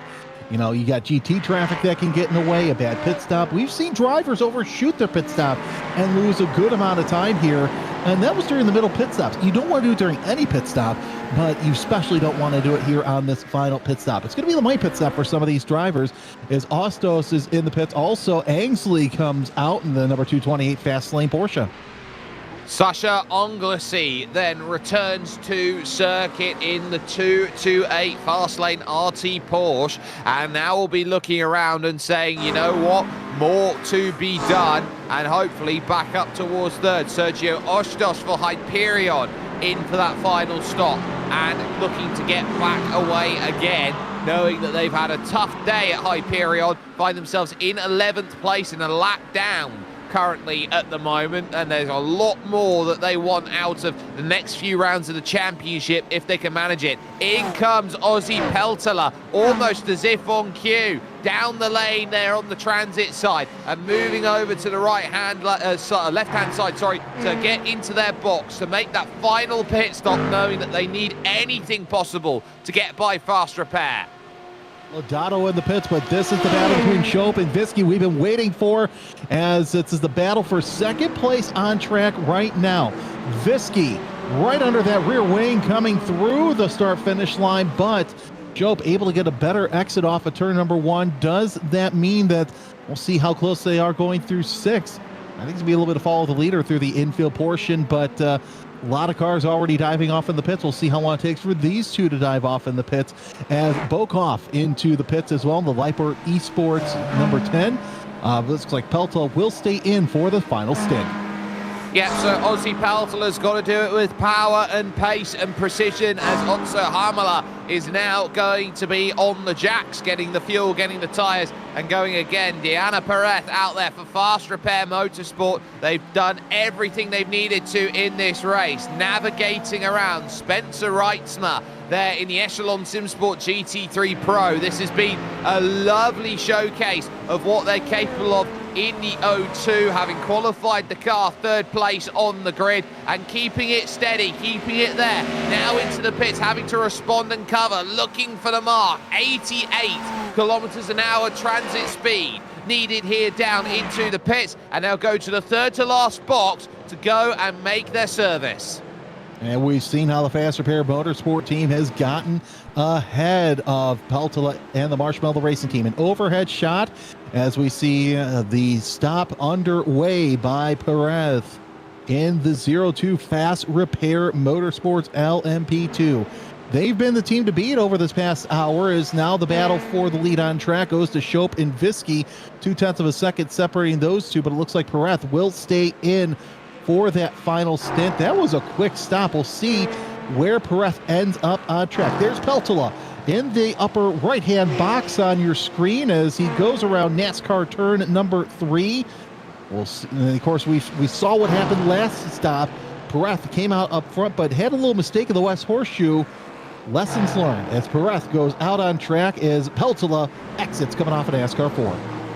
It's going to be close, but not close enough, I think, for Ozzy Peltola. As you can see, he's going to be now making his move in towards turn 1. And on the power will Diana Perez go. And we've been talking about this 2 seconds or so that continually gets found out there on track. Every time the pit cycle comes into play, it looks like a very similar margin once again that finds itself there. And Ozzy Peltola, you can see in the distance, will just hang his head down and go, right, time to go and chase this gap down one final time, because it's now just a sprint to the end of this race for 42 minutes. That's all that remains left as they now charge into the West Horseshoe, and Peltola knows he's going to have to do everything and anything possible to make this go the way that they want. Spin and toe, staying close to Franz Schopp here in the 67 German Sim Racing Orange. Now, is there going to be any takers in? There's going to be one, so Visky's going to dive in, and this is going to be close on the lane, and just about gets it slowed down right behind Ross Booth, who's in for composite. Yeah, that was a great binder jump by Visky. We're trying not to run into the back of Booth as we see Visky go right into the pits. And in sim racing, we just see 2 cars in 1 pit, but that's sim racing.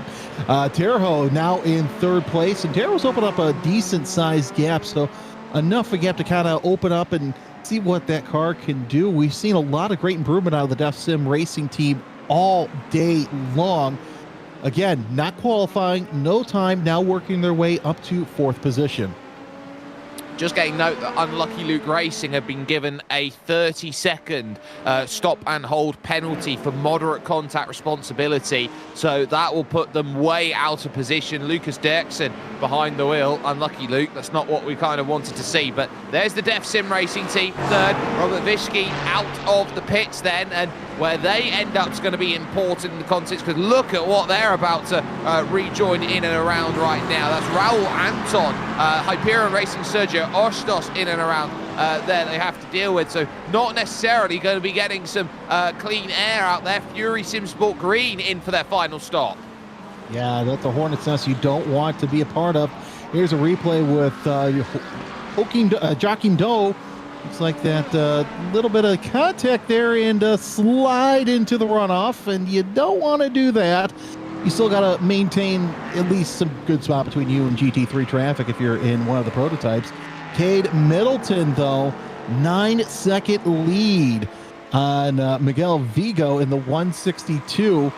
The Hydro Race Gettesick Racing LMP3. Middleton, since he's gotten in the car, I've got to say, has been nothing but fast all race long. Well, that pace has been rather important. I would say it's been imperative for what they've been trying to do. We got great racing absolutely everywhere, and keep in mind as well that we've just had Voracious in, so Composite Performance now are on a race against time. They're running through the banking. Voracious is in the transit lane trying to exit the pits now as we focus on Middleton. Fernando Borda will stay in the car to end the stint. Ross Booth will now have to try and chase it down, but it's going to be very tight coming out to the pits. We've got to go to GT Pro and look at that, because Voracious, it's going to be close. Caution comes out and the race changes on a Paradise. This is not what we wanted to see.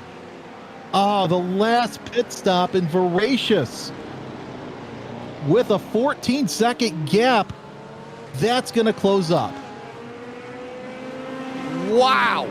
So where's that happened, and what's been the catalyst for that? I think it's Nicholas Marinal who might be the driver who's caught out in this potentially. So I don't know. I'm not quite too sure. No, he looks like he's just coming to the pits, but somewhere, somehow, something's happened and someone's involved. Well, let's take a look at the replay right here. Here's Dirksen coming off of turn number 6. Oh, just setting up, backs right into the wall, and that's not something you want to see. But Dirksen, if I remember correctly, didn't Dirksen just come out of the pits too? I think he just did. I don't know what the catalyst would be, but that would have been a big moment in this race. But a yellow flag comes out, and suddenly pit lane is closed, and Franz Schopp has no choice but to enter the closed pit because he's out of fuel otherwise. This changes everything, because now we saw drivers who were able to get in. Schopp going in for his emergency fuel, and they're going for a full stop. Oh, that is not good for the German Sim Racing team. But if you haven't stopped yet, that's race over, essentially. Well, it's the difference here of having fuel or not having fuel. If they couldn't make it round the rest of the lap, clutching it all the way, they would have had to have taken the tow time into the pit, got the fuel back into the car and then gone again, which would have cost them all the track position. What they'll probably be looking at here is entering a closed pit. Yeah, they'll have to take some form of penalty to it. I'd probably expect something like an end of line here, Jeremy, but that is going to put German Sim Racing Orange way down from where they want to be, and knowing how important it's going to be, they are going to be stuck with how important a race that it now starts to be. This now opens the door up for a cheap pit stop for Havu, for Def Sim Racing, for those two teams, which now get an easier stop than Fast Repair did, for example. But those who are a long way behind, those two teams now, Spin and Tow will pick up advantage. BP will now move close. Iconics there, heading towards the final half an hour of this race. The entire field will bunch back up, and I tell you what, the biggest smile will be from the most veteran team when it comes to endurance racing. Hydro Race Geodesic Racing needed that in LMP3. Oh, they really needed that, because you saw Middleton just walk away. But will Vigo have anything for the restart? You better hope that he has no cars between. And of course, looking at the timing, there's nobody between them two. So this is going to be a great battle. Also, another team that's really liking this is Marshmallow Racing. Even though they'll have Perez ahead of them, they've never really had to, Fast Repair had never really had to worry about a restart here. So how does Peltola handle this restart? Because, we're going to see some cars cycle through the pits. I'd imagine we're going to have a wave around here in the next couple of laps, but how much time are we going to have left in this race? How quick will this caution be? I think they're happy in one sense and they're not in the other. So they're happy that they closed the gap. They're happy that they've got the ability now to save the fuel and they don't have to worry about that to the end. What they won't be too pleased about is how many cars are in between them, because right now the answer is one, and it's Paavo Marlow. So Paavo Marlow's in the middle. If they can clear Paavo Marlow, this is easy. They can go out there, they can be aggressive, but it's going to be about how this entire field cycles, because it will have to cycle over towards car number 24 at the moment, but we're expecting them to dive down into the pits. It's currently paced behind car 33, which is fast lane RT Red at the moment. So that's where they all sit, and they're looking around going, right, is it time for us to all make these decisions? And well, into the lane, well, Timo Korhonen has to dive in. Def Sim Racing jumps in. Delta Sports, so Cade Middleton had to make that pit stop, remember, to get home, and dives in with Iconic. So that's massive in the context of their race. They're going to have to run the gauntlet. Yeah, so we'll see what happens here in the next after this green flag. But if you're Delta Sport, that's just rough to see, because Middleton had such a great advantage. Now that's gotten thrown away because of the full course yellow. But just you gotta feel heartbreak for them. But there's still plenty of time. Anything can happen, as we see some teams just short pitting because you don't need much fuel. Maybe you don't need tires here to end this race. No, it's very late on, so if you're scrubbing off 5 minutes, 5 to 10 minutes here in this safety car period, then tyres become a little less of a factor. That was close. Going through, remember, pit exit is closed for these drivers. They're waiting for it to now open. It's now just been declared as open, so they can now go and exit through. There is the Havu team. They fall back to 9th position overall after their pit stop, so that puts them back behind Liper. It puts them back behind Def Sim Racing. They've got it all to do to try and make that launch through the pack. They will not cycle back to the group, so they won't get a free ticket, so to speak. But what it has now done is it changes the context of this one. Fast Repair with the lead, Marshmallow still in second, but Iconic now, who had to come in and make that stop, drop back the order, so it will now be spin and tow with the last spot on the podium. Oh, still plenty of racing left, and here's the thing, Shope's sitting back there in waiting, but again, he's still got to take that penalty, and I'd imagine it's going to be, as you said, tail end of the lead, tail end of the field.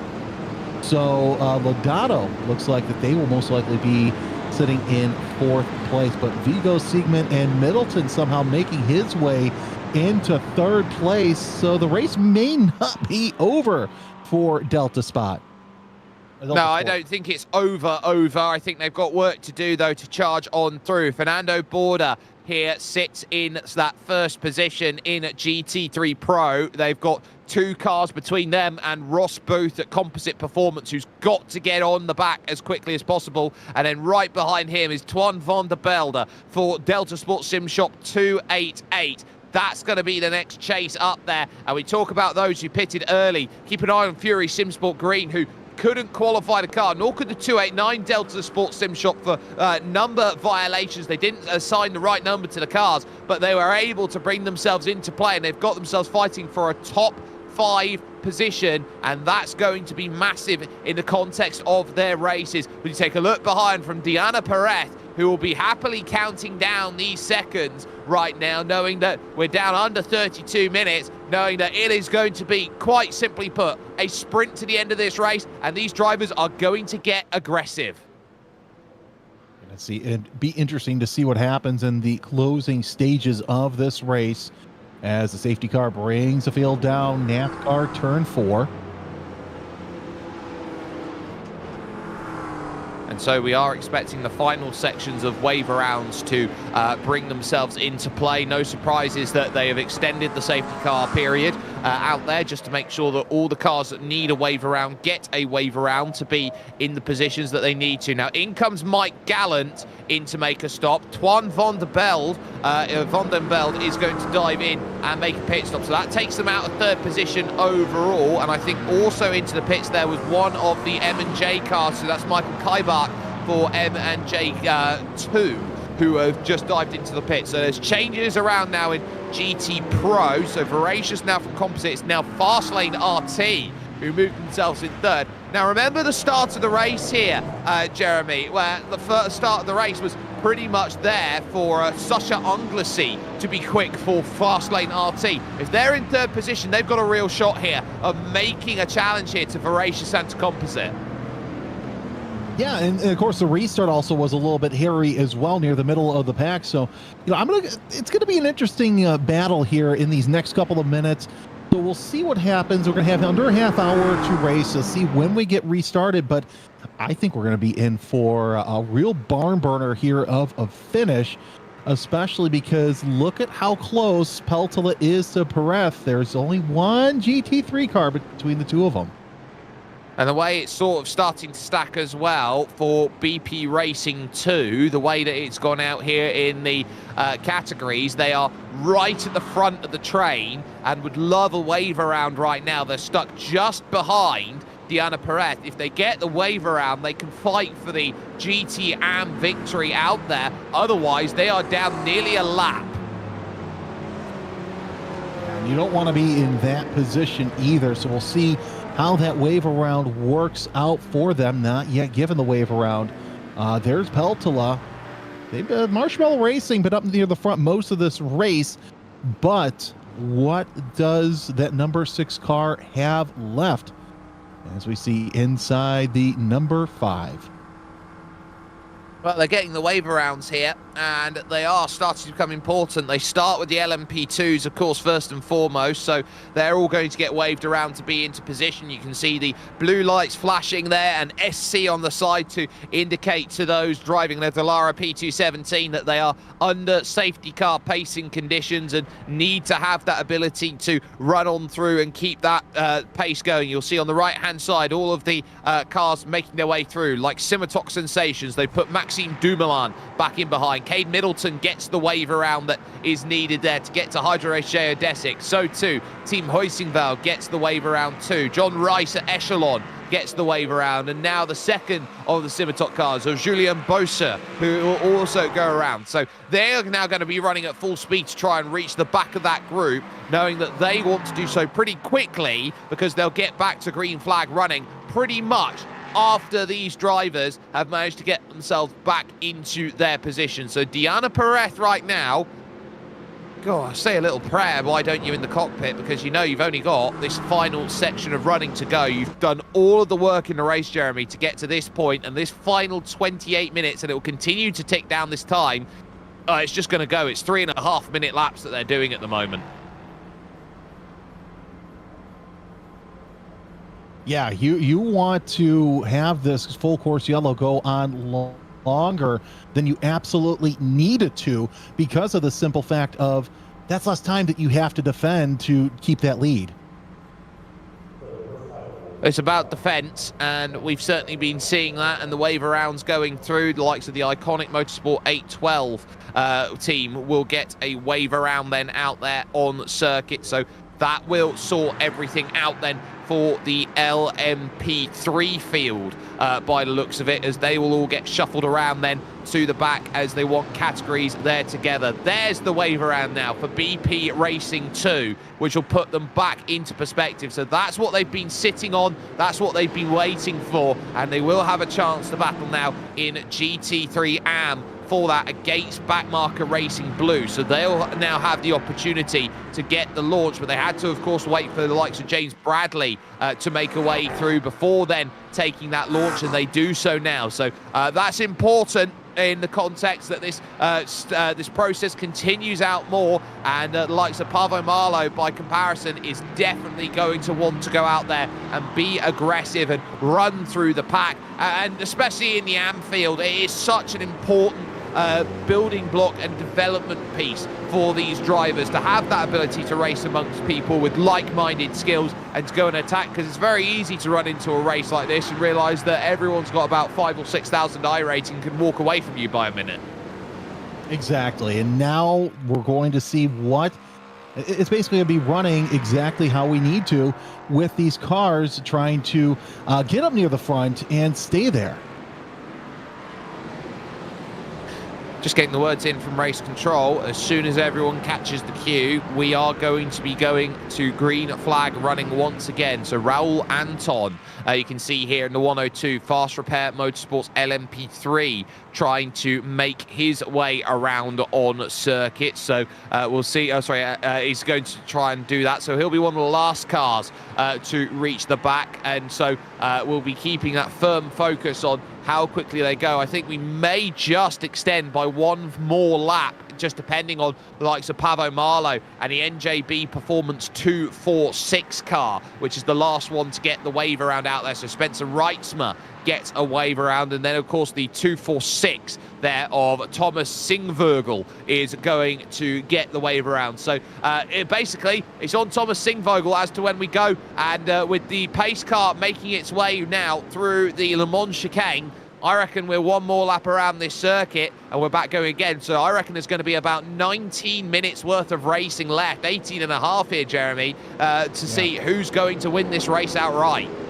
I'll tell you what, Perez is going to be buying some drinks at the bar for those who are taking their time going around the course, because that's less time that he has to worry about trying to keep Peltola behind him. Also, keep in mind, Vinsky, even though he's got a couple of cars ahead of him, GT3 cars, I think that's going to be interesting. But have we heard if Schopp has garnered a penalty yet, or is that going to be handled at the green flag? That will probably be handled at the green flag, entering a closed pit, because they've come back into fourth position, and there wasn't really much that Franz Schopp could have done in that situation. It was a case of do that or be out of fuel. So I wonder whether that's going to be administered right when they go green, instead of administering under caution conditions, because obviously if you administer the penalty under caution conditions, there's nothing to say that you can, just jump in and serve it immediately under these conditions. So they'll probably wait until they're back to green flag running before we see anything crop up in that regard. So they're currently fourth position, but crucially they've got Lucas Lodato behind them in the iconic Motorsport 48, so they're going to be immediately under the cosh on the restart. LMP3 is going to be interesting because you got 4-5 very fast drivers there, all chomping at the bit, and they're all right next to each other. You got Vigo in the 162, Sigmund in the 148, Middleton in the 169, who's led most of this race in that class. Dumoulin's back in the 121 and Rice in the 129. That right there is really anyone's race. And of course, Borda, I've got to say, he had a great lead there at the middle part of the race, but now he's got Booth back in the car. Angsley is in the car as well. This is going to be very interesting. Here's Singvogel in 13th place right now in the 246. Would not be surprised to see the NJB Performance Porsche move up either. Well, that is right at the back of the pack, which means that all of the wave rounds have caught, which means one thing and one thing only. We are going back to green flag running at the end of this lap. The lights are still on, of course, on top of the BMW M2 safety car, which is now the official iRacing safety car of all of their top-level sim racing events, and they'll be very pleased to have that out there and showcased around here in iRacing as part of BMW's fantastic work effort to ingratiate themselves with sim racing and to involve themselves at such a high level with their real-world developments as well. So that's worth keeping in mind as they go. But for the teams right now, Perez from Peltola, from Vinsky, from Schopp, who we expect to have a penalty, and Lucas Lodato in fifth. Fast Repair Motorsports will now just have to defend for a handful of laps now to get themselves home and dry. Hydro Race Geodesic will look further back with Fabian Siegmann, with Cade Middleton and Maxime Dumoulin. They are all there, they're all searching. Voracious know that Composite Performance want to put a little bit of pressure on in the final stages. And then there is also Fastlane, who want to go into the fast lane and build up those 3.5 seconds. So it is all very much together, it is all very much there, and as they all run through the final sections, I do expect the lights to jump off. So it's going to be a case of they're all looking to try and go through. They're getting final instructions then from race control before they go back to green. So that's going to be important for them to know when they get through those final stages. I think that might just mean that we are one more on top of that. And no, we are going to be seeing the lights off. They're going to now be allowed to warm the tyres, and this is their last chance to get themselves prepared for this final launch. Running through NASCAR's turns 3 and 4 and exiting turn 4 now. Who's got what it takes? Because they'll be down to just 20 minutes of a 4-hour race, and it is a straight shootout between these drivers to see who's got what it takes to win it overall. Just the second safety car that has come out. Pace car dives in. Perez has jumped early. How early has he jumped? Now that could be a violation of the restart rules, and that could be massive. Yeah, it looks like that. Perez jumping very early, and you can only do it in what NASCAR calls the Geico restart zone. Here comes a battle for position for LMP3. It looks like Middleton into second place, trying to get back into that lead, but Vigo with a fantastic run. They're side by side for second place. Siegman has it for now, but Middleton trying to get that back so Middleton can get back into the front. Oh, it's trouble. We got one off out there on circuit, and it's going to be Timu Korhonen, and we got more dramas in the middle as they all bunch up together. Some hefty bits of contact. Christopher Belair is caught in the middle. There's a car off in the middle of the infield as well that has been managed to find itself through. It's Sekin Ho who finds himself in the wrong place for Hyperion Racing 3. A massively congested restart finds itself into play, and it's all about who's managed to keep themselves out of trouble rather than who's in it. All set. Sasha Angsley working their way up through the field, but nonetheless, Middleton has fallen way back as well. Could have been a part of that. Fabian Siegman is your LMP3 leader with Vigo, and Dumoulin up near the front. Perez with a big lead over Peltola, and I say big in the sense of half a second after the first lap of racing, but what a horrible set of circumstances.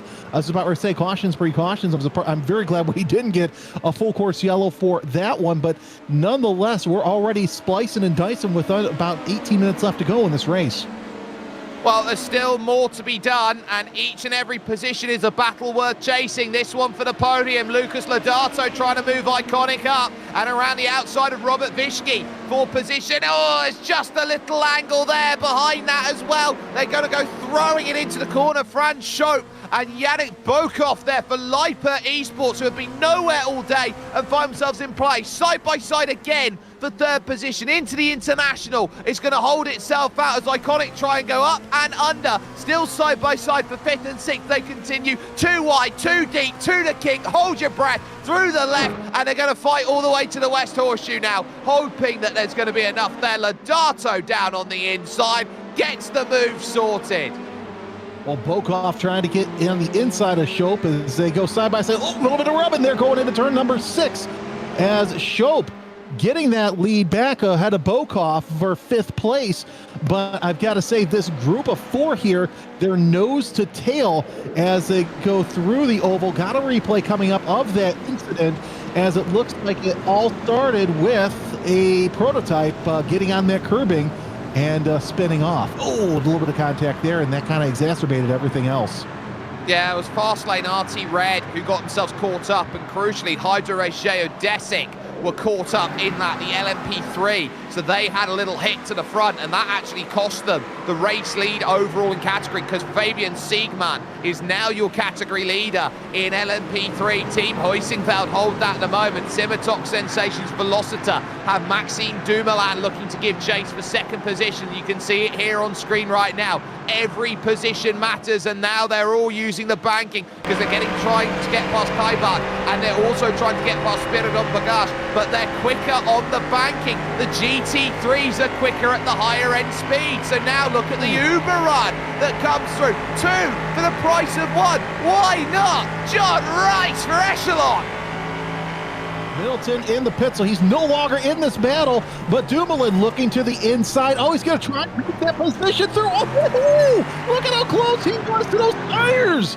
Oh, this battle is just everybody's elbows out and trying to get up on that podium as we see more and more battles around the International Horseshoe. There's too many to count. And lest we forget, the overall victory is still a 0.3 of a second affair over the line that we last went through. Maxime Dumoulin now in 4th. Rice has moved echelon from 4th to 2nd. Geodesic now bumped to the last space on the podium. Voracious have a gap that they want. Backmarker have a gap that they want now as they run over towards turn 6 and now look to open up onto the banking. Close again there between Kaibach and Dumoulin is desperate to get himself some pace, but he knows he'll be running out of time if he's not too careful. Middleton there in the pits, that's pretty much a day-done deal that they've got right now, and they will realise just how difficult it is. There's Otto Harmala in 7th position, looking to give some chase out there with the likes then of Spin and Toe in front in 6th. They've then got Lippert, they've got German SimRacing, they've got Iconic. They're all there, they're all looking. Altmano, Imano between Perez and Peltola as we're at 15 minutes left to go. 4-hour race down to a 15-minute sprint as Peltola trying to do all they can to catch up with Perez. They've opened up 8 seconds between them and Lodato for that final step of the podium. Of course, we see Shope catching up there. There's Stasuk as well for position in GT3. That Corvette looking nice and fine against the Mustang, but lots of battles to watch out for in and around. There's just so many. I don't know which one to keep an eye on. All of them, just everything's going on at the moment. It has that sort of feel. Dumoulin then is finding himself stuck behind one of the Hoisingveld cars, still trying to maintain the podium. That 5th, 6th, 7th battle maintains itself at the moment. In fact, you can say it's 4th, 5th, 6th because it's all behind Fury Simsport Green and Shelemporn Asampanon, who is there in that number 27 Fury Simsport Green car that couldn't even qualify the car. Car off, that looks like it is the Hydro Geodesic car that's in the barriers. That will be Miguel Vigo done. What a horrible end in his race as Vigo was up near the front, and yeah, looks like there was a GT3 car that was also involved. Yeah, so going through, he was stuck right behind, so actually it's not involved. It was a separate incident, so the car was already off in Manuel Sight, who was in the NJB performance by an FCAD who got a tap going through by John Rice, and then ultimately it's a case of having his own moment over the curbs. That's what cost it. We'll take a look. Yeah, he just grabs the curb and grass wrong, and Miguel Vigo, how often do we see him make that mistake? You don't see it very often, but I'll tell you what, Vigo's lucky he wasn't collected by the GT3 as well, coming off out of the circuit.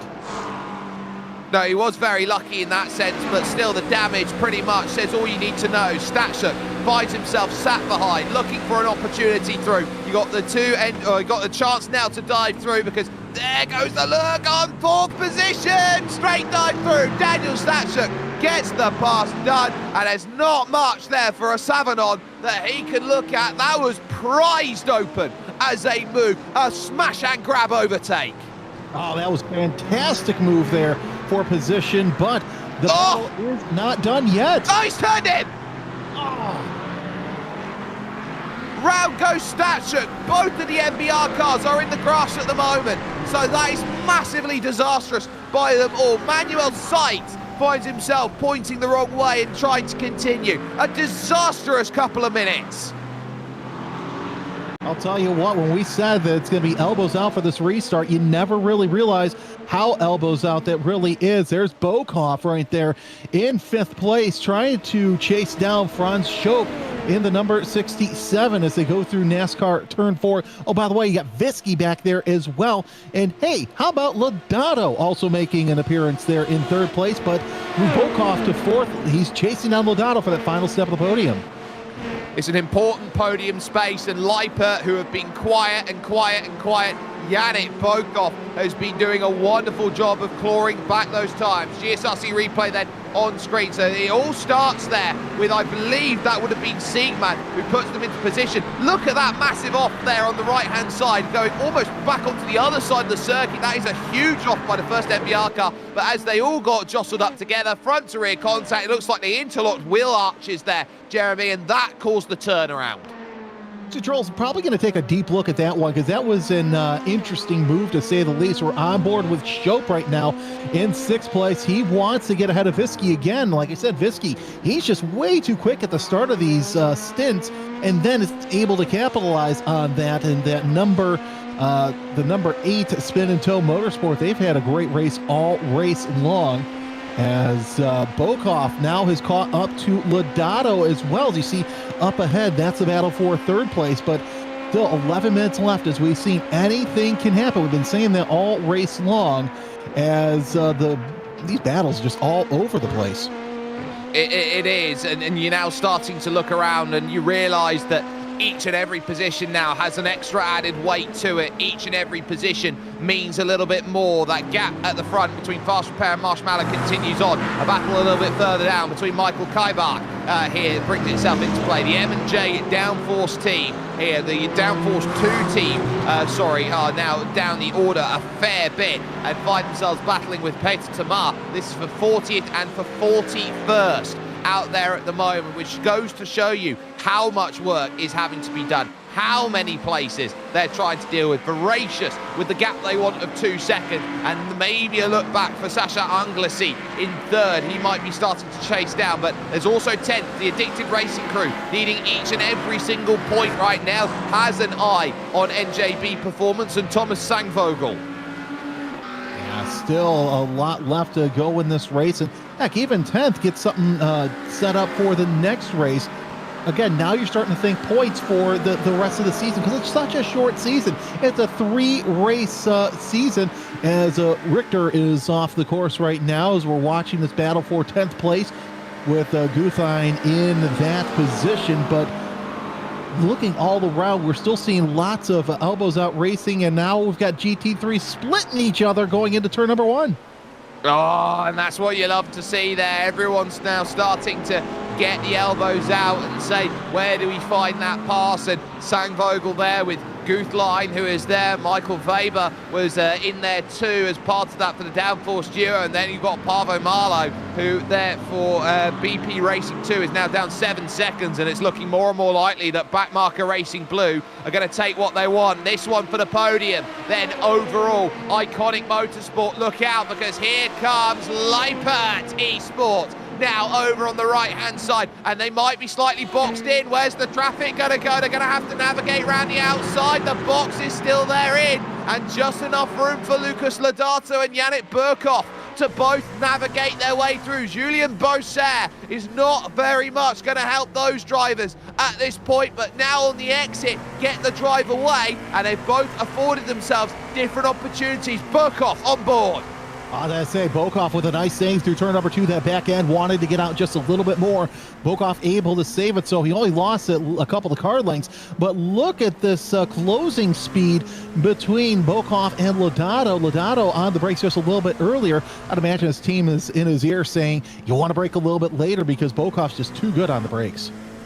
Yeah, Yannick Burkhoff has been absolutely a menace on the brakes, and Lodato will realise that, will look behind and know that Yannick Burkhoff has nothing to lose and any place matters. Spin and Toe would love this. So too German Sim Racing will love this in terms of the moves. They will look around and go, you know what, a place here, a place there, it will matter at the end of this race, and where you can find it, when you can find it, that's when it's going to be important. It's not just where you make the move, it's not just that you can make the move, it's how and how much time do you leave. Well, we got this great battle for the bottom step of the podium. You also have the battle for the lead between Perez and Peltola that we see on the screen. Peltola trying to do all they can to catch up to Perez as they go through turn number 1. Peltola still testing out that wide line. I would say probably about 3, maybe 4 laps left to go in the tank. Is got to do all you can. Every corner matters now, and Peltola knows it, but Perez trying to stay up near the front.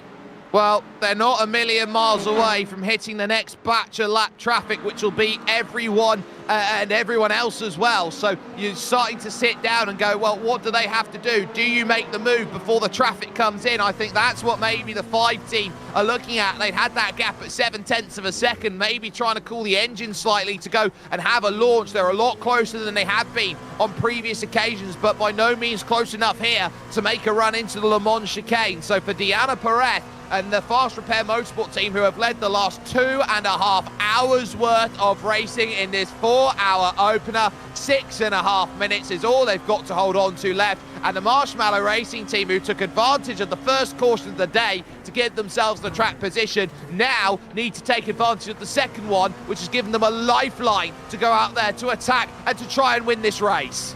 Yeah, it's no longer down to the pit stops. It's down to the final drivers as they work their way through NASCAR 3 and 4. You saw going out of the mall chicane, there was lap traffic. We're going to see them in the picture a little bit now going into the front of the circuit, but still plenty of time for anything to happen. This is the battle for the overall lead between Perez in the 0-2, Peltola in the 5. Oh, I tell you what, a little bit of dirt kicked up there by Perez coming through turn number 1. It just goes to show you the road tax is being used to its full effect. You've got to use all of the cars. Slightly more diamonded line by Diana Perez through the middle of the corners. Ozzy Peltola just sits and watches, and that's all he can do at the moment, is just stare down the barrel and hope there's a mistake somewhere out on circuit, because they are pushing. And there goes Robert Vischke in 4th position, drops down to 8th. Big in terms of the race there. So they were down there in 7th, had the spin with Def Sim Racing, and that drops them down a place, and they are able to recover it and go. But we have to keep our eyes on not only the front, but the podium as well. Yannick Burkhoff continues his close.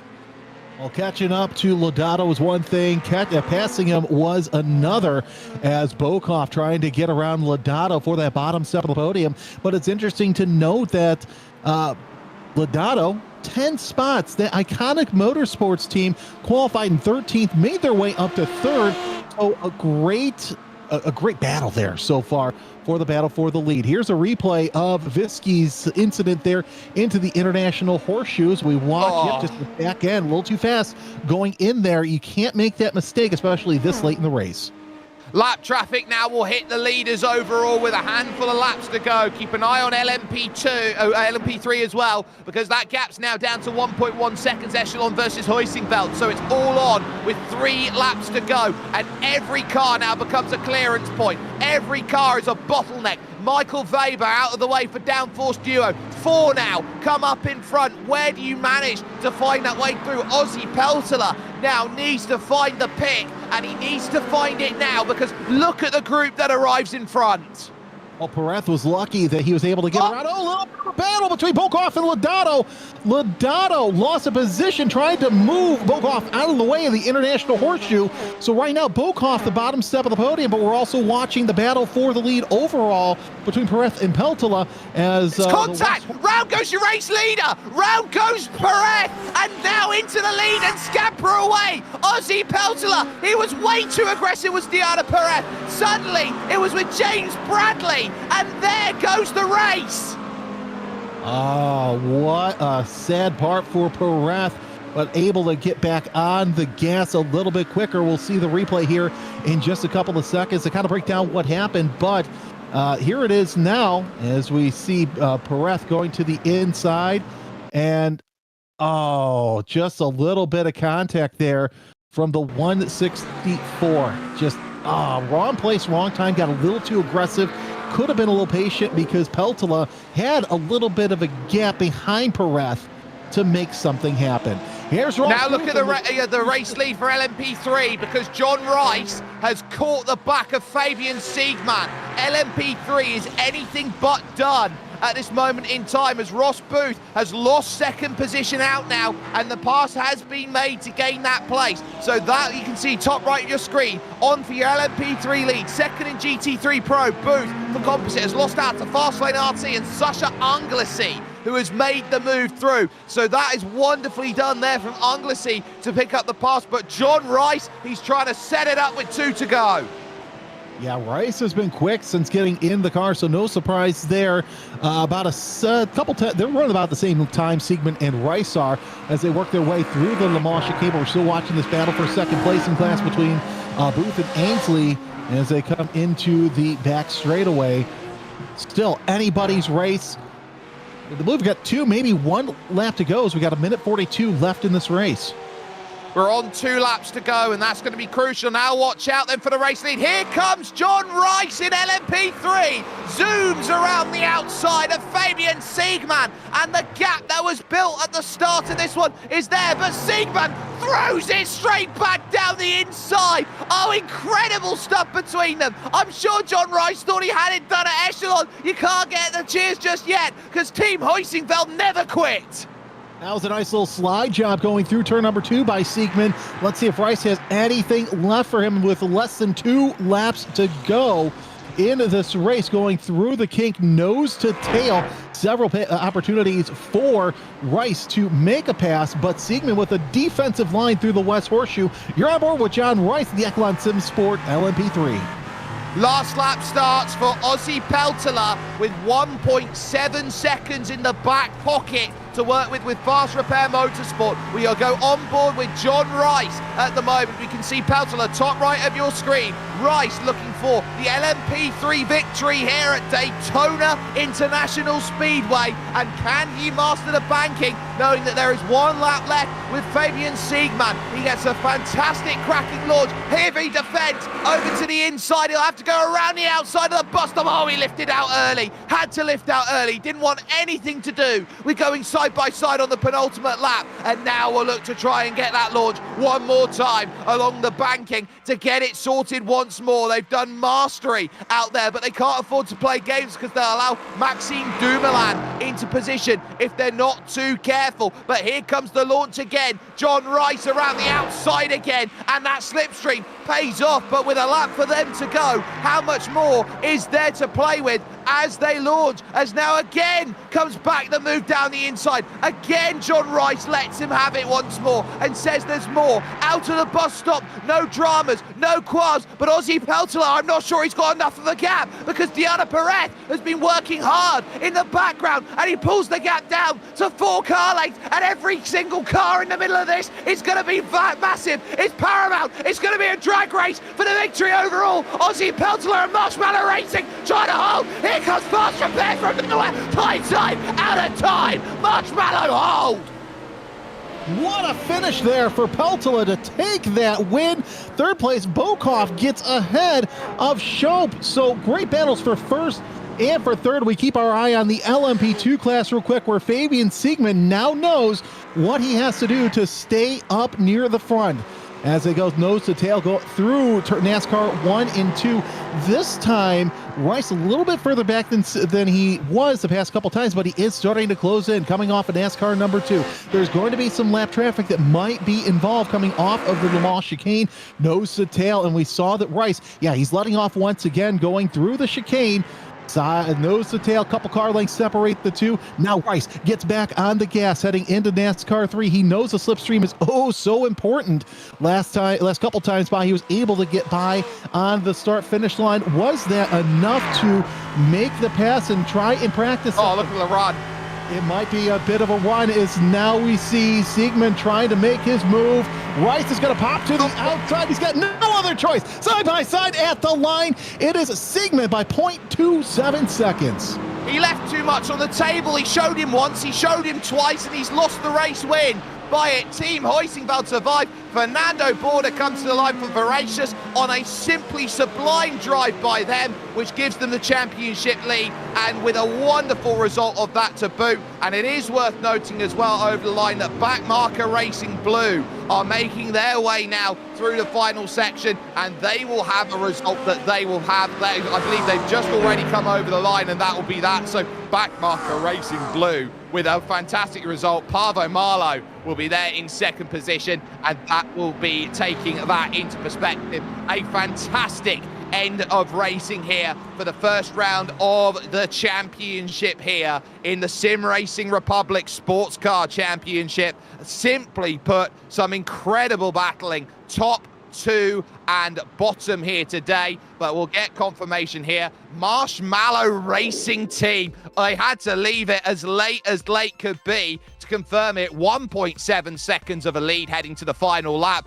but the banking gave them every bit of a scare. By the end, they only managed to win by 1/4 of a tenth of a second over the line over that Fast Repair team, with Liper Esports picking up the final spot on the podium. It would then be German SimRacing Orange, but there will be a few words to talk about them entering a closed pit. That will have to be discussed after the race, with Iconic Motorsports finishing in the top 5, with them starting off in 13th position. It was then BP Racing and Def Sim Racing for the team, with Spin and Tow Motorsports in 8th. Havu would end up in 9th position overall and in class, and the last cars on the leading lap in category, with 10th belonging to Hyperion Racing, the number 44 team. In class 07 Racing would be 3 laps down, and Fastlane RT Red would join Unlucky Luke Racing and Fastlane RT White as retirees in the category. Jeremy's been keeping a very close eye on LMP3, which also had a fantastic finish. You talk about close, Team Hoyksveld, your winner there with Echelon Simpson Motorsport LMP. I've got to say, that was probably the battle of the race, was LMP3. If you weren't watching that, you missed a pretty good race. Simtalk Sensations in 3rd, rounding out your podium, followed by Fast Repair Motorsport LMP. Simtalk Sensations car number 2 finish in 5th. 6th goes to Delta Sports Sim Shop, Hydro Race, Getasic Racing. 7th, 8th goes to Manatee Racing Purple, and Iconic Motorsports in 9th. It just goes to show you how strong the racing was. Voracious get a big win overall and defeat Fastlane RT, who had to make the move late on composite performance to take 2nd away from them. Team Hoyksveld will take 4th position in the GT3 Pros, with Delta Sports Sim Shop 288 in 5th and Backmarker Racing White in 6th position. It was then Fury Simsport Green who are up as high as 4th position at points in this race, along with the NJB Performance by Volker Transport in that 8th position, who had that spin earlier on with contact. Addicted Crew Racing 9th with an up and down performance, and the second of the NJB Performance cars finds themselves in 10th position. It is then MJ Downforce in 11th ahead of Hellenic Racing Pro. NJB Performance by NFCAD then find themselves in 13th, with Hyperion Racing's 3rd team. MJ Downforce 2 had a disconnect early on, which dropped them down the order, and troubles for Nürburgring Esports Eschbach, Echelon Simsport, and Delta Sports Sim Shop number 9 car down in 18th position at the end of racing action. But we still got the GT Am to go through, and that was a very strong performance by Backmarker Racing Blue, Jeremy. It really was, holding off BP Racing 2 for the finish, followed by Manatee Racing Blue. They round out your podium, and then you got Downforce Duo in 4th. Spin and Tow Motorsport, the GT3 team, finishes off in 5th. Echelon Simsport GT3 Am in 6th. Hellenic Racing Am in 7th. 8th, Curtatio Romanian Simsport. 9th goes to Evolution Simsport, with Protocharge Simsport USA finishing off in 10th place. This has been one of those races, Jake, where I think, it lives up to the spirit of what it's like to race at Daytona. It's an all-out dogfight from the drop of the green flag to the checker flag. And we saw even 4 hours later, it's a second separated first and second place. Yeah, it was a really strong case of battling, and we'll get a chance to talk to some of our drivers, and I think we have to go over with car number 5 and your overall winners of Marshmallow Racing Team Frida. We got Ozzy Peltola, who is stood by and waiting for us here to have a chat. Ozzy, talk us through that final lap, because it looked like with 1.7 seconds of a lead heading onto that final lap, it was wrapped up in the pocket after Fast Repair found themselves with lap traffic, but it looked like they had an almighty run of you coming to the line. Are you fortunate that, you had about 50 meters of an advantage by the time you crossed? Yeah, it was really close, and I got locked in the bus stop by the GT cars and just couldn't go anywhere, and got really lucky with the finish. Let's talk us through, though, the early stages of the race, because, of course, you had Moritz Weinrich behind the wheel to start, and you found yourself in the middle of the pack. Talk us through the decision to make that pit stop just as the safety car got called, because that gave you the track position to attack the second half of the race. Yeah, we were behind the crash, and Moritz had a great call to Campbell and just pit. And then we got a lead from that, and then Moritz just held it, and towards the end it was going to get close with fuel, but we got lucky with the second one and managed to save enough fuel to get to the finish. is the perfect start for Marshmallow Racing Team. It's the Nürburgring in April, which comes up on the horizon. So when you're going from here at Daytona, you've got a couple months to think about it before heading to that round 2. How important is it for you to take away the championship lead, to be the yardstick that everyone else has to try and beat? Of course, it's always an advantage to be in the lead, and because then you can just dictate the pace and everything. But I think the hotel guys will be as fast as we are in the next round, so it will be tough. Well, we look forward to seeing you there after what is a fantastic showcase here at Daytona. Ozzy Peltzler there joining us, race winner overall at Marshmallow Racing Team Frida. So that will set us up then with the opportunity then to talk to our winners in in GT3 Pro, I do believe. Jeremy Scott, I believe you've managed to find yourself over with Facundo Rago. Yeah, Facundo Rondo with a great finish here in GT3 Pro. I made that same mistake again. First of all, congratulations. A great run by you and Team Voracious. Talk us through today's race. Well, hey everyone. It's a pleasure to be here. Well, the race was pretty fun. At the start, we went through from P6 through P1 at the start of the race. I managed my stint pretty well. I got pretty happy after because I thought I made a great job. But then, yeah, Fer just jumped in and he was impossible. He was flying all the way. Just managing the pace, the traffic, tires, is just amazing, and yeah, I couldn't be happier. I say it seems like that once you guys got out in front, you're able to gap, so the rest of the field 2.1 seconds over Sasha Angsley. That's got to feel really good, especially with such a short season. You got to take advantage of all the races that you can. Of course it does. Like I said, the guys were absolutely flying. The guys were of fast lane and composite were absolutely nuts. The pace was amazing, and yeah, fighting with them was was giga. So, like I said, we couldn't be happier because all the hard work paid off in the end. Because we worked so much on this. Together with Fer and with Tobias and Pedro, who are people in the team. They're gonna race the next round in Nürburgring. So, like I said, we couldn't be happier because after all, the hard work paid off. Facundo Rago, thanks for joining us. Congratulations and good luck prepping for the next round. Thank you, everyone.